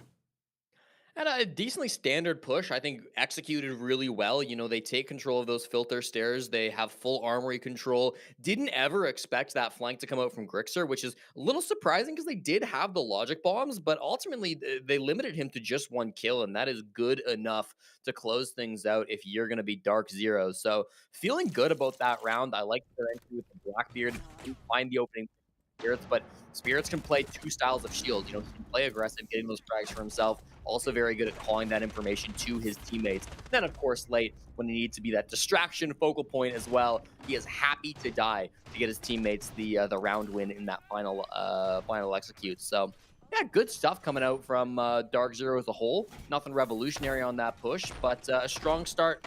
Kind of what you wanted to see from a more established team, not dissimilar to what we were talking about with Shopify a few games ago. 10 seconds left before insertion. There'll be some chemistry here from both Nafe and Citizen playing together, so that'll immediately help. I mean, Spirits is a bit of a journeyman when you look at all of the different teams that he has floated around on at a tier 1 level. His entry point to professional play actually came in the very short-lived Canadian League, if you remember that, the Canadian division back in 2020 when we saw North America get split between the two. There were still Canadians playing in the US division, and there were still Americans playing in the Canadian division, so it got a little murky. But that was how Spirits got in there, and he immediately started making a name for himself. He is a tremendously flexible player. Now, obviously, he's known for shields, but there are plenty of clips of him rocking just on regular support or even fragging operators with a good gun where he could make some serious noise. He was a great pickup for Dark Zero, and well, he didn't really do much in terms of killing in that previous round, but he was a focal point. And Oxygen kept getting distracted by him because you can't leave a Blackbeard alone when he's running right at you. Typically, Spirits like the Monty on this site, not available, continues to make space. Gomez actually opens, and they get a good shot to kill Spirits, but didn't quite find it. Nade kill will finish off Gomez, which means that Yaga has to get out of there, retreat back to his teammate of Grixer inside of the R6 room. So, bit of ground lost on the side of OXG. You trade a Gridlock for a smoke, probably not the best trade that you've had. This is an awkward one of those awkward bomb sites where you really desperately need to fight for that top floor, and Dark Zero so far doing a good job of that. Two of your later operators are now gone, both the Smoke and the Goyo, no longer available. Gas canisters are an active gadget, so Gomez dying means you won't have them available, but those Goyo canisters will remain, and you just saw the flames in front of Spirits linger ever so slightly. Yaga's just waiting, baiting for somebody to take an engagement here. There goes an Adrenal Surge to give a bit more staying power to Dark Zero. Spirits following up and doing the damage himself, and Yaga is punished for it. Grixer and Adam are the last two left. A quiet first round from Adam. He's got a read from above. Grixer on the board in this round. That's the Solus, an operator seldom seen.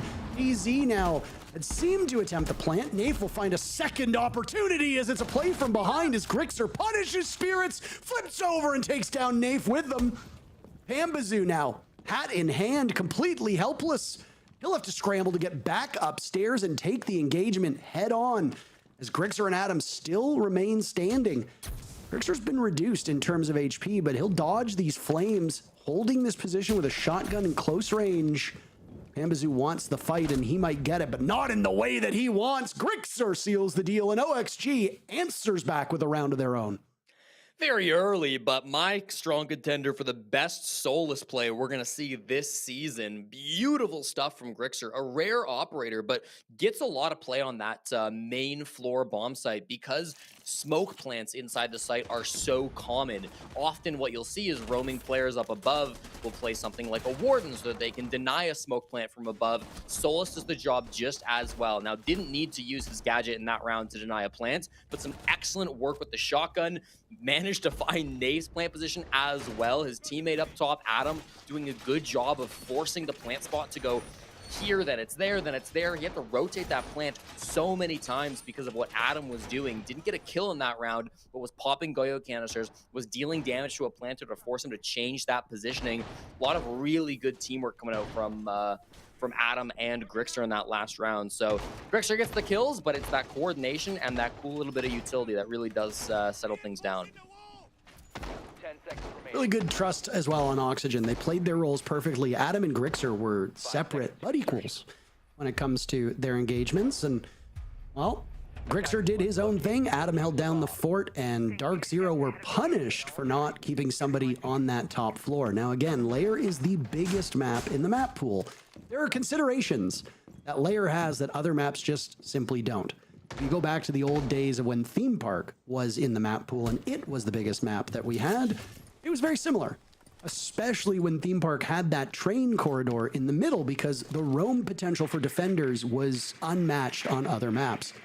Operators that brought claymores or specifically stashing drones in certain locations, or operators like Gridlock, Nomad, etc., needed to be used to ensure that you weren't being pounced upon. Citizen almost gets 2 for his trouble, as now it's Spirits pinching from a separate angle. And those Goyo canisters that we saw in a previous round set up in similar positions will now be popped. That means 20 seconds for Dark Zero to wait them out. They got that opening pick, and Forest is no more. Great start for DZ. Yeah, I mean, that time waste with the Goyo canister is going to be critical just to slow the round down and calm things down. Didn't expect that aggressive play from Dark Zero to run straight in with the Finka charge. Hunt for blood. That's exactly what happened. Still, the space taken is super valuable. I like Dark Zero's position a lot here. Still some toxic babies you've got to wait through, but a minute 41 on the clock at the moment, and already these toxic babes have to start getting used. The mirror windows exist, but you've got good counters in the ace, and even the buck to go down below. So Dark Zero have the answers they need to tackle this push. I'm curious if anybody in OXG will have a sense of urgency and try to make a move, maybe go for a flank. That hatch is open right next to Yaga if he chooses to drop, but obviously it feels very risky if you do drop that bottom floor, leave your team in an even worse man disadvantage on the site. Grixer playing a very similar role to what we saw of him when he was on the Sonics, which is he's assisting with the team, but playing off on his own. Grixer is some very good decision making, and if he's left to his own devices, he can really punish you. The problem is when it's not in sync with the rest of the team. There are a couple players that have inhabited that same role that Grixer likes to play. One of them is on our analyst desk, and that's Laxing. They can be at their best when they are their own decision makers and not relying on the rest of the team. He's got 5 kills to his name, and his 3K that happened in the previous round won his team round number 2. So we talk about impact frags. If Grixer stays at 5 kills for the remainder of the match, which would be bad, at least he'd still find some very important kills that resulted in a round being won. Gomez dies, Yaga dies, Adam dies. Grixer's last one left. A flawless round for Dark Zero is on the board. It won't happen. Grixer gets Spirits right as Spirits drops the shield. Blackbeard a little bit slower than I think Spirits was hoping for, and that's only a single kill from OXG as DZ bounces back. And we have, through 3 rounds, our most competitive match of the day. We did think it might go competitive. We did expect this to come through. I would be shocked if this wasn't a Blackbeard ban. Answered out from OXG. There it goes. Spirits has been an absolute monster on this operator. Again, he's only gotten, I believe, 1 kill up to this point playing the Blackbeard every single round. But you've seen the space he's been able to take every single time. It's been dominant and always favoring for Dark Zero. You know, that last round, not technically a flawless round as Spirits died right at the end, but I would still call it a perfect execute from DZ where everything went right. Just like in the first round, when Spirits goes down with like 2 seconds remaining or whatever it is, right before they win, he's just there to be a distraction. He is holding shift and W to make sure everybody looks at him because he's got confidence that his teammates are going to lock things down and win out by getting the last couple of kills. He has been massively impactful on that Blackbeard. I'm glad to see it gone. But now Spirits gets to level up. Now he brings out that Ying. There's a reason why they banned out the Warden at the start of this game. Spirits one of the best Ying players in the world. This is not going to get easier for OXG. Again, it goes back to that flexibility that Spirits has just as a player. I cursed it. He teased you on the Ying. This is Jesse. This is why you never get baited in until the operators are locked, because you could have spent this whole time salivating at Ying being shown, and he's just boring old Jackal. We'll see the Ying, okay? Mark my words, this game won't end unless Spirits gets on Ying at least once. I'll go back to something I said in round number 1, which is that Forest gets heat for playing unconventional operators. Look at who he is playing at this current point in time. Now, Tachanka obviously is not an unconventional operator, but there are very few maps and very few bomb sites where he is the optimal pick. He is a pocket pick.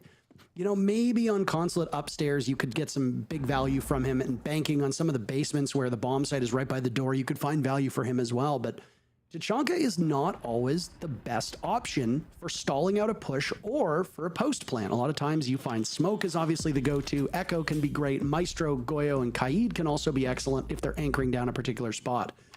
How is Forrest going to use this operator? Because there are options. This is the bottom floor bomb site. Again, lots of bankable angles.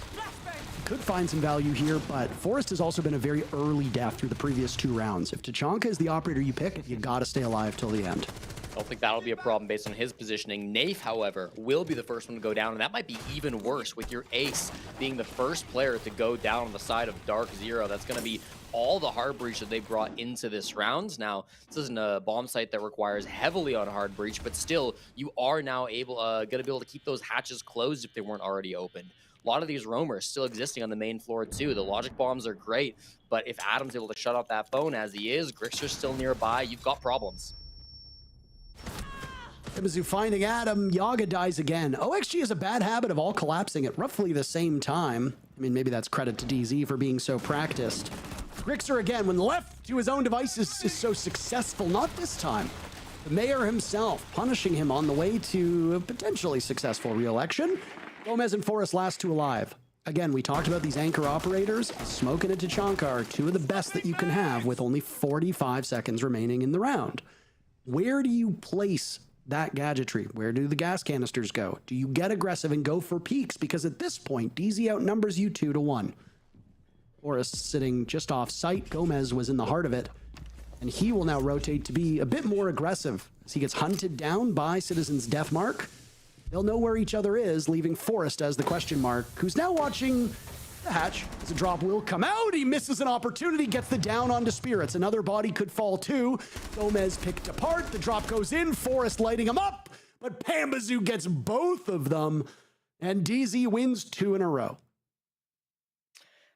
Nice try on the anchor play. Obviously, Smoke Tachanka, that duo that you like for the time denial. But the problem when you're in a 2v4 with Tachanka is you can't really use your utility because it's going to take you so long to put your gun away, bring out the Shamika launcher, fire it off to block any areas you don't want the attackers to run through, and then switch back over to your gun. It's just not feasible unless you have a lot of teammates around to protect you so that you don't need to have your gun up. In a 2v4, Tachanka's really not able to do a whole lot of stall, and I think Forrest made the right decision keeping his gun up there. Obviously, it wasn't enough. If you hit some shots, I think that is a winnable round, but in the smoke, that's obviously much easier said than done. So a tough round if you're OXG, one that you maybe would have liked to have some more success in the early round instead. But this Dark Zero team have been ever present in the early round, making sure that they can work those picks, especially on the roam clear. Dokkaebi has been a huge problem. This is another kind of issue when you're up against Spirits. You know, you've got 3 bans, which is a lot. You used to only get 2 bans and only 1 could be an attacker. Now in Siege, you can ban 3 different attacking operators, but if you've got to spend all of them on shields, you're still going to have to go up against Dokkaebi. You're still going to have to go up against Ying. You're still going to have to go up against whatever these other annoying operators, Damos is another good example, that Dark Zero are going to want to have to bring. And, there was a time where Dark Zero didn't bring Dokkaebi. I think famously they brought her once or twice in the span of like a year and a half was the statistic. But that's no longer the case, and they've been doing a great job of using those ops to help out with the roam clear. Forrest is not deterred. He's going to go back to the Tachanka and might have more success here on the mid floor. He switched guns as well. He was running that, 9x9 or whatever it's called. That's the one gun where it's like, I'm just like, I have no idea what to call this thing. So it's just refer to it as whatever the Spetsnaz gun is. I mean, part of the big change with Tachanka was to make his turret more mobile. So you take it off of its hinges, and now he just carries around an LMG and fires it, no problem whatsoever. Quite impractical, but I mean, we're also talking about a game where you pull giant steel reinforcements out of your behind. To mention the fact that Thatcher has just pocket-sized mini nukes, which, as far as I'm aware, are not a thing. But, realism in games is terribly important, Jesse, so we need to maintain a consistent amount of realism here. Look at all these floorboards broken open. Not a single player on OXG is on site.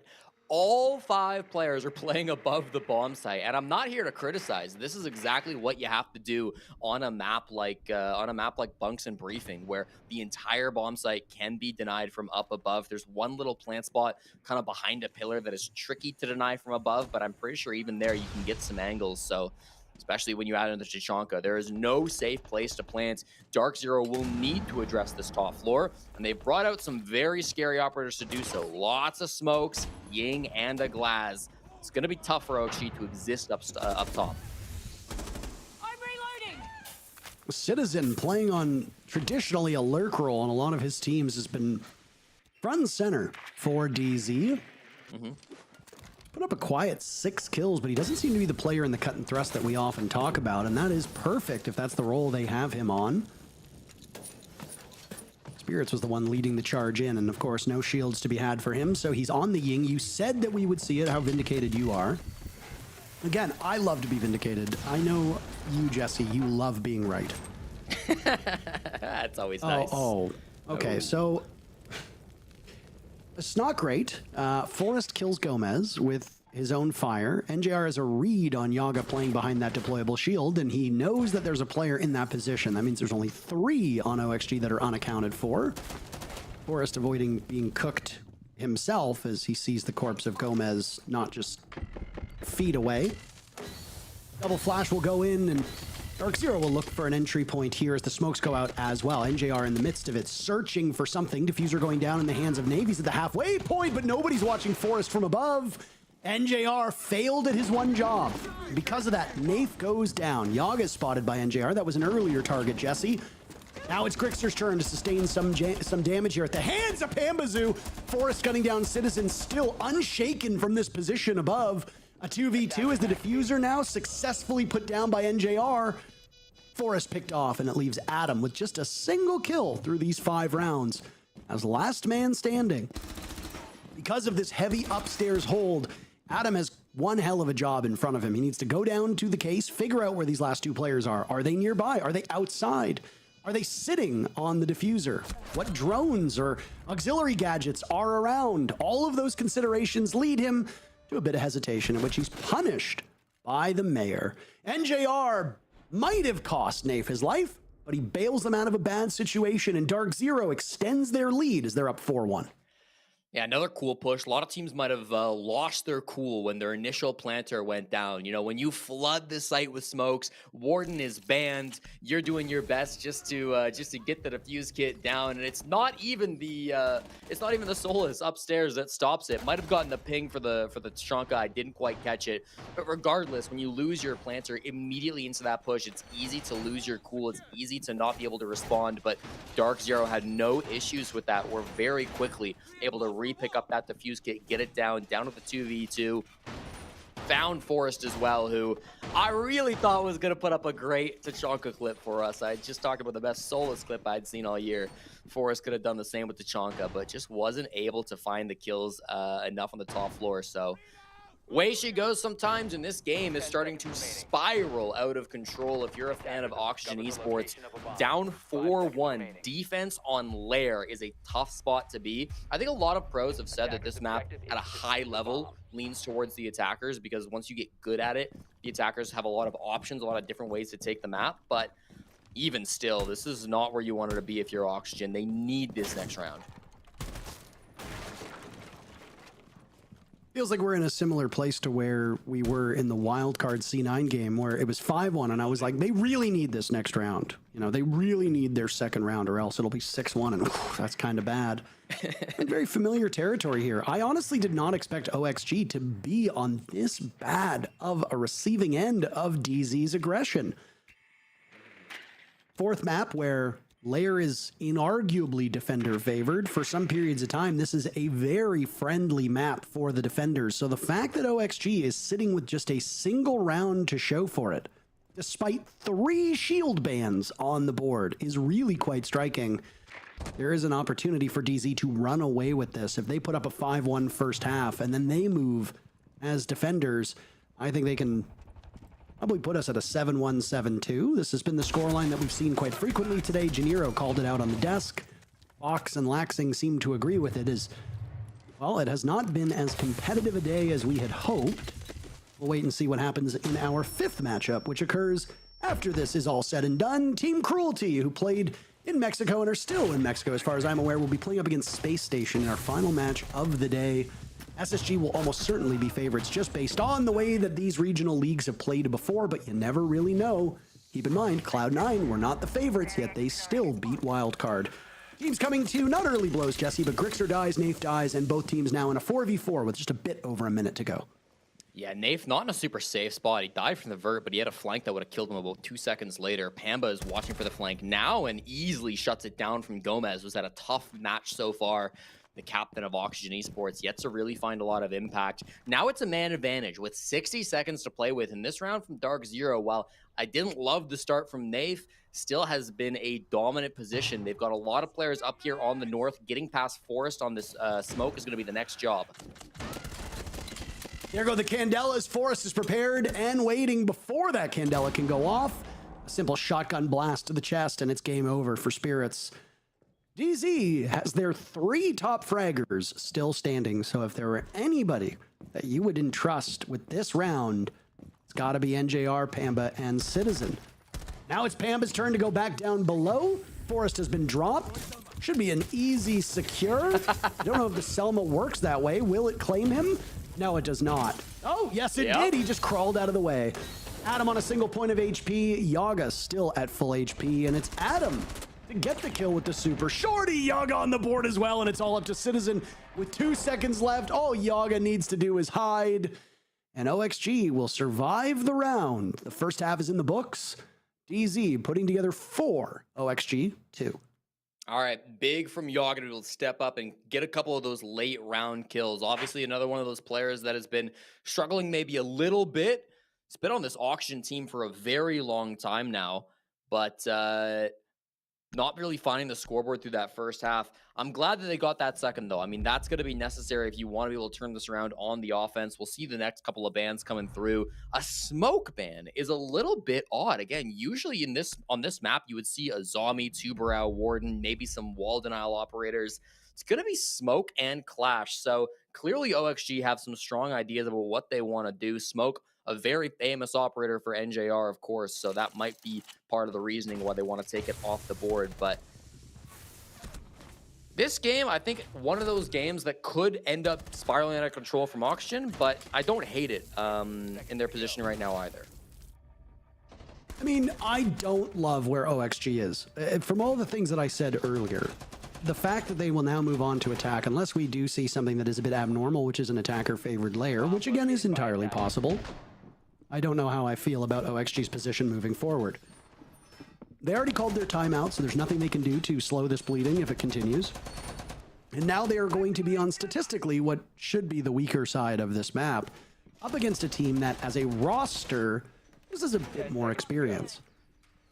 Obviously, all of those things are factors, but they never really play into it. I mean, we've seen teams that you've really never heard of excel in leagues, in smaller events, and I mean, hey, we just had CAG make it to the grand finals of Reload, which is something that almost no human on this planet would have ever guessed. So unpredictability is entirely possible. What is predictable is that I suspect it'll be exciting no matter what. Spirits will play on the Tachanka. That was an operator that we watched in the hands of Forest. Can the Frenchman on DZ do anything different? Sorry, French-Canadian. I do know that they like that clarification. They like that designation.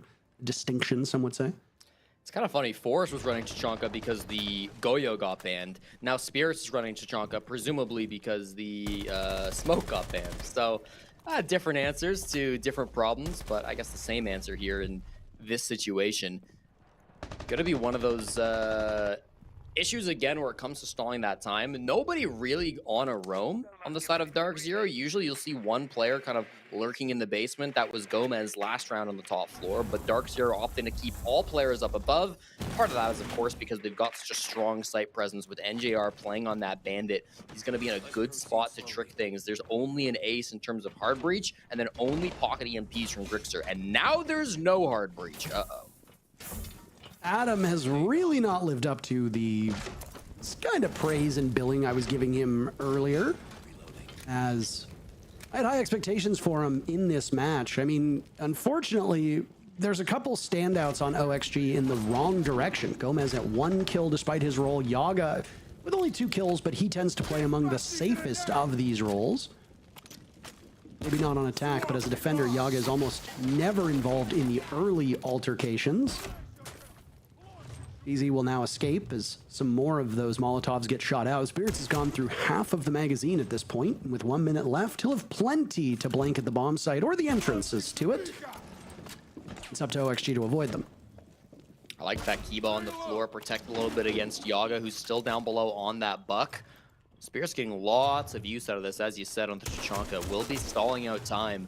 Man disadvantage, but they still have that Monty, which can work a lot of space, work a lot of information. I'm interested to see if they can get another dimension to this push. Monty's rotated, looks like over towards the balcony up top there.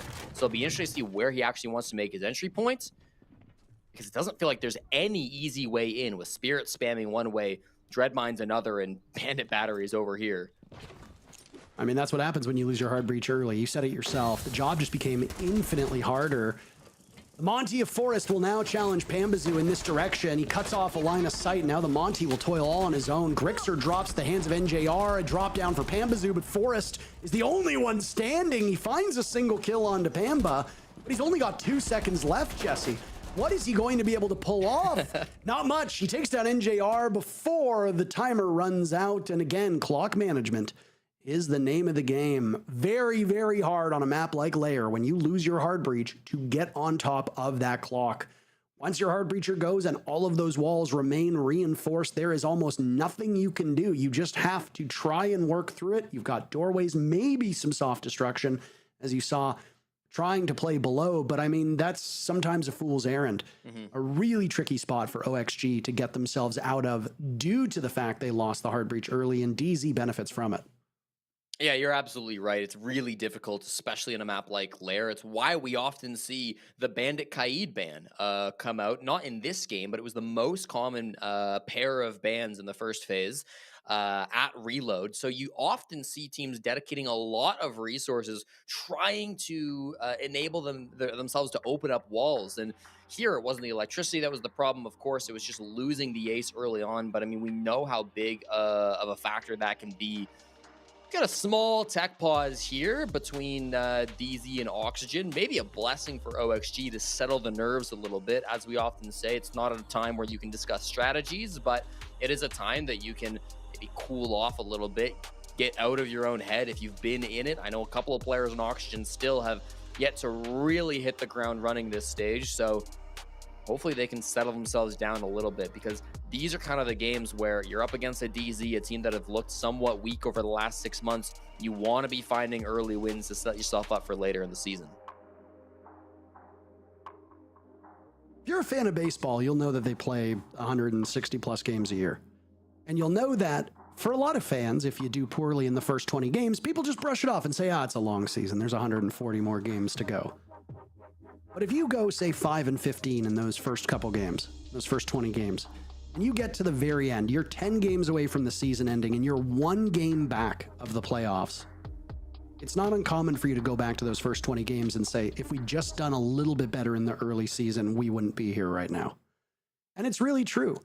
I have heard teams say openly at the start of the season, whether they be in Europe, whether they be in Brazil, whether they be in North America, here in our game, they've said, well, it's just, the first or second game. We just got to get the jitters out. It's just the early season. With how we have had the NA League go before, there are teams who will miss out on the playoffs. They will miss out on a major by a single game that if they had just maybe won it earlier on, I don't want to say tried a little harder, because I don't think these teams aren't trying, but there are certainly teams who take their time to settle in.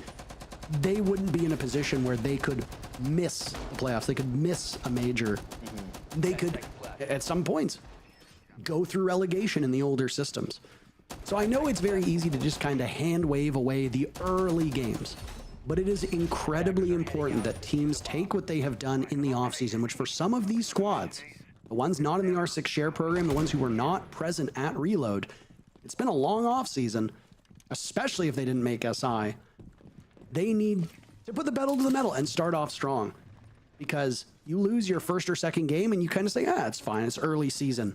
when it comes down to game 8 or game 9 and you're one game back of making it into the playoffs or even clinching a major spot or one of the higher seeded spots, you're going to look back at that first or second game and shake your head and say, that's when we lost the season. Especially for Oxygen. I mean, when they made the Six Invitational in Boston, it broke a 570-day streak of not attending any LAN events. And that event, they didn't win, they didn't qualify for by winning regular season games. They did it just by winning an open qualifier. So they've had their struggles in the past with winning these regular season games, with being towards the top of the league play, where they've been stuck for the last couple of years, and they would love to start turning that around. They kind of thought that with this rebuild of roster, it would be the team to do it. And it's still early. It still could be. But yeah, these early games matter. We go to the mid floor for round number 8. So no basement for now. It's going to be Bunk's briefing, where, again, that top floor is oh so critical. They've got 4 players up above as just NJR holds down the site. On the side of Oxygen, they haven't done a whole lot to pressure up above. They've got, obviously, Thermite coming in to open things up from green. But I imagine they're not going to be going for a full top clear at this point. The time is getting a little bit low. The goal is going to be smoke plant with their 4 smokes they have on Gomez and Grixer. Pressure up above so that these players are too distracted, I should say, to get the vertical denial. And then play an objective style of game. But again, easier said than done. And this nuke jammer has been a real problem. This is not the first time in the last 4 minutes that we have seen an issue with hard breach on OXG's side of things, but they make it work. They use that pocket EMP to open things up. Thatcher really was relegated to the Shadow Realm after those pocket EMPs were added to the game, and I mean, one of the beautiful things about Dokkaebi is that she brings them amongst all the other little pieces of nuisance that she adds. NJR dies at the hands of Yaga. That's DZ, suffering through a first death. They haven't really been in this position all that frequently. And with 30 seconds left, you're going to need every single player primed and accounted for. Pambazoo from above sees that Sen's wall and will now shoot out those Molotovs to try and stop the defuse plant from going down, but he's completely blind to Yaga's position. Yaga has actually evaded all of the flames, and OXG gets away with the diffuser, planted successfully. Adam is picked off as he tries to get out of the vicinity by Nafe, but now the clock will run against Dark Zero as they have to choose where these OXG players are on very limited information. Forest guns down Citizen Spirits, trades it right back, but the timer is unrelenting. Nafe, Spirits, and Pambazoo against Gomez, Grixer, and Yaga. Pambazoo trying to take that bottom floor. So much of this has been played on the middle floor. Kills coming in for DZ, but what about the clock? They are at halfway. Grixer is still situated under the stairs. He gets all of them, and there's only a second left as he finishes off Pambazoo. The push coming back to the site worked so effectively for DZ until they discovered Pablo hiding beneath the stairs. A great round from OXG in the post plant. And again, DZ had very limited information as to where the plant was going. They had even less information when the diffuser went down. And OXG, benefiting from all of that, played it so well. Grixer just racking up the kills on that bomb site. He's been finding so many good frags, both on the attack and on the defense. But I really want to give credit to Yaga in that round. That was such a cool strat with the Sen's wall. One of the biggest problems on Bunks and Briefing is stopping a Warden from up above from denying your smoke plant. You know, clearing top floor is so difficult. Teams would love to shortcut it and just not clear top and go for a smoke plant down below. But there's always a Warden up top or a Soulless, and so that makes it really, really difficult to deal with that. Dark Zero solved the Warden problem by straight up just banning it at the start of the game. But OXG, instead of wasting a ban on a Warden, were able to use that Sen's wall, go for an unorthodox plant spot. Warden's goggles, of course, since the buff descends, can no longer see through those walls, which meant there was a completely secret plant spot going down from Yaga. He really pulled that off beautifully. The Tachanka wasn't able to find the mark and stop that. Found a little sliver just inside the door where the plant would not get denied. And from there, I mean, it kind of set things in motion for that post plant to go so strongly for OXG. So great strategy from Oxygen. I expect to see more of that as the stage continues. And yeah, another one of those Sen's usages that kind of has been popping up more and more since the buff.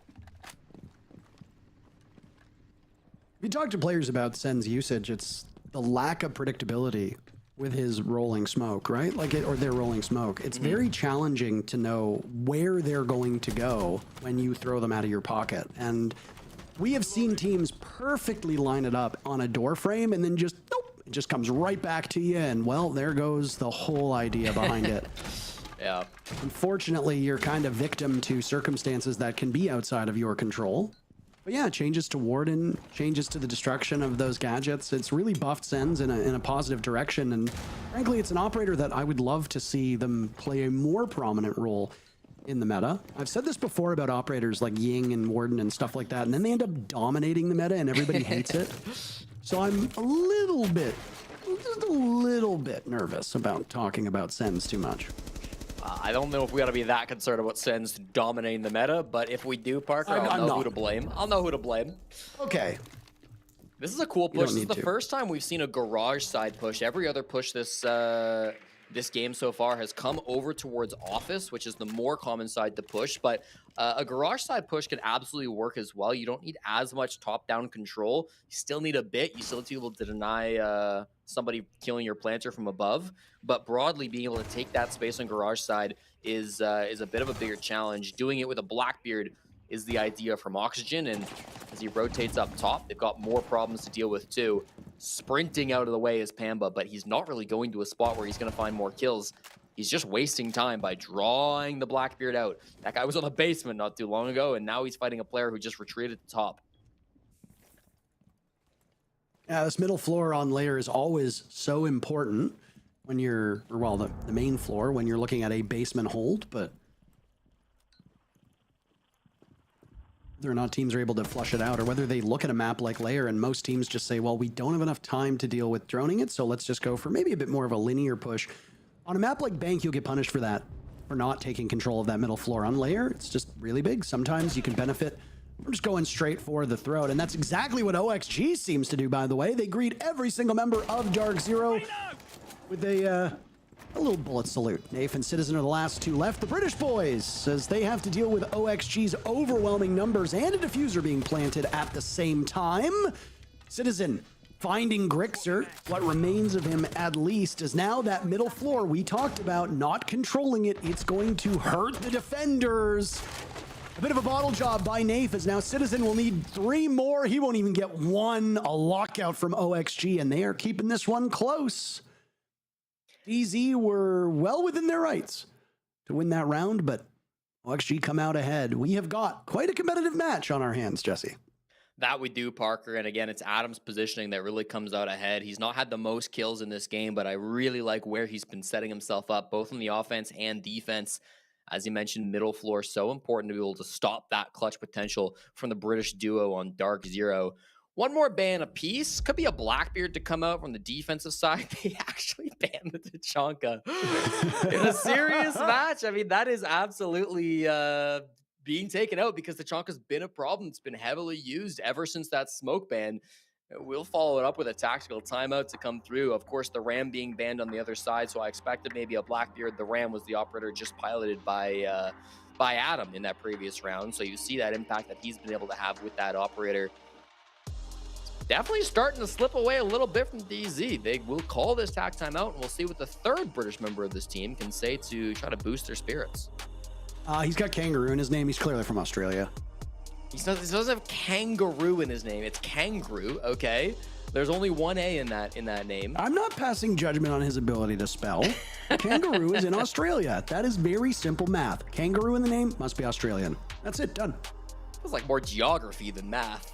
Maybe biology, knowing where animals are from. Name plus kangaroo, irrespective of spelling, equals Australia. Very simple. Okay.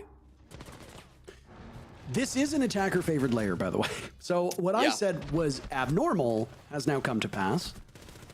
Defenders are really suffering from how big this map is at the moment. And I say that because when we watch layer at events, when we watch layer in previous leagues, a lot of the fights seem to be isolated to specific parts of the map. The way that these two teams have approached it seems to be much broader, right? We are not seeing very isolated engagements. We are not seeing the attackers pick apart and isolate defenders, and we're not seeing defenders roam to a point where they can be pinned down so easily.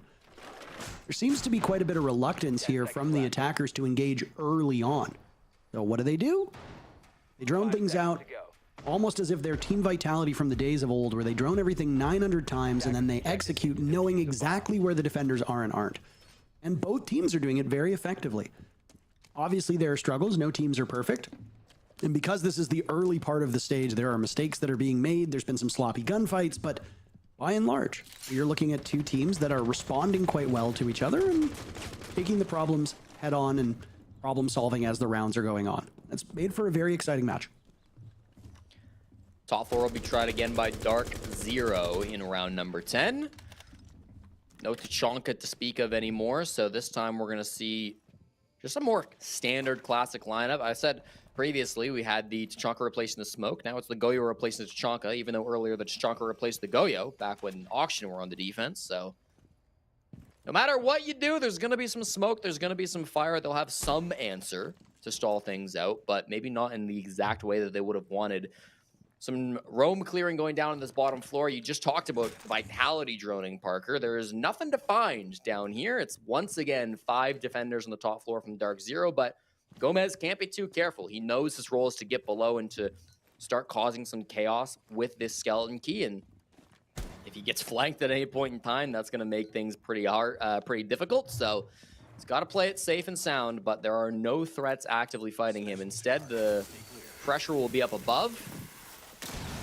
First exothermic charge is used interestingly on the ops wall to get into the hallway. Often that gets saved for one of the 2 mask walls. Forest on a very familiar role, which is shield. Saw OXG banned out only shield operators. This time, no. Dark Zero decides the Ying and the Ram are too much of a problem. Fascinated to see what Forest does, because while he plays these semi-unconventional roles and operators, he's got 6 kills to his name. He's second on the team behind Grixer. Oxygen is 1 round away from tying the match. Forest has been a big part of that. DZ, the kills are a bit more spread out, not quite as high and low as we see on Oxygen. This round, by the way, has flown by, Jesse. We are 40 seconds away from the action being over and a victor being crowned in round number 10. Just as we said, no isolated engagements right now, all spread out, attackers taking their time, defenders repositioning to anticipate where the plan is going to come in, and it's Forest with that diffuser in hand, reduced to smithereens. Yaga, technically the first pick, but Nath eliminating Forest means the diffuser has been surrendered and somebody from OXG will be forced to retrieve it unless they can clear the board with kills. This looks a little bit less likely. Gomez drops, Grixer drops, Adam drops, Yaga drops as well. DZ let Oxygen build up some momentum and gave them hope and then immediately squash it after a timeout was taken by DZ. They settle things down and they go back to their winning ways. The gap that closed has grown once again, and DZ sits on match point. I feel like Auction have had so many nice, fun, cool pushes today. They had the Sens push down on Bunk's briefing. They had the garage side push with Blackbeard down in the basement.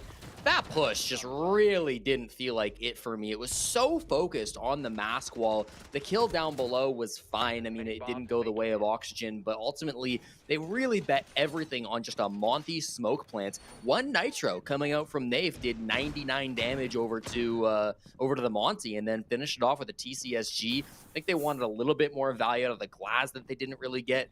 I'm not sure. To me, it just felt like a little bit of a one-dimensional push that didn't really have the oomph the last couple of strats from OXG have had. So, bit disappointing. The bright side is they don't have to go back to that bomb site until we head to overtime, so they can think about it until then. But game plan needs to be on these next couple of bomb sites. Can they find answers to the holes that DZ are putting up? Can you have some better pushes? Because, I don't know, that last one just really didn't do it for me, Parker. I mean, it was quite a rare fumble from the attackers, but again, it comes down to timing. The problem with a team like Vitality when they existed and they would drone everything and then they would wait till the final 15 seconds and attack, or the problem as well with the 20-second meta when we were in it, and I know that I just said that, and about probably a 1/6 of the chat, their eyes just glazed over and just they're filled with bloodlust and rage at the moment from hearing it. But the problem with leaving so little time on the clock is really quite obvious. If you stumble, there is not enough time for you to recover. So you have to be thorough in your execute. OXG was not in that round. And that honestly goes to the smart repositioning from Dark Zero. With 25 seconds left on the clock, DZ completely changed up where half of their players were to play against the read they had on OXG. They shut down the defuse plant immediately, which is probably the best target you can find. And then you just wait for the rest to trickle on in and punish them, keeping away from them so that they can't beat you on kills. Dark Zero might not have to do that this time around as they pick off Gomez, who's having quite a poor match at this point. No logic bombs on the table. Whatever pocket EMPs that were available, or sorry, rather Forrest now holding on to that. So it looked like the can opener was in pocket for the Dokkaebi, which means even worse. You've lost your secondary and only hard breach on the side of OXG. That's going to be real tough with 90 seconds still left for Oxygen to try to pull off and execute. Yeah, I mean, good start from Pamba, getting aggressive in that early round. He had a bit of a tough event down in Rio. 0.63 KD is the worst LAN event for Pamba on record. You could argue maybe it wasn't the event that he tried the hardest in, but even still, nice to see a bounce back. The first game of the NAL, 9-6, really important entry, clearing out Gomez. Means that those roamers were able to persist for a very long time, and one of them has continued to persist with no logic bombs. They might not know Citizen is here, and he could have a devastating impact in the last 60 seconds.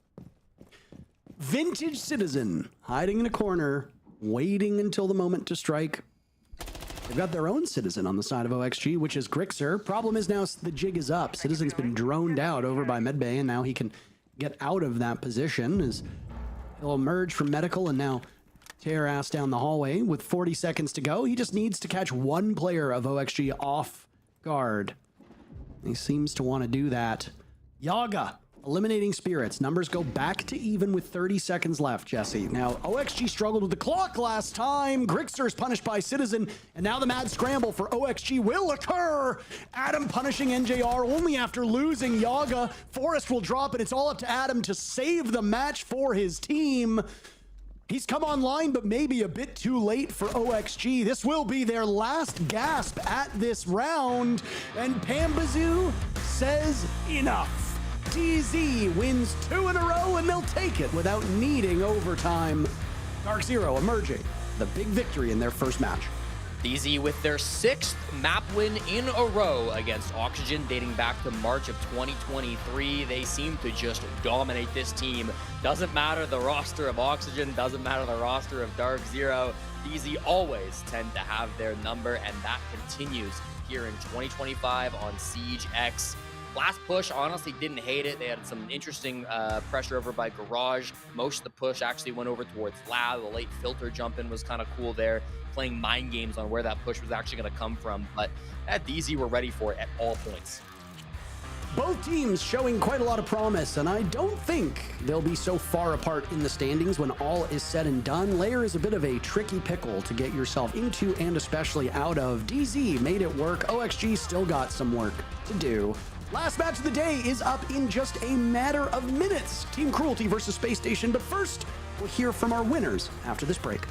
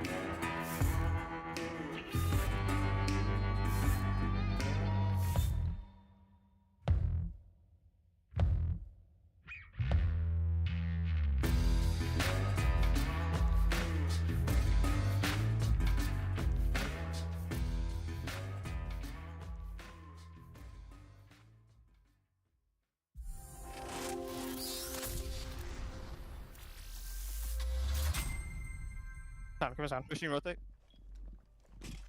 Stock. Stock. Push stock. To left. To left. Just at him. Good bees. Thank you. Play boys. Let's go, Zach. Let's go. Let's go. Let's go. That's a very mild celebration. But you know what? Great for them. 7-4. Actually, I know when it came to the prediction, you went 7-4, 7-3. And we were talking about this, and you were like, Ginny, can you please ask me what it feels like to be right? So, Lax, what does it feel like to kind of be right? Cloud9. No, it feels great. No, honestly, like, you know, we're all taking a shot at the dark here in the scoreline. I knew DZ was going to win that, but I mean, I did think also Oxygen was going to put up a fight, but I think a lot of that came on the forefront of obviously their attacking side, which I don't know why some teams just make the attacking side look a lot easier than the defensive side, which because that's always the easier side. So Oxygen just likes to do the exact opposite of things, making the harder side easier and the easier side harder. Yeah, I mean, we expected Dark Zero to come out on top with that win. Obviously, they looked consistent. It did slip up a little bit, but they were able to close it out. But some really good takeaways from OXG to be able to have that resilience, to bring it back, not necessarily give up. The strategy from them, the way that they were playing off of each other on their attacks was very good. It's what we wanted to see because we were worried for OXG.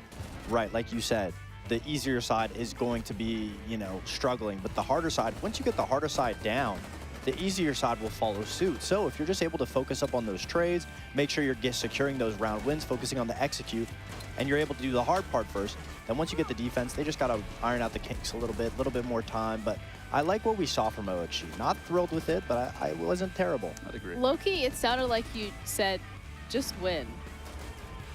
Yeah, I mean, at the end of the day, if you are the better team and you shoot better than the other team, makes a lot of sense. You will win. It does how it be. But for Dark Zero specifically, I think where they won the game, more so outside of just in the game, was actually in the ban phase, where when you were looking at Oxygen, their bans, they were scared of the shields. They just got rid of the shields. When you were looking at Dark Zero, it looked like there was a lot more methodical strats that were going into that behind that was going to help push them through their attacking side and on their defense. I mean, on defense, they were getting rid of the Warden and the Clash. I can't remember who the third one was, but then even on attack, they were banning the Ying. When they were on the defense, they were banning the Ying. They were banning the Ram. They were just making those bans go in their favor, and this is what we wanted to see. We want to see how this ban system was going to develop, and I think Kangaroo in specific and Dark Zero is getting a far better understanding of how they want to approach the ban phase. And like I said, I think they also won this game, not only the game itself, but in the ban phase alone. Yeah, and they also had individual players who were doing really well. So Blacklight is going to be going over this time around to Citizen because you know what? He's had a great performance. So it's just going to be another highlight reel this time for the man himself. Yeah, absolutely. I mean, consistency he was. I mean, every single game, you're never going to see Citizen at the bottom of the leaderboard, but he really showed up for his team today, specifically being able to be that entry in the site, you know, running back the clock a little bit and being the main player to get those kills. You wouldn't expect him to be the one, but he was really feeling it today, and I feel like Lair as a whole, because the way the map works, it's not necessarily one entry point. You have to position yourself around the map. So Citizen was put in these positions to execute, and when he has no worries on his shoulders, he just needs to shoot what's in front of him.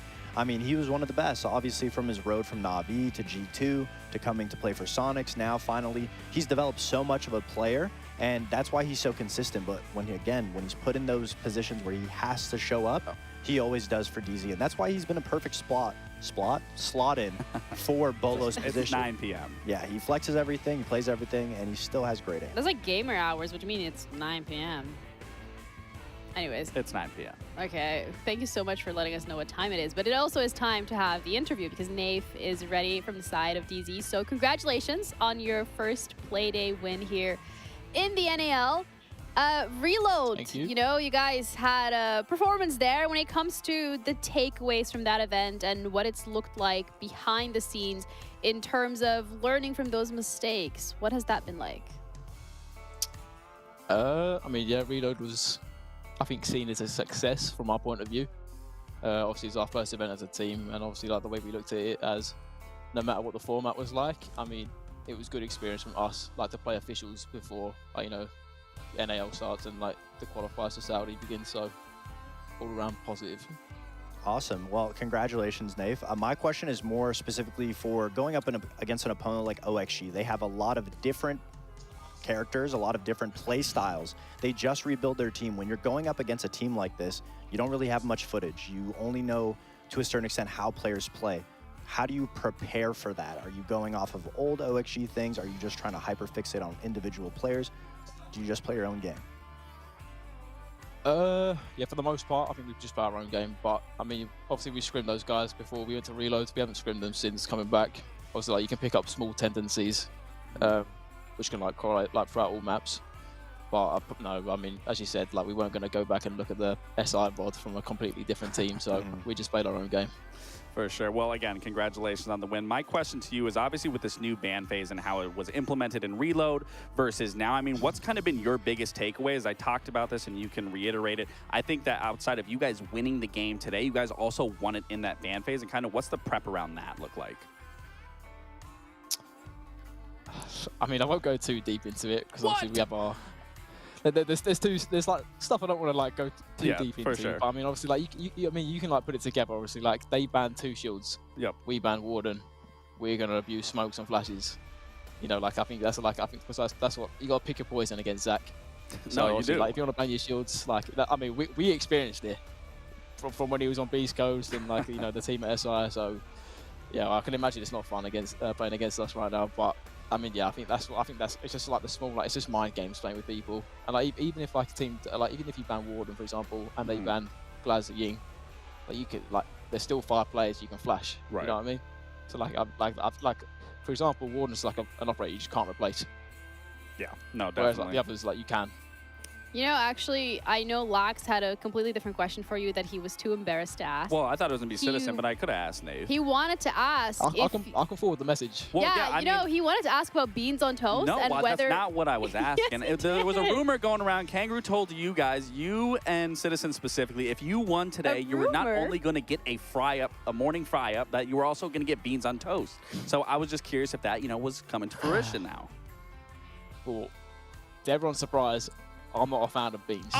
From a UK person, I'm not a fan of beans. Welcome to America. But you literally said you like beans. I like beans on a tortilla. For tomorrow's breakfast as a celebratory. We say? Yeah, Ben likes a good bean. Me on the other hand, no. Respect. Not a big fan. Fry up though, full English without the beans. Well, at least there's still some English in me. He hasn't fully been consumed by the NA mentality, so I respect it. But that's, especially the beans on toasting. I have you on that one. I agree. Well, thank you for your time, Nate. We're not going to take up too much. Congratulations, and good luck tomorrow for your games as well. Bye. Thank you. See you later. See ya. You know, beans on toast. That was a great Siege discussion. What's a fry up? What? It's just their regular like breakfast. Like think of like a normal like American breakfast. You have eggs and like sausage or bacon. Like theirs is like eggs, bacon, tomatoes, beans. What makes it so special in the UK? Literally nothing. The fact probably they don't use seasoning. Either way. Oh, I can't believe I just said that. Element is also something that you guys have to keep your eyes out for because the signups are now open. And we had a little bit of discussion about it earlier today, but in case you are only just tuning in, the importance of Tier 2. I mean, again, you guys are now retired, washed, old pro players, but Tier 2 is still important. Yeah, Tier 2 is very important. I mean, you can see the guy on the bottom left of the screen. I mean, Bay, he is now on wildcard. They've had the top 4 run at Reload.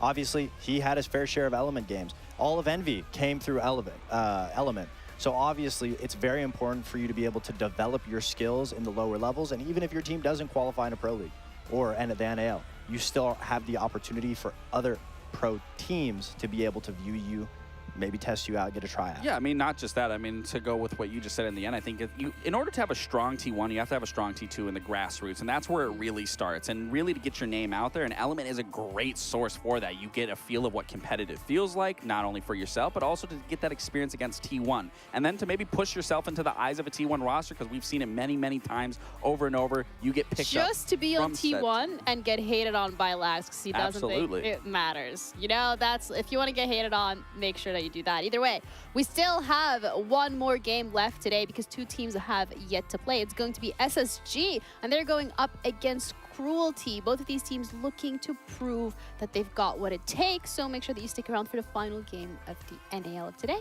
and we'll be back shortly.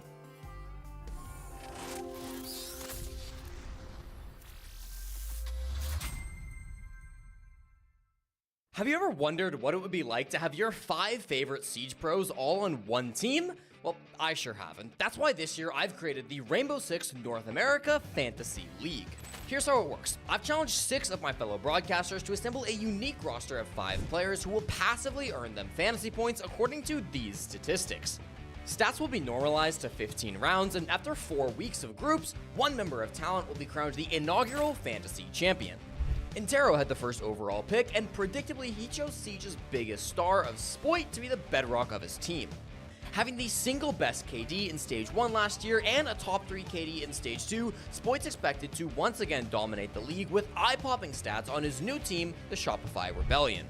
Intero followed up that pick with veteran players Kansan and Gaveni before falling back to his roots and drafting the 2 Canadians in our league, Spirits and Canadian himself.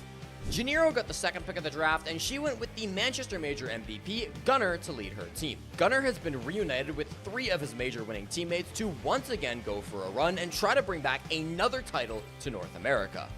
Joining him under Janiro will be legendary anchor player NJR, newly minted astronaut Newers, 2-time Orcless land attender Adam, and the ever-consistent Rexon to round out a deadly-looking lineup for our fantasy league. Laxing has gone for the all-Hispanic lineup and has selected Skimzy as the 3rd overall choice. The brand new captain of Team Cruelty has only been with this team since December of last year, but has already been making waves playing with the team in the SI qualifiers, Element 4, and of course, the LATAM North Close qualifier to get to the NA League. Lax then selected Grixer, Ivan, Kobe Lax, and Eddie for a roster of underdogs that just might be spicy enough to cause some big upsets. With the 4th overall pick, Lynx snagged Surf from Shopify Rebellion. Surf's been riding a dominant wave of strong stats recently, most notably in Montreal, where he put up a ridiculous 1.47 KDR for the best statistics that an NA player has gotten at an international event in over a year. Lynx went all out on fraggers, filling out the team with Pambazoo, Benja, Snake, and Diffuser to build a roster stacked to the max with firepower and individual skill. But Foxay wouldn't be so fortunate, and he couldn't make the draft, so he had to pick from the scraps after everybody else picked and get a little bit more resourceful when he was building his team. Fox ended up building around some solid supports including Hot and Cold, Faults, and his former anchor player of Dream. Pairing them up with J90 and Silent, Fox has made a roster that was overlooked by the other drafters, but with loads of experience and game sense on this team, Fox still has built a roster that could end up claiming that top spot. And with the last first-round pick, XR Troika selected the 3rd Shopify Rebellion member in our draft and selected Ambi to start his team. The youngest player at the last 2-6 Invitational, Ambi pairs some of the best aim in the entire world with a drive and commitment to the game that you can only get from players that are still early in their careers. X then picked with the alphabet for the rest of the draft, taking Baby Shark 2nd, Citizen 3rd, Dash 4th, and Epic to round off a balanced roster. And so those are our teams for the first week. We'll be back ahead of Playday 3 to see how these rosters compare and check if anyone will shake things up by swapping out any of their players.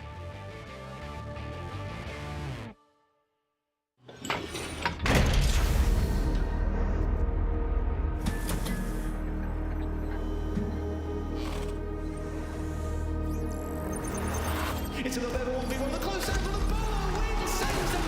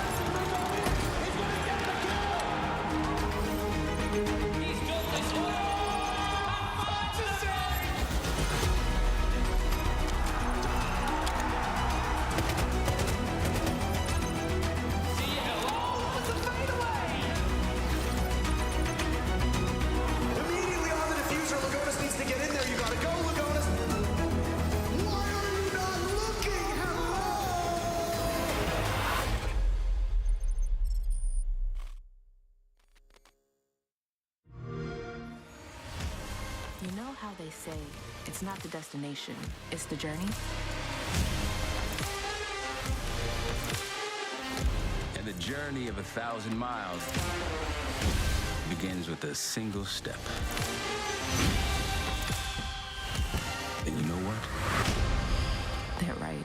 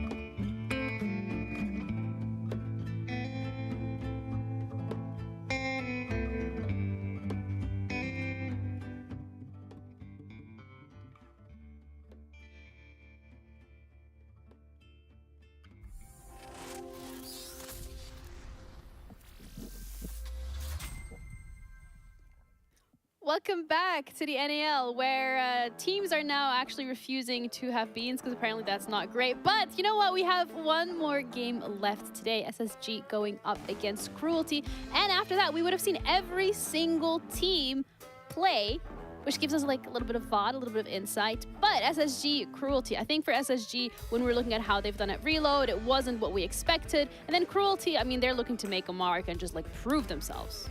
Yeah, I mean, SSG in particular, I've doubted every single roster move that they've made, and especially in the most recent one, don't get me wrong, them picking up Newers, it makes sense. He's a strong player. Why wouldn't you want Newers on your team? But losing a player like Forrest, it then makes me question that team in terms of who's going to play the shields, who's going to get into the nitty and gritty of things, and that is exactly what Forrest was doing. Now it's a question of who's going to do that? And that question is going to be answered today because the roster that we have from the side of SSG, I mean, like we said, there are questions around it here, Foxay, but in general, they're going to perform, right?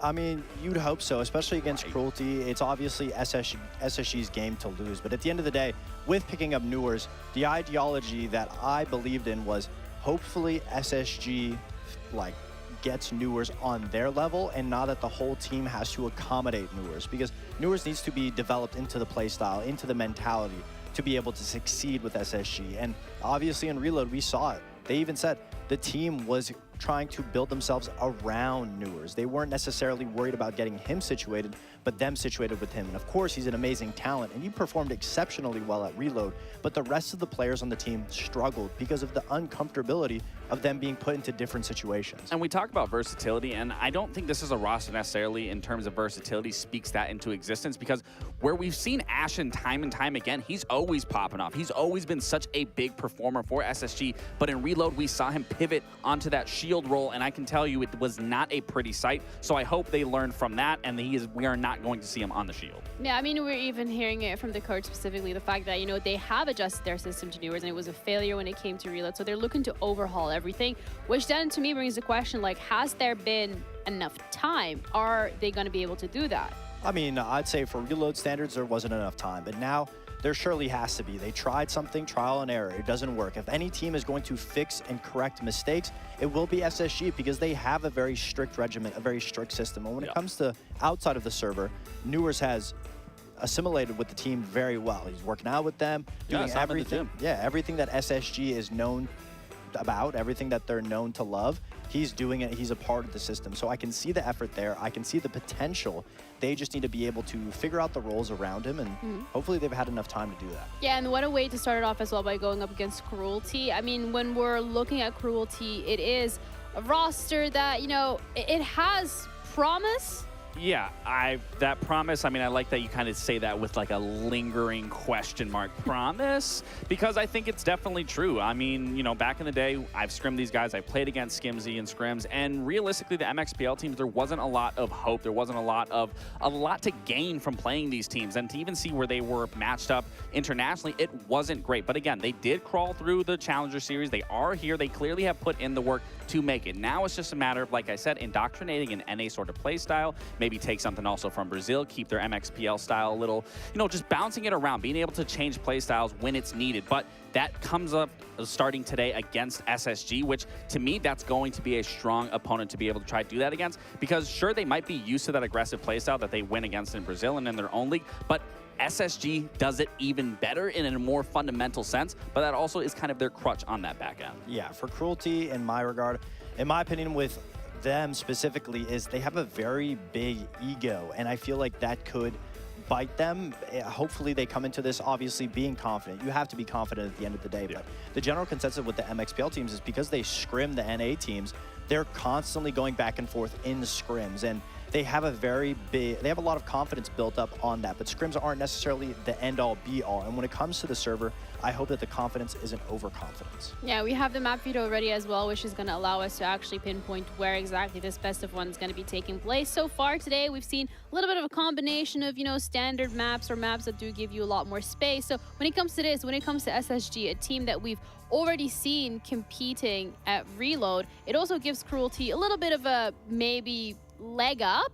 So far, the team that is favored has been running through the map bans. It hasn't really been an even playing field for the underdog team in any of the series. But right now, going to Cafe, I would say this is the most equally balanced map for both teams, just because there are a lot of unpredictabilities. It's such a small map that the tides could turn at any single moment, because sometimes you can just lose based off time, off of not clearing enough. And SSG, when we saw them in Reload, yes, Newers was entering, but Ashen was struggling, falling far behind. So obviously, if they can figure out those issues, have the double entry duo be able to access the map with enough time, go for those executes, I think SSG will be fine. Yeah, and Cafe is a very linear map. So for a map like Cruelty, I mean, you're starting on the attack here. You're putting SSG kind of in this driver's seat. They're very comfortable in Cafe. Historically, Cafe has been a decent map for SSG. But for Cruelty, the biggest thing I want to look at, are they going to utilize the shield player? Are they going to push into those initial entry points and being able to force SSG out of these positions? Because that's something that SSG is going to be meeting you at the forefront here. They are going to be in your face.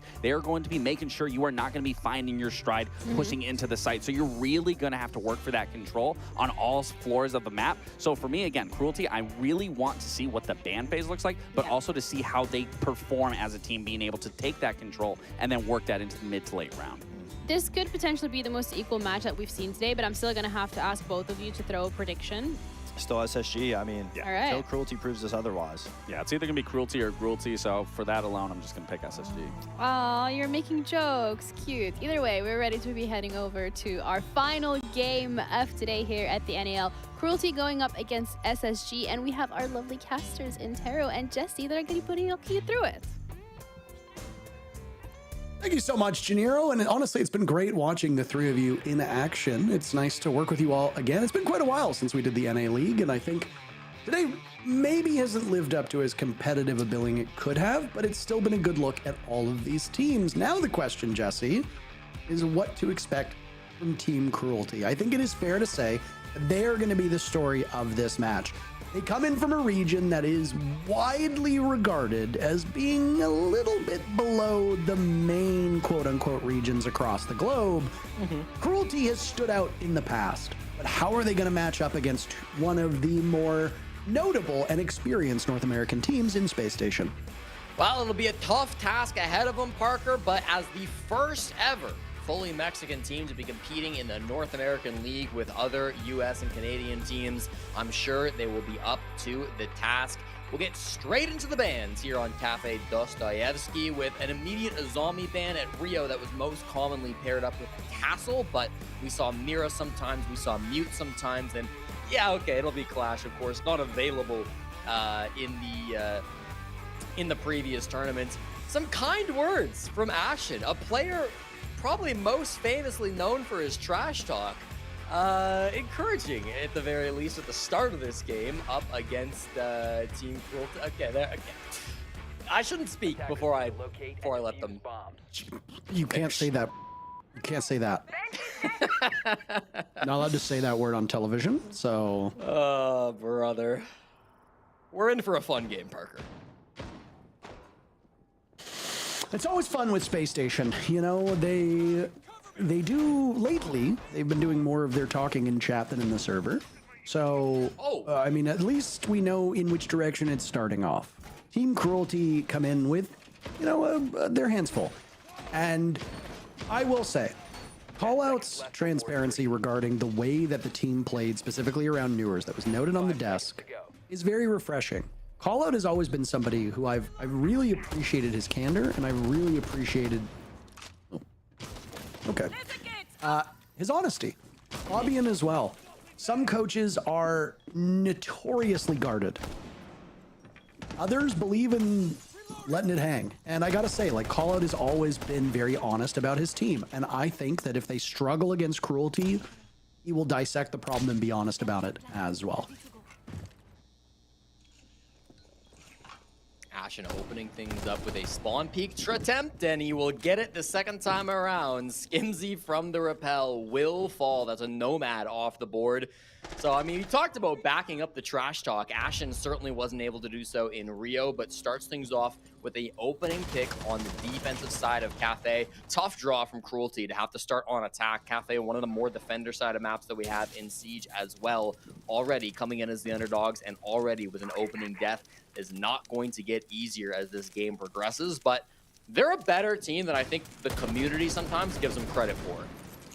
Yeah, I mean, I'd agree with that. I also think a lot of it just comes down to exposure.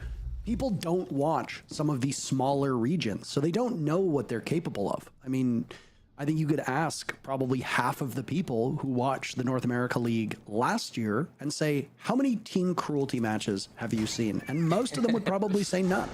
So, of course, if you don't know who somebody is or what a team is, I think it's very common for you to just say, well, if they were notable, I would know about them. Because even if you don't watch the NA League, you know about G2, you know about FaZe, you know about Furia, you know about CAG.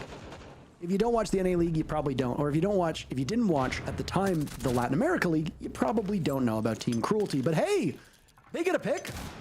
Down goes Fultz at Ivan's hand, and he's looking for yet another on white stairs. The upside down rappel from Matumbo is there to cut off any potential cross that could be had. Benjamaster's prepared and waiting for it and will now test his fate against an upside down rappel. Matumbo gets the kill either way as the smoke does most of the work. First round, and I assume most people would have thought that maybe SSG is going to walk away with several flawless rounds. That's not the case. Newers and Ashen last two alive with 40 seconds left, Jesse.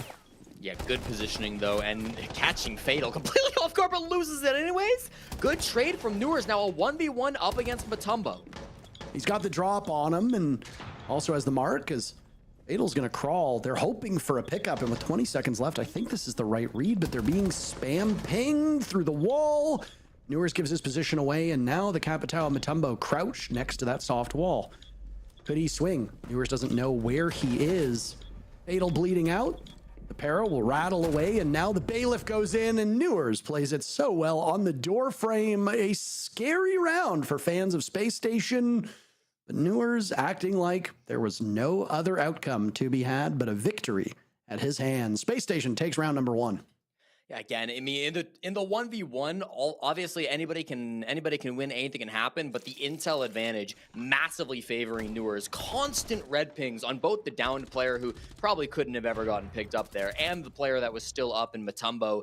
Matumbo did his best to try to sprint in, but he guessed wrong on where Newers was. Didn't see him cross, and then out with the bailiff was absolutely the right decision coming out from Newers. Give some credit to Fultz as well in that round. He was the guy that was on the bulletproof camera, was giving those callouts, was giving those pings, told Newers how to play that situation, or at least gave him the information so that Newers could make that call on his own.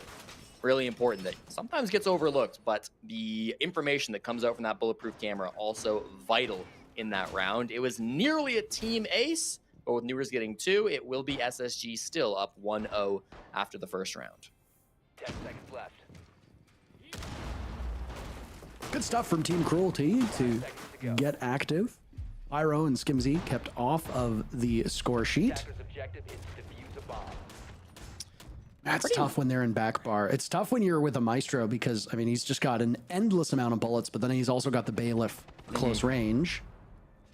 Terrific operator that we don't really see all that much of these days. He has his uses, but there's just so many counters at this point. Gone are the days of him being so omnipresent where he would, you couldn't get rid of those evil eye cams unless you brought explosives, which is when half the gadgets in the game felt like they were bulletproof, which obviously caused problems because then you had to bring an Ash, you had to bring a Zofia, you had to bring grenades.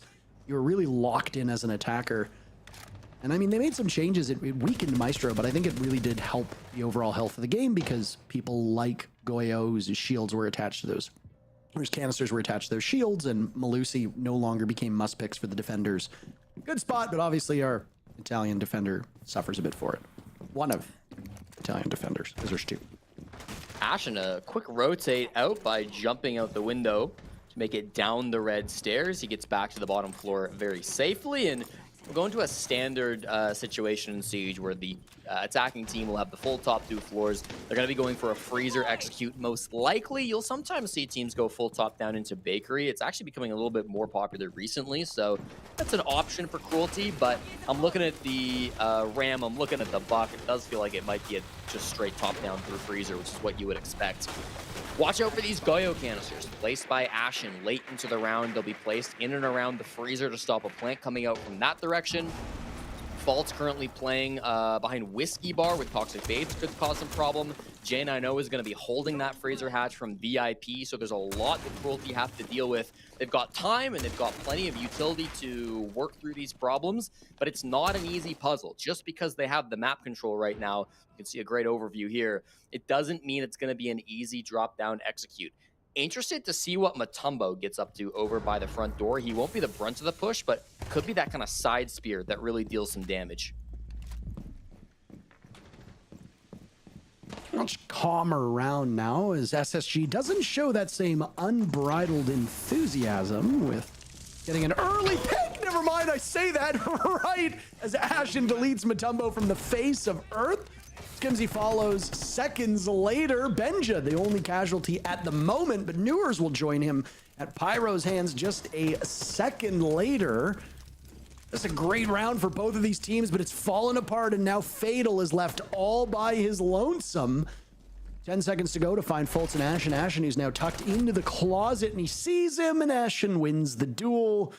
Looked for a second there that he was immediately on his keyboard, but no.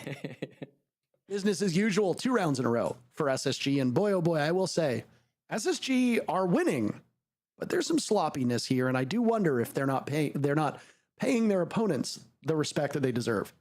Yeah, maybe, but I think that second round was a lot cleaner than the first. I think it's fair to say as well that the Ashen we saw down in Rio has been left in Rio, and we are back to the good old-fashioned Ashen that SSG fans will be used to, of course, in the trash talk, but also in the opening engagements. 2 for 2 on opening picks so far through Cafe. Through the entirety of the Reload event down in Brazil, Ashen didn't find a single opening pick on attack or on defense. The fact that he's 2-0 to start this game in the first 2 rounds, I think is a very clear illustration of how the SSG system has changed to better allow Ashen to do what he does best. 10 seconds left before Ashen and Newers are 2 tips of this spear where they can dominate games. The rest of SSG are very good as well in their respective roles. I've repeatedly talked about how J9O is often underrated in the eyes of North America. He's battled consistency issues in the past. Everybody on SSG has, in fact. But when he's good, he's great. The one player we don't talk about that much these days is the Dane on SSG, Benjamaster. People forget about his impact on G2, his pedigree, how good he was on that team, and how highly sought out he was for North America, but he's played more of a background role on SSG as of late. It seems to suit his style better, and while it's certainly not a flashy style of play, it does help the team overall. It's funny because there seems to be very little content around Benja. Maybe by design, maybe he just simply doesn't want it, but I would actually love to pick his brain on his entire career. Did you happen to see the Benja content that got put out like a couple days ago by SSG on their Twitter account?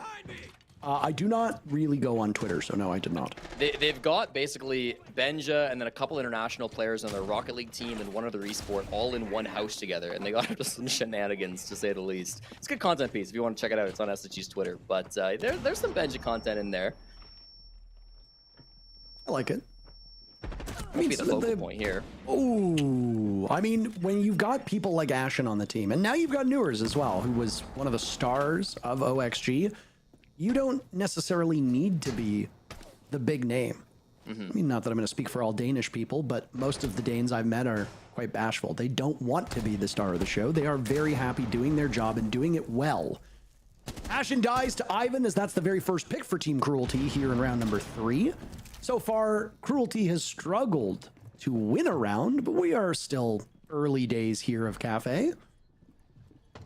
Cruelty swept around towards pillars as Skimsy looking for a target, can't find it, as looks like SSG will escape with their lives intact. Final minute of round number 3, Jesse. Been a couple of moments already early in this game where it feels like Cruelty might have just a game day shake, some easy pickups that they're just hitting the body. They're not able to find the picks that they want to. But Tumbo is in a plant spot though, and there's only impacts to really stop this unless somebody goes above. It's entirely possible. Not happening at the moment. Diffuser does go down. Fatal dies for it. Newers is dropped. Benja falters as well. And the shield is still upright from Team Cruelty, which will be a difference in keeping this one alive. Ivan on the top floor will need to be dealt with. Is it Fultz or J9? No, in that position. The Diffuser might be in a spot where only the Ash can deal with it. Ivan will give up that spot and now drop over towards White Stairs, taking out J9O. And a flawless rotation for SSG, now in peril as Fultz will drop, confronting the mountain. He unextends, but for a moment. But where is Ivan? That's the question. Time now too late for SSG to persevere. Cruelty will win no matter what happens in the kill department. It's Mutombo to get that very final pick, but the clock had already given it in favor of Team Cruelty. The Mexican team on the board. Yeah, and I think a big round coming out from the veterans. Ivan and Mutombo have been a duo together in the MX scene for a very long time now. They're two names that, if you did follow MX back in the day, you would be very familiar with. I loved the plant spot coming out from Mutombo in that round. Didn't feel like SSG had any real answers to it. Not sure how they intended to deal with a Monty plant just walking in the pillar door, but we didn't see any answers come out. And then Ivan, a big 3K. Ivan, fun fact, by the way, actually born in the USA, although has lived his whole life in Tijuana. So, you know, one of those players that you kind of have seen floating around the scene, has very good English, has interacted with most of the NA pros at this point, but to be able to see him finally step up, have a big moment here at the biggest league in North America, it's nice to see. Attackers have discovered the location of a bomb. I understand that fandom plays a part, and I know that fans engage in a form of tribalism where everybody that's playing your team is terrible, and they're a bunch of bozos, and you have to hate them. There is no alternative. But outside of the ugly side of fandom, I think you can look at it as a fan of our esport and say that it's objectively good to see other regions getting a shot at playing the best teams. I don't think you can argue with a straight face, if I may say this, and Blast and Ubisoft, don't get mad at me for being honest on the broadcast, that the Latin American region that existed before its merger with the North America League was simply not up to the same standards that the NA League was. The NA League cleared them, and that's why we saw that at international events, we heard that in scrims. And the problem with this is that unless you're consistently playing the best, you're almost never going to get to that level. Obviously, exceptions are there, but as we saw when there were a lot of international events, more than exist right now, APAC benefited pretty greatly from that. Brazil benefited from that years and years ago when they were the new kid on the block. So for a team like Cruelty, yeah, they might not have been able to withstand the pressures of NA a year ago, but consistent exposure, being in the NA League, dealing with the top teams in NA will inarguably make them a better team. Whether that's enough to put them at the top of the NA League is not my place to say, but it will certainly improve their ability. They've already had some good looks here against Space Station. Fultz reads Ivan like a book, though, and Fultz looks for a second, finds it. What an incredible two-piece for him inside a VIP, and could a third be had? He gets the down and secures. Nobody able to shake Fultz off of this spot. Really good start. He's not been a big fragging player so far. Ever since Newers joins, Fultz has kind of had to take that back seat. Forrest no longer around to play support roles, but on defense in this round, he is showing he is still absolutely got it. Old man world champion. Gonna go for 4. This is a really... What? He still finds it? Okay. What are you doing? Why would you attempt that play? What is the thinking there, Mutombo? That's all up to Pyro now in a 1v4, and Fultz says what needs to be said after getting a quad kill. Cruelty at least got 1 round on the board, but this has been a devastating bounce back on their side of things, and I think you can look at the facial expressions on Pyro and know that, well, there's not really much joy to be had. He clears ticket and will now look over towards Pixel, but Space Station can just play time. 1 minute to go, 4 players. At this point, a clutch from Pyro will require a misplay from several of the players on SSG. They won't give it to him. Newer swings, gets the kill, and it's 3-1 for Space Station. Yeah, sometimes Fultz can just do stuff like that. He might be an old man in terms of Siege. He's sitting at a crisp 24 at this point, but still has got it when he needs to stand up. And yeah, I mean, maybe some better trades coming out would have been nice if they were a little bit closer together. You cannot take away from the mechanics of Faults in that round. I do think the Blackbeard, when they were coming at him with the 2 players there in the 2v5, I mean, taking down the shield to ADS at Faults, it takes so long to ADS on Blackbeard. Surely you're better just being a distraction so Pyrox can come in and get the kill, but, you know, mistakes of the past, they can't dwell on them. They'll take their tactical timeout here, try to pull something back, try to get more into this game. Only down at the moment, I believe, what, 4-1? So this is still comebackable, but they need to stay out of their own heads. Something that Des talked a little bit about was the mentality on this team, right? Sometimes they can be confident, but perhaps overconfident. And then if that confidence gets shattered on game day, as it somewhat is at the moment, things can kind of fall apart for Team Cruelty. They need to avoid that at all costs. And I think that's what this tac timeout is really about. I believe the score is 3-1, if memory serves correctly. Is it 3-1? I can't count. Math major, sorry. It's okay. You know what I noticed about this particular situation with Fultz? They did not actively drone him once. He was in that position. They droned him at the beginning, which is how the Nook even knew that there was somebody around that area. But then after that, they all just gave him 1v1 engagements. The previous map we saw on layer with DZ versus OXG, we talked about isolated engagements and how they can work for defenders or for attackers and how you go about dealing with them. Here, if you're a newer team like Team Cruelty is to this top level, if you do not have the experience that your opponents have, one of the age-old strategies that we have seen since, oh my goodness, what was that? What was that one game that was in the US division ages ago that somebody's gonna have to help me out. I think it was Obey Alliance played some random pug team and almost lost, and it was very objectively very funny, but also quite embarrassing. Somebody will remember. Speaking of objectively embarrassing, the amount of spawn peaks that SSG is pulling off on Team Cruelty is just, it should not be happening. And the frustration that will come out on the side of Team Cruelty is only going to continue to grow. Pyrox gets that kill, and well, it's good to equalize it, but Ashen has been playing like a maniac so far. But my point is that basically, when you're newer, you kind of need to play like you don't have a brain. We have seen this consistently. You just get aggressive, just go for fights, go for engagements. You don't even need to necessarily drone things out. Just run in and go for kills, and it can catch your opponent flat-footed. The problem is Space Station was born in those circumstances. They were molded by it, shaped by it. You cannot outbrain Space Station if they so choose. And that's a problem for Team Cruelty. That's Ashen's 4th opening pick in 5 rounds for those who are counting. Of course, 5 for 5 for SSG. That early first frag has been tough from Cruelty. The spawn peaks have been a big part of that, but not the only part of it. You mentioned the droning earlier on. Just like last time we were on this site, SSG not looking to contest the top couple of floors. I guess after Ashen goes down, still a 4v4. They feel a little bit better about holding that anchor position because they got the pick onto the ramp. It's only really going to be the Buck left up for soft breach, and Buck can still do a lot of soft breach, but this is a bomb site where you need loads of it. Ivan will hot drop the freezer, Parker. He's just going for it. This might catch someone off guard. I don't hate it as a play, just to spice things up a bit.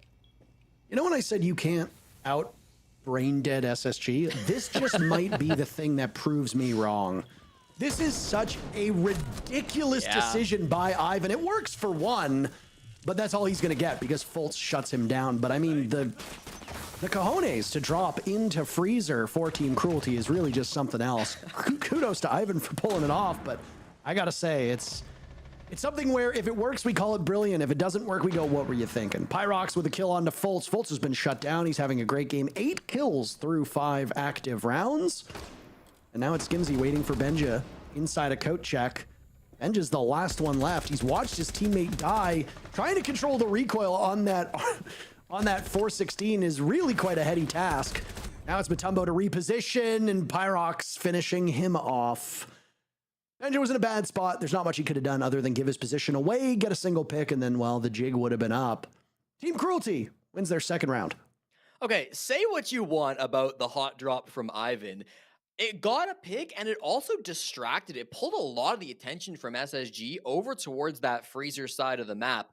The last time Cruelty attacked that site, they went all in on the freezer drop. That was the whole strategy. So when somebody dropped freezer early, caught them off guard, and then was in their bomb site, I think the natural reaction from SSG is, oh, there's a guy in our site. They must already have like fully dropped freezer. They must be like planting already outside of the freezer. And I think SSG might have gotten a little bit pulled away on their focus. In reality, everybody from Team Cruelty had flexed over to Bakery. All 3 players were on that side of the map and were pushing a complete opposite direction.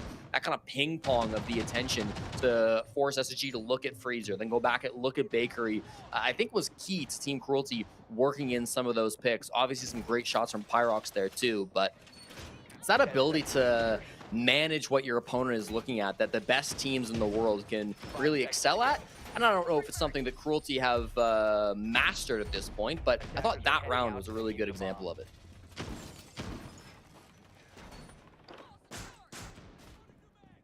Talked a little bit about expectations for these teams, and the real storyline today has been about the disparity between the top and the bottom and the expectations that come with it, right?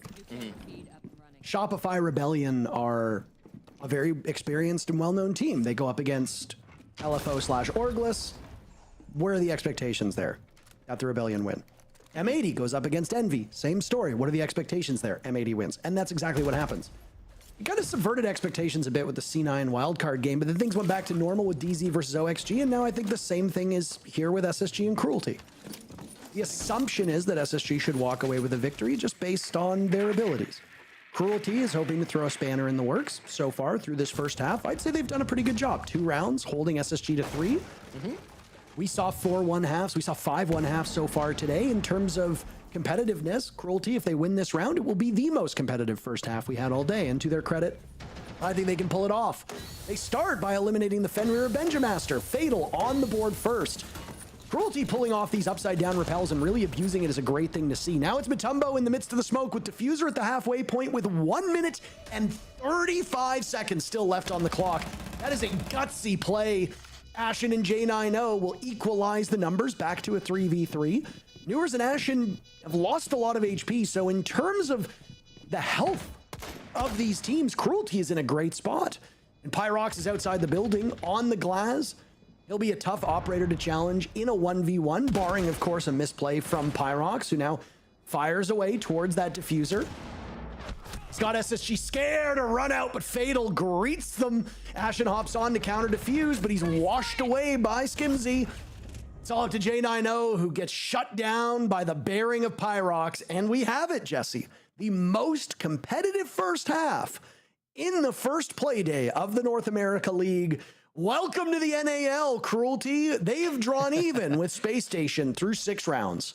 And on the attack, I mean, you've got to say that that favors Cruelty. SSG may be a bit more mentally resilient, but I'm not even so sure after Rio. This is a brilliant spot to be for the MX team. Team Cruelty, I will say as well, a great execute. Jumping in on the mining bomb site, getting that diffuse kit down. They got an opening pick for the first time. They followed it up with a second pick to make it a 5-3 advantage. And then, you know, you're going into a post plant up against a glass. That's never going to be easy for you. They had to do some kind of an aggressive play, a jump out, a run out, something to make that winnable on the side of SSG. And Newers went for it. I think Newers made the right decision in that round to go for the run out of the front door. He knew he had to do something, but it was fully expected. Cruelty had clocked that was going to happen. Fatal was waiting for it. Really smart play coming out from Cruelty in that last round, working it off of an early pick. And as soon as they got one, they were off to the races. Now they get to play defense. All of a sudden, this is starting to get nervous and a little scary if you're an SSG fan.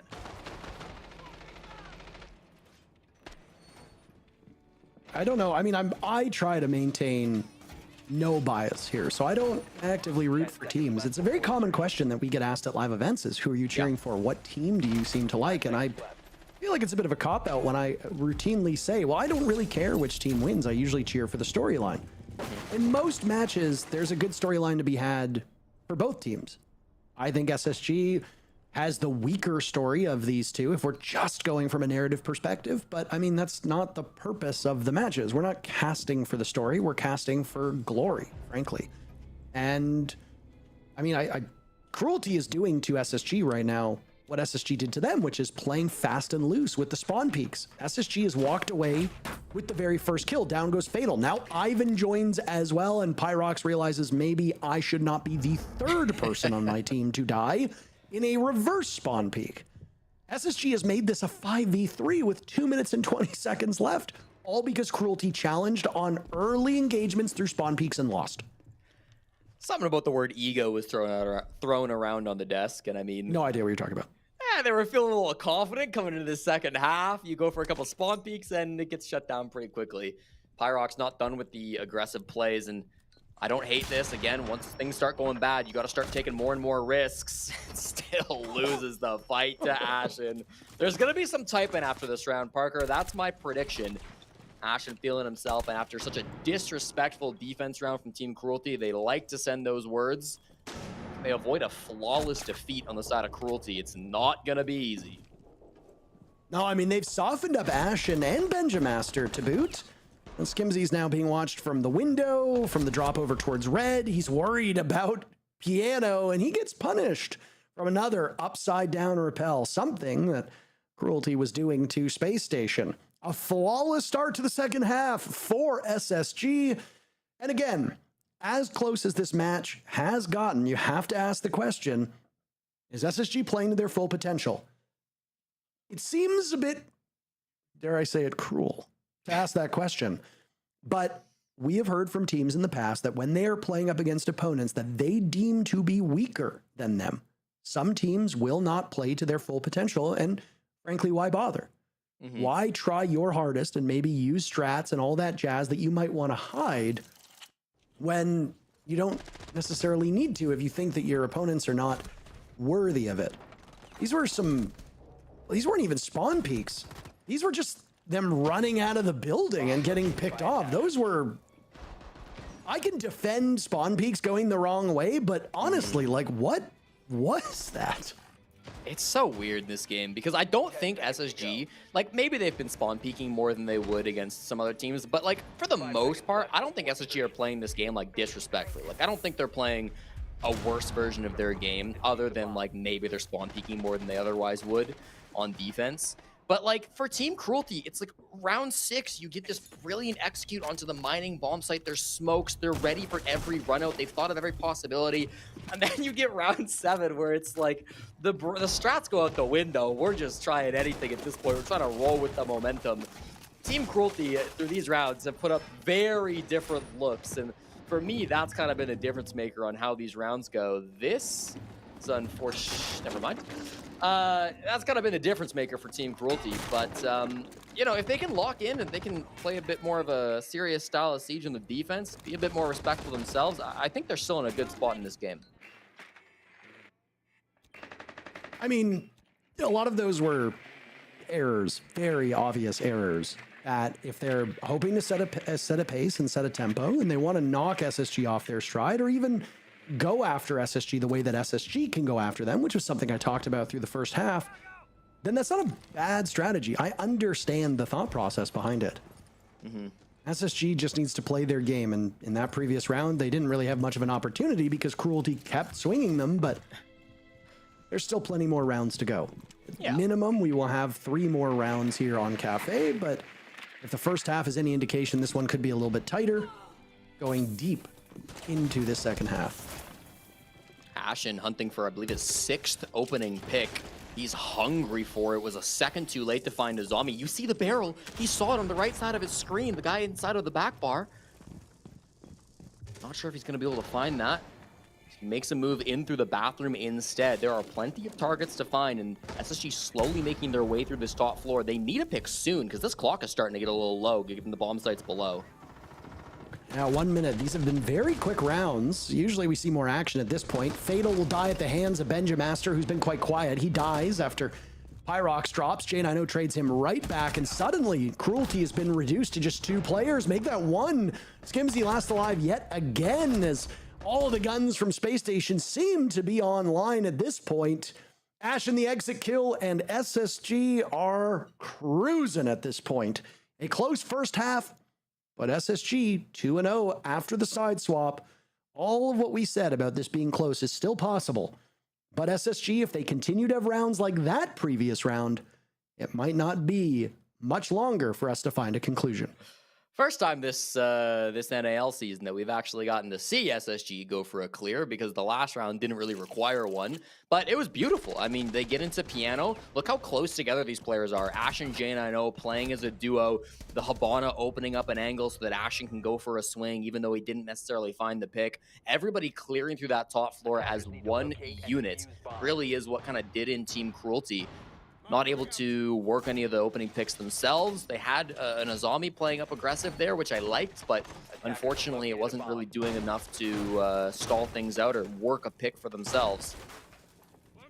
And yeah, I think this SSG team have looked pretty good on this attacking side. I like them on defense too, but on attack, they feel like they can control the game a little bit more. Decide when they're going to take a gunfight. Decide what parts of the map they want to engage with. Cruelty now going to their third bomb site down below inside a kitchen to try to turn around the pace.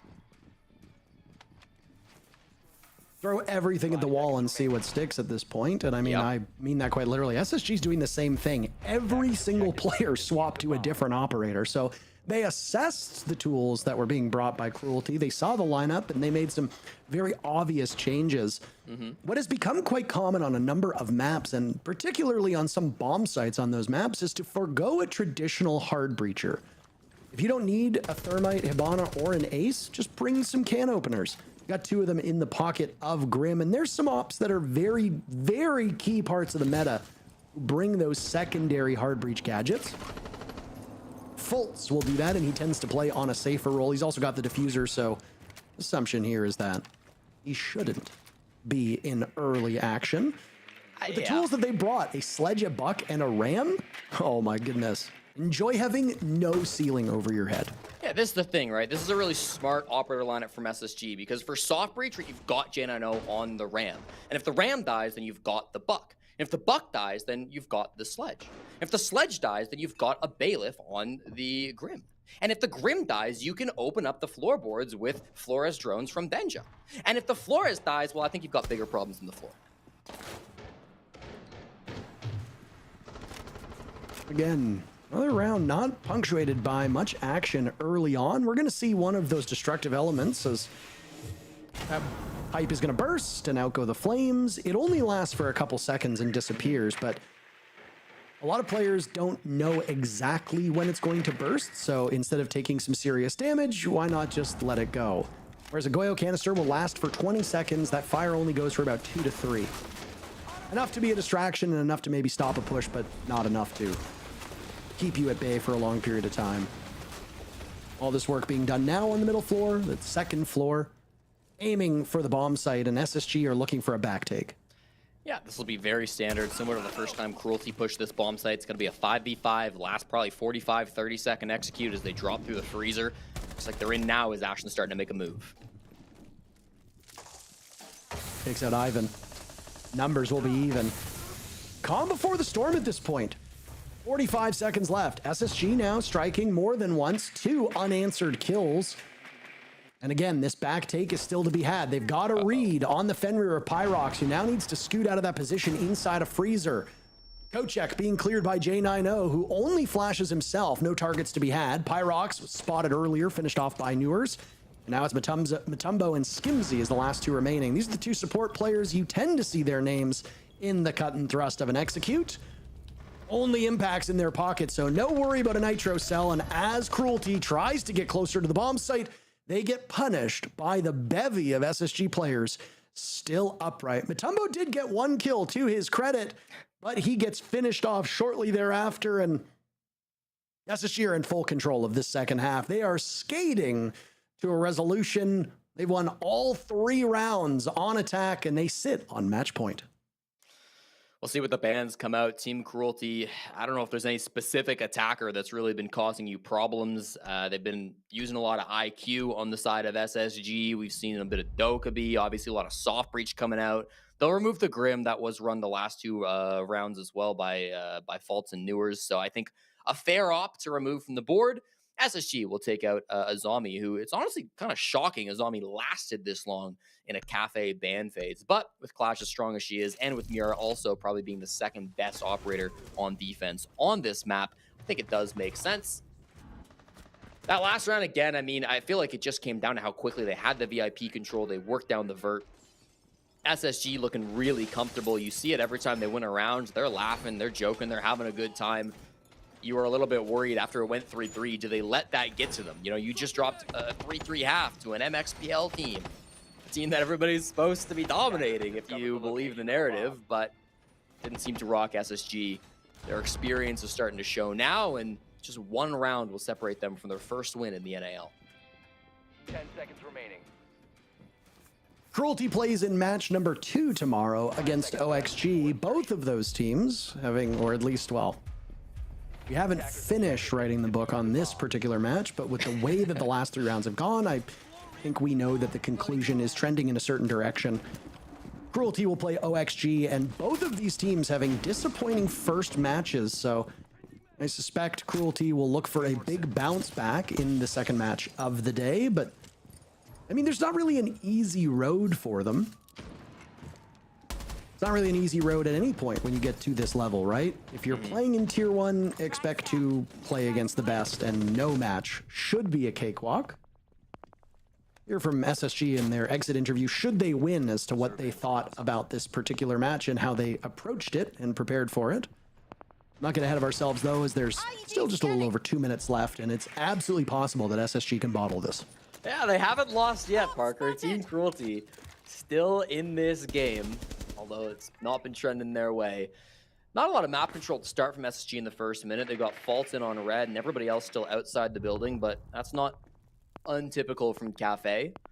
Fatal down below on this pulse, kind of interesting, can feed information on how many players have dropped into red, approximately where they're at. Benja took 99 damage, I believe, from a Nitro of Pyrox. Does get taken down by Faults as an answer after Benja was the first death.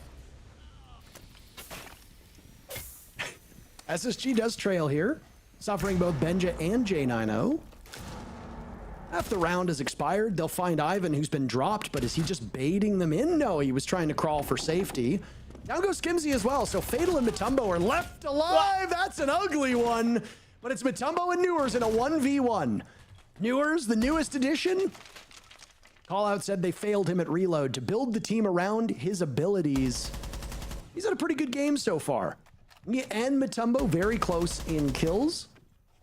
With 1 minute left and plenty of ammunition, Newers can continue to pick away at these soft walls. Matumbo's got the Bearing 9 and the Supernova. So he's going to have a hard to control secondary and a shotgun at close range. That won't really benefit him if Newers can keep him at a safe enough distance. Matumbo tries to dislodge him from a position that he thinks with that fire. Go ahead. Matumbo has the kit, is all I'm saying.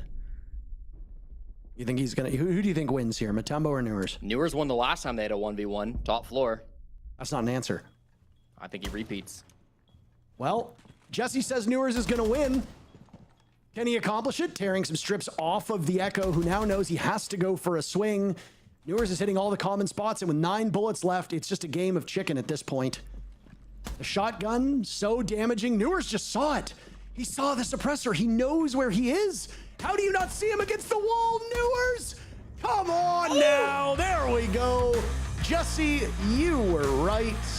I don't know if it was tunnel vision or what, but Newers seemed to have some hesitation as that suppressor was peeking its way through the destruction on the wall. And it's 4 rounds in a row for Space Station after the side swap. Cruelty kept off of the board as defenders. Welcome to the NAL. SSG gives them a warm welcome, and it's 3 points for the Astronauts. Not a bad play at all. Newers once again wins the 1v1, and that will do it for our day today, Parker. A full 5 games from NAL. Yeah, I mean, it's nice to have all of these teams back, and it's nice to see them in action. And despite the results, I honestly think adding a team from Mexico to the North America League will greatly benefit the whole region. We'll see different play styles. We'll see different little bits of creativity. But, I mean, it's your maiden voyage here. You're playing up against the best of the best in North America.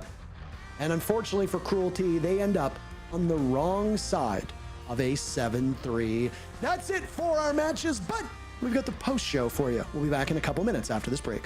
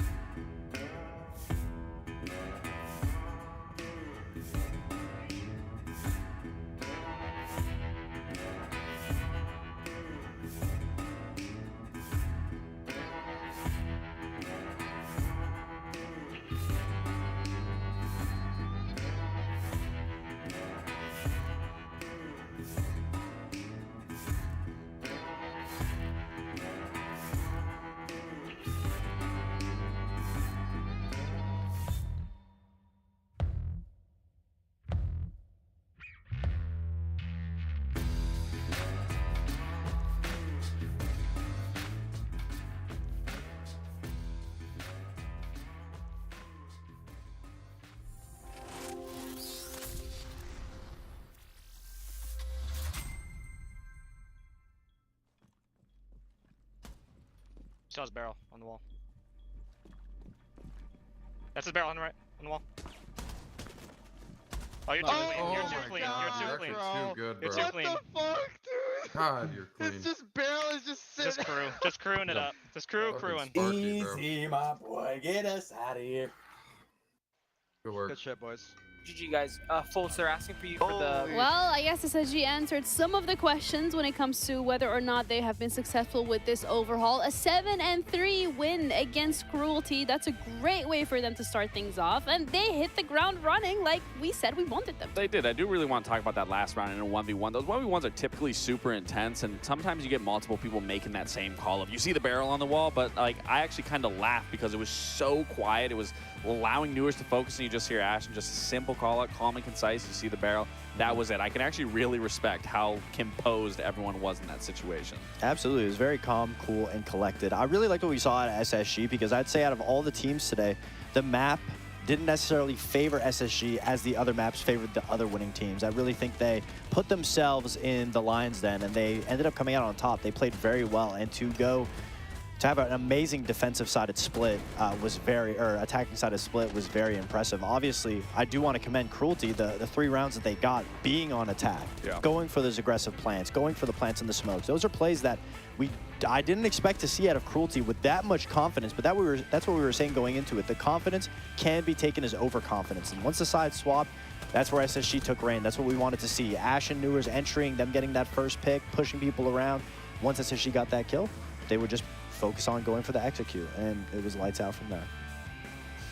Cruelty, though, I mean, I feel like we've had expectations of them coming into this. We really wanted to see how they'd be stepping up here on this tier 1, and unfortunately, I mean, they were able to get 3 rounds, but even then it didn't feel like as convincing as we needed them to be. Yeah, I mean, it's best case scenario when you're on that attacking half that you do end the half in a 3-3. So there was light there. It was just once you switch to that defensive side, they just didn't know how to put the clamps on SSG. And like I said, SSG is a hard team to put the clamps on, especially whether you're on attack or defense. They're always being aggressive. They're always getting in your face. And a player that I highlighted that wasn't really talked about through Reload was Ash, and he wasn't having that stunner performance that we typically see from him, but we saw that they clearly changed their roles. He's back on a more entry, more flex style play, and he was at the top of the leaderboard, so this is definitely back again. We're seeing a very scary Ashen in the server, and a lot more reliance on Ashen's role now, not being fixated on playing those shields. That stresses me out a lot for Cruelty because they're on Cafe, they're on defense, and they don't know where SSG is coming from. They're constantly losing that opening kill.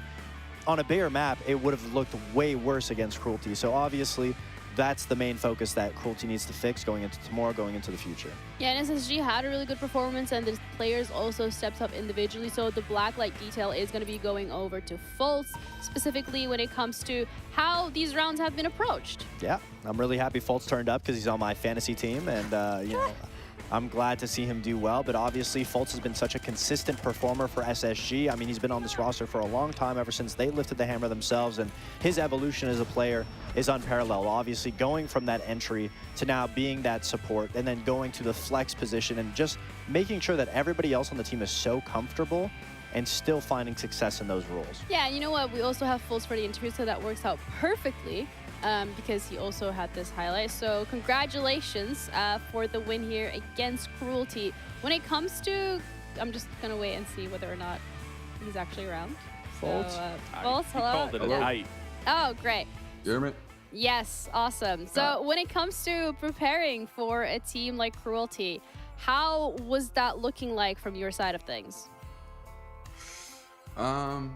Honestly, being like the first game of the stage, we knew that you know, a lot's gonna change from our side and their side too. It was kind of one of those games you just go in and like just be in the moment, just play how we wanted to play, because we made a lot of adjustments over the break of a little bit of roles, and then as well of like team identity, mainly on like the attack side and how we want to call and stuff like that. So today was kind of just let's get all that right and not really worry about who we're playing as much. Right, I mean, you guys definitely got it all right, and I'm glad you mentioned the changes that you had made from Reload to now. Obviously, in Reload, we saw Newers put up an amazing performance, but now that you guys have changed things around, obviously Newers is still going to be a talented player as he is, but as for the rest of you guys, how have those changes impacted you? Has it been more of a mental thing of feeling more comfortable, or do you guys just feel like, man, Reload just wasn't our time, now we have more time together?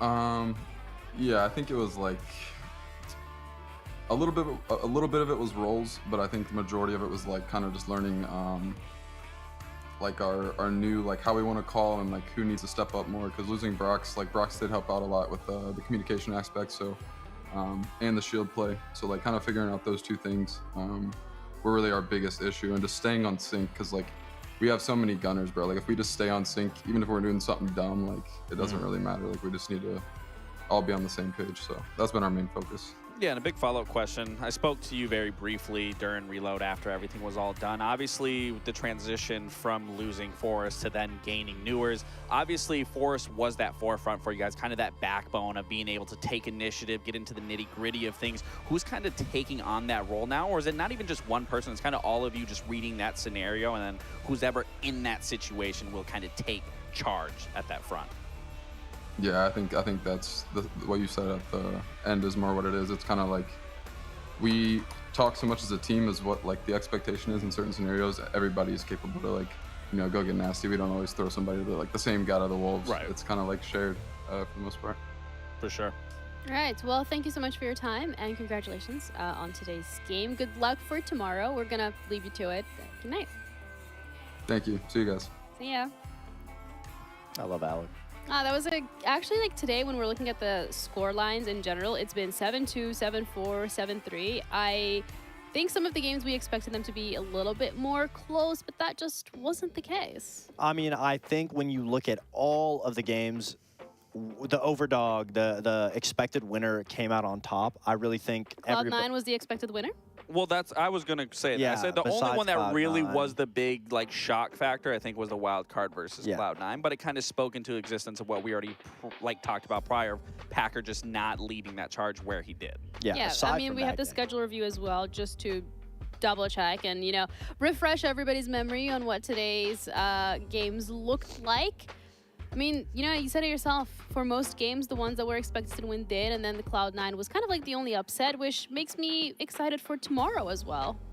Which again, like I said, I don't think it's necessarily an upset, sure, in terms of, you know, us going 4-1 for the day of who our picks were, but it is good to see Cloud9 taking from what they learned in Reload and applying it here. And then on that backside for Wildcard, I can only hope that they can learn from what happened today and then rectify that going into tomorrow and then make a better performance and start out strong. Absolutely, because even if you're Wildcard here in this situation, you're tasked with a whole new challenge of being in a position where all of your footage is out there. Everyone's seen how you play. They've got an understanding. So now the cat's out of the bag. You have to be able to adapt and learn. And obviously, from what we saw in Reload, they are able to pull things out of thin air and make things happen. So obviously, I don't think they'll let it dwindle too much on the fact that they lost today. I think it just is a testament to how good Cloud9 was. Yeah, and it's only day one, right? But with that as well, standings have been starting as some teams are getting a couple of points and others not really so much. 3 so far for all the winners.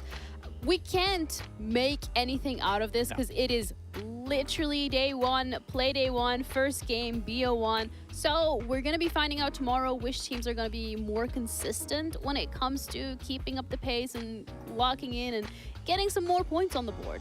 I mean, it's all about game day reps here for a lot of these teams, especially the newer teams. So the fact that we can just keep seeing improvement from these teams of Cruelty, Envy, Orglis, to say the least, that's what I really want to see from these teams more than anything. Yeah, everything's so new. Obviously, you want to be able to get a grasp of the new meta system, the new changes, watch teams, see what they're bringing to the table, and learn and grow from there. And, you know, obviously the games for tomorrow look very exciting.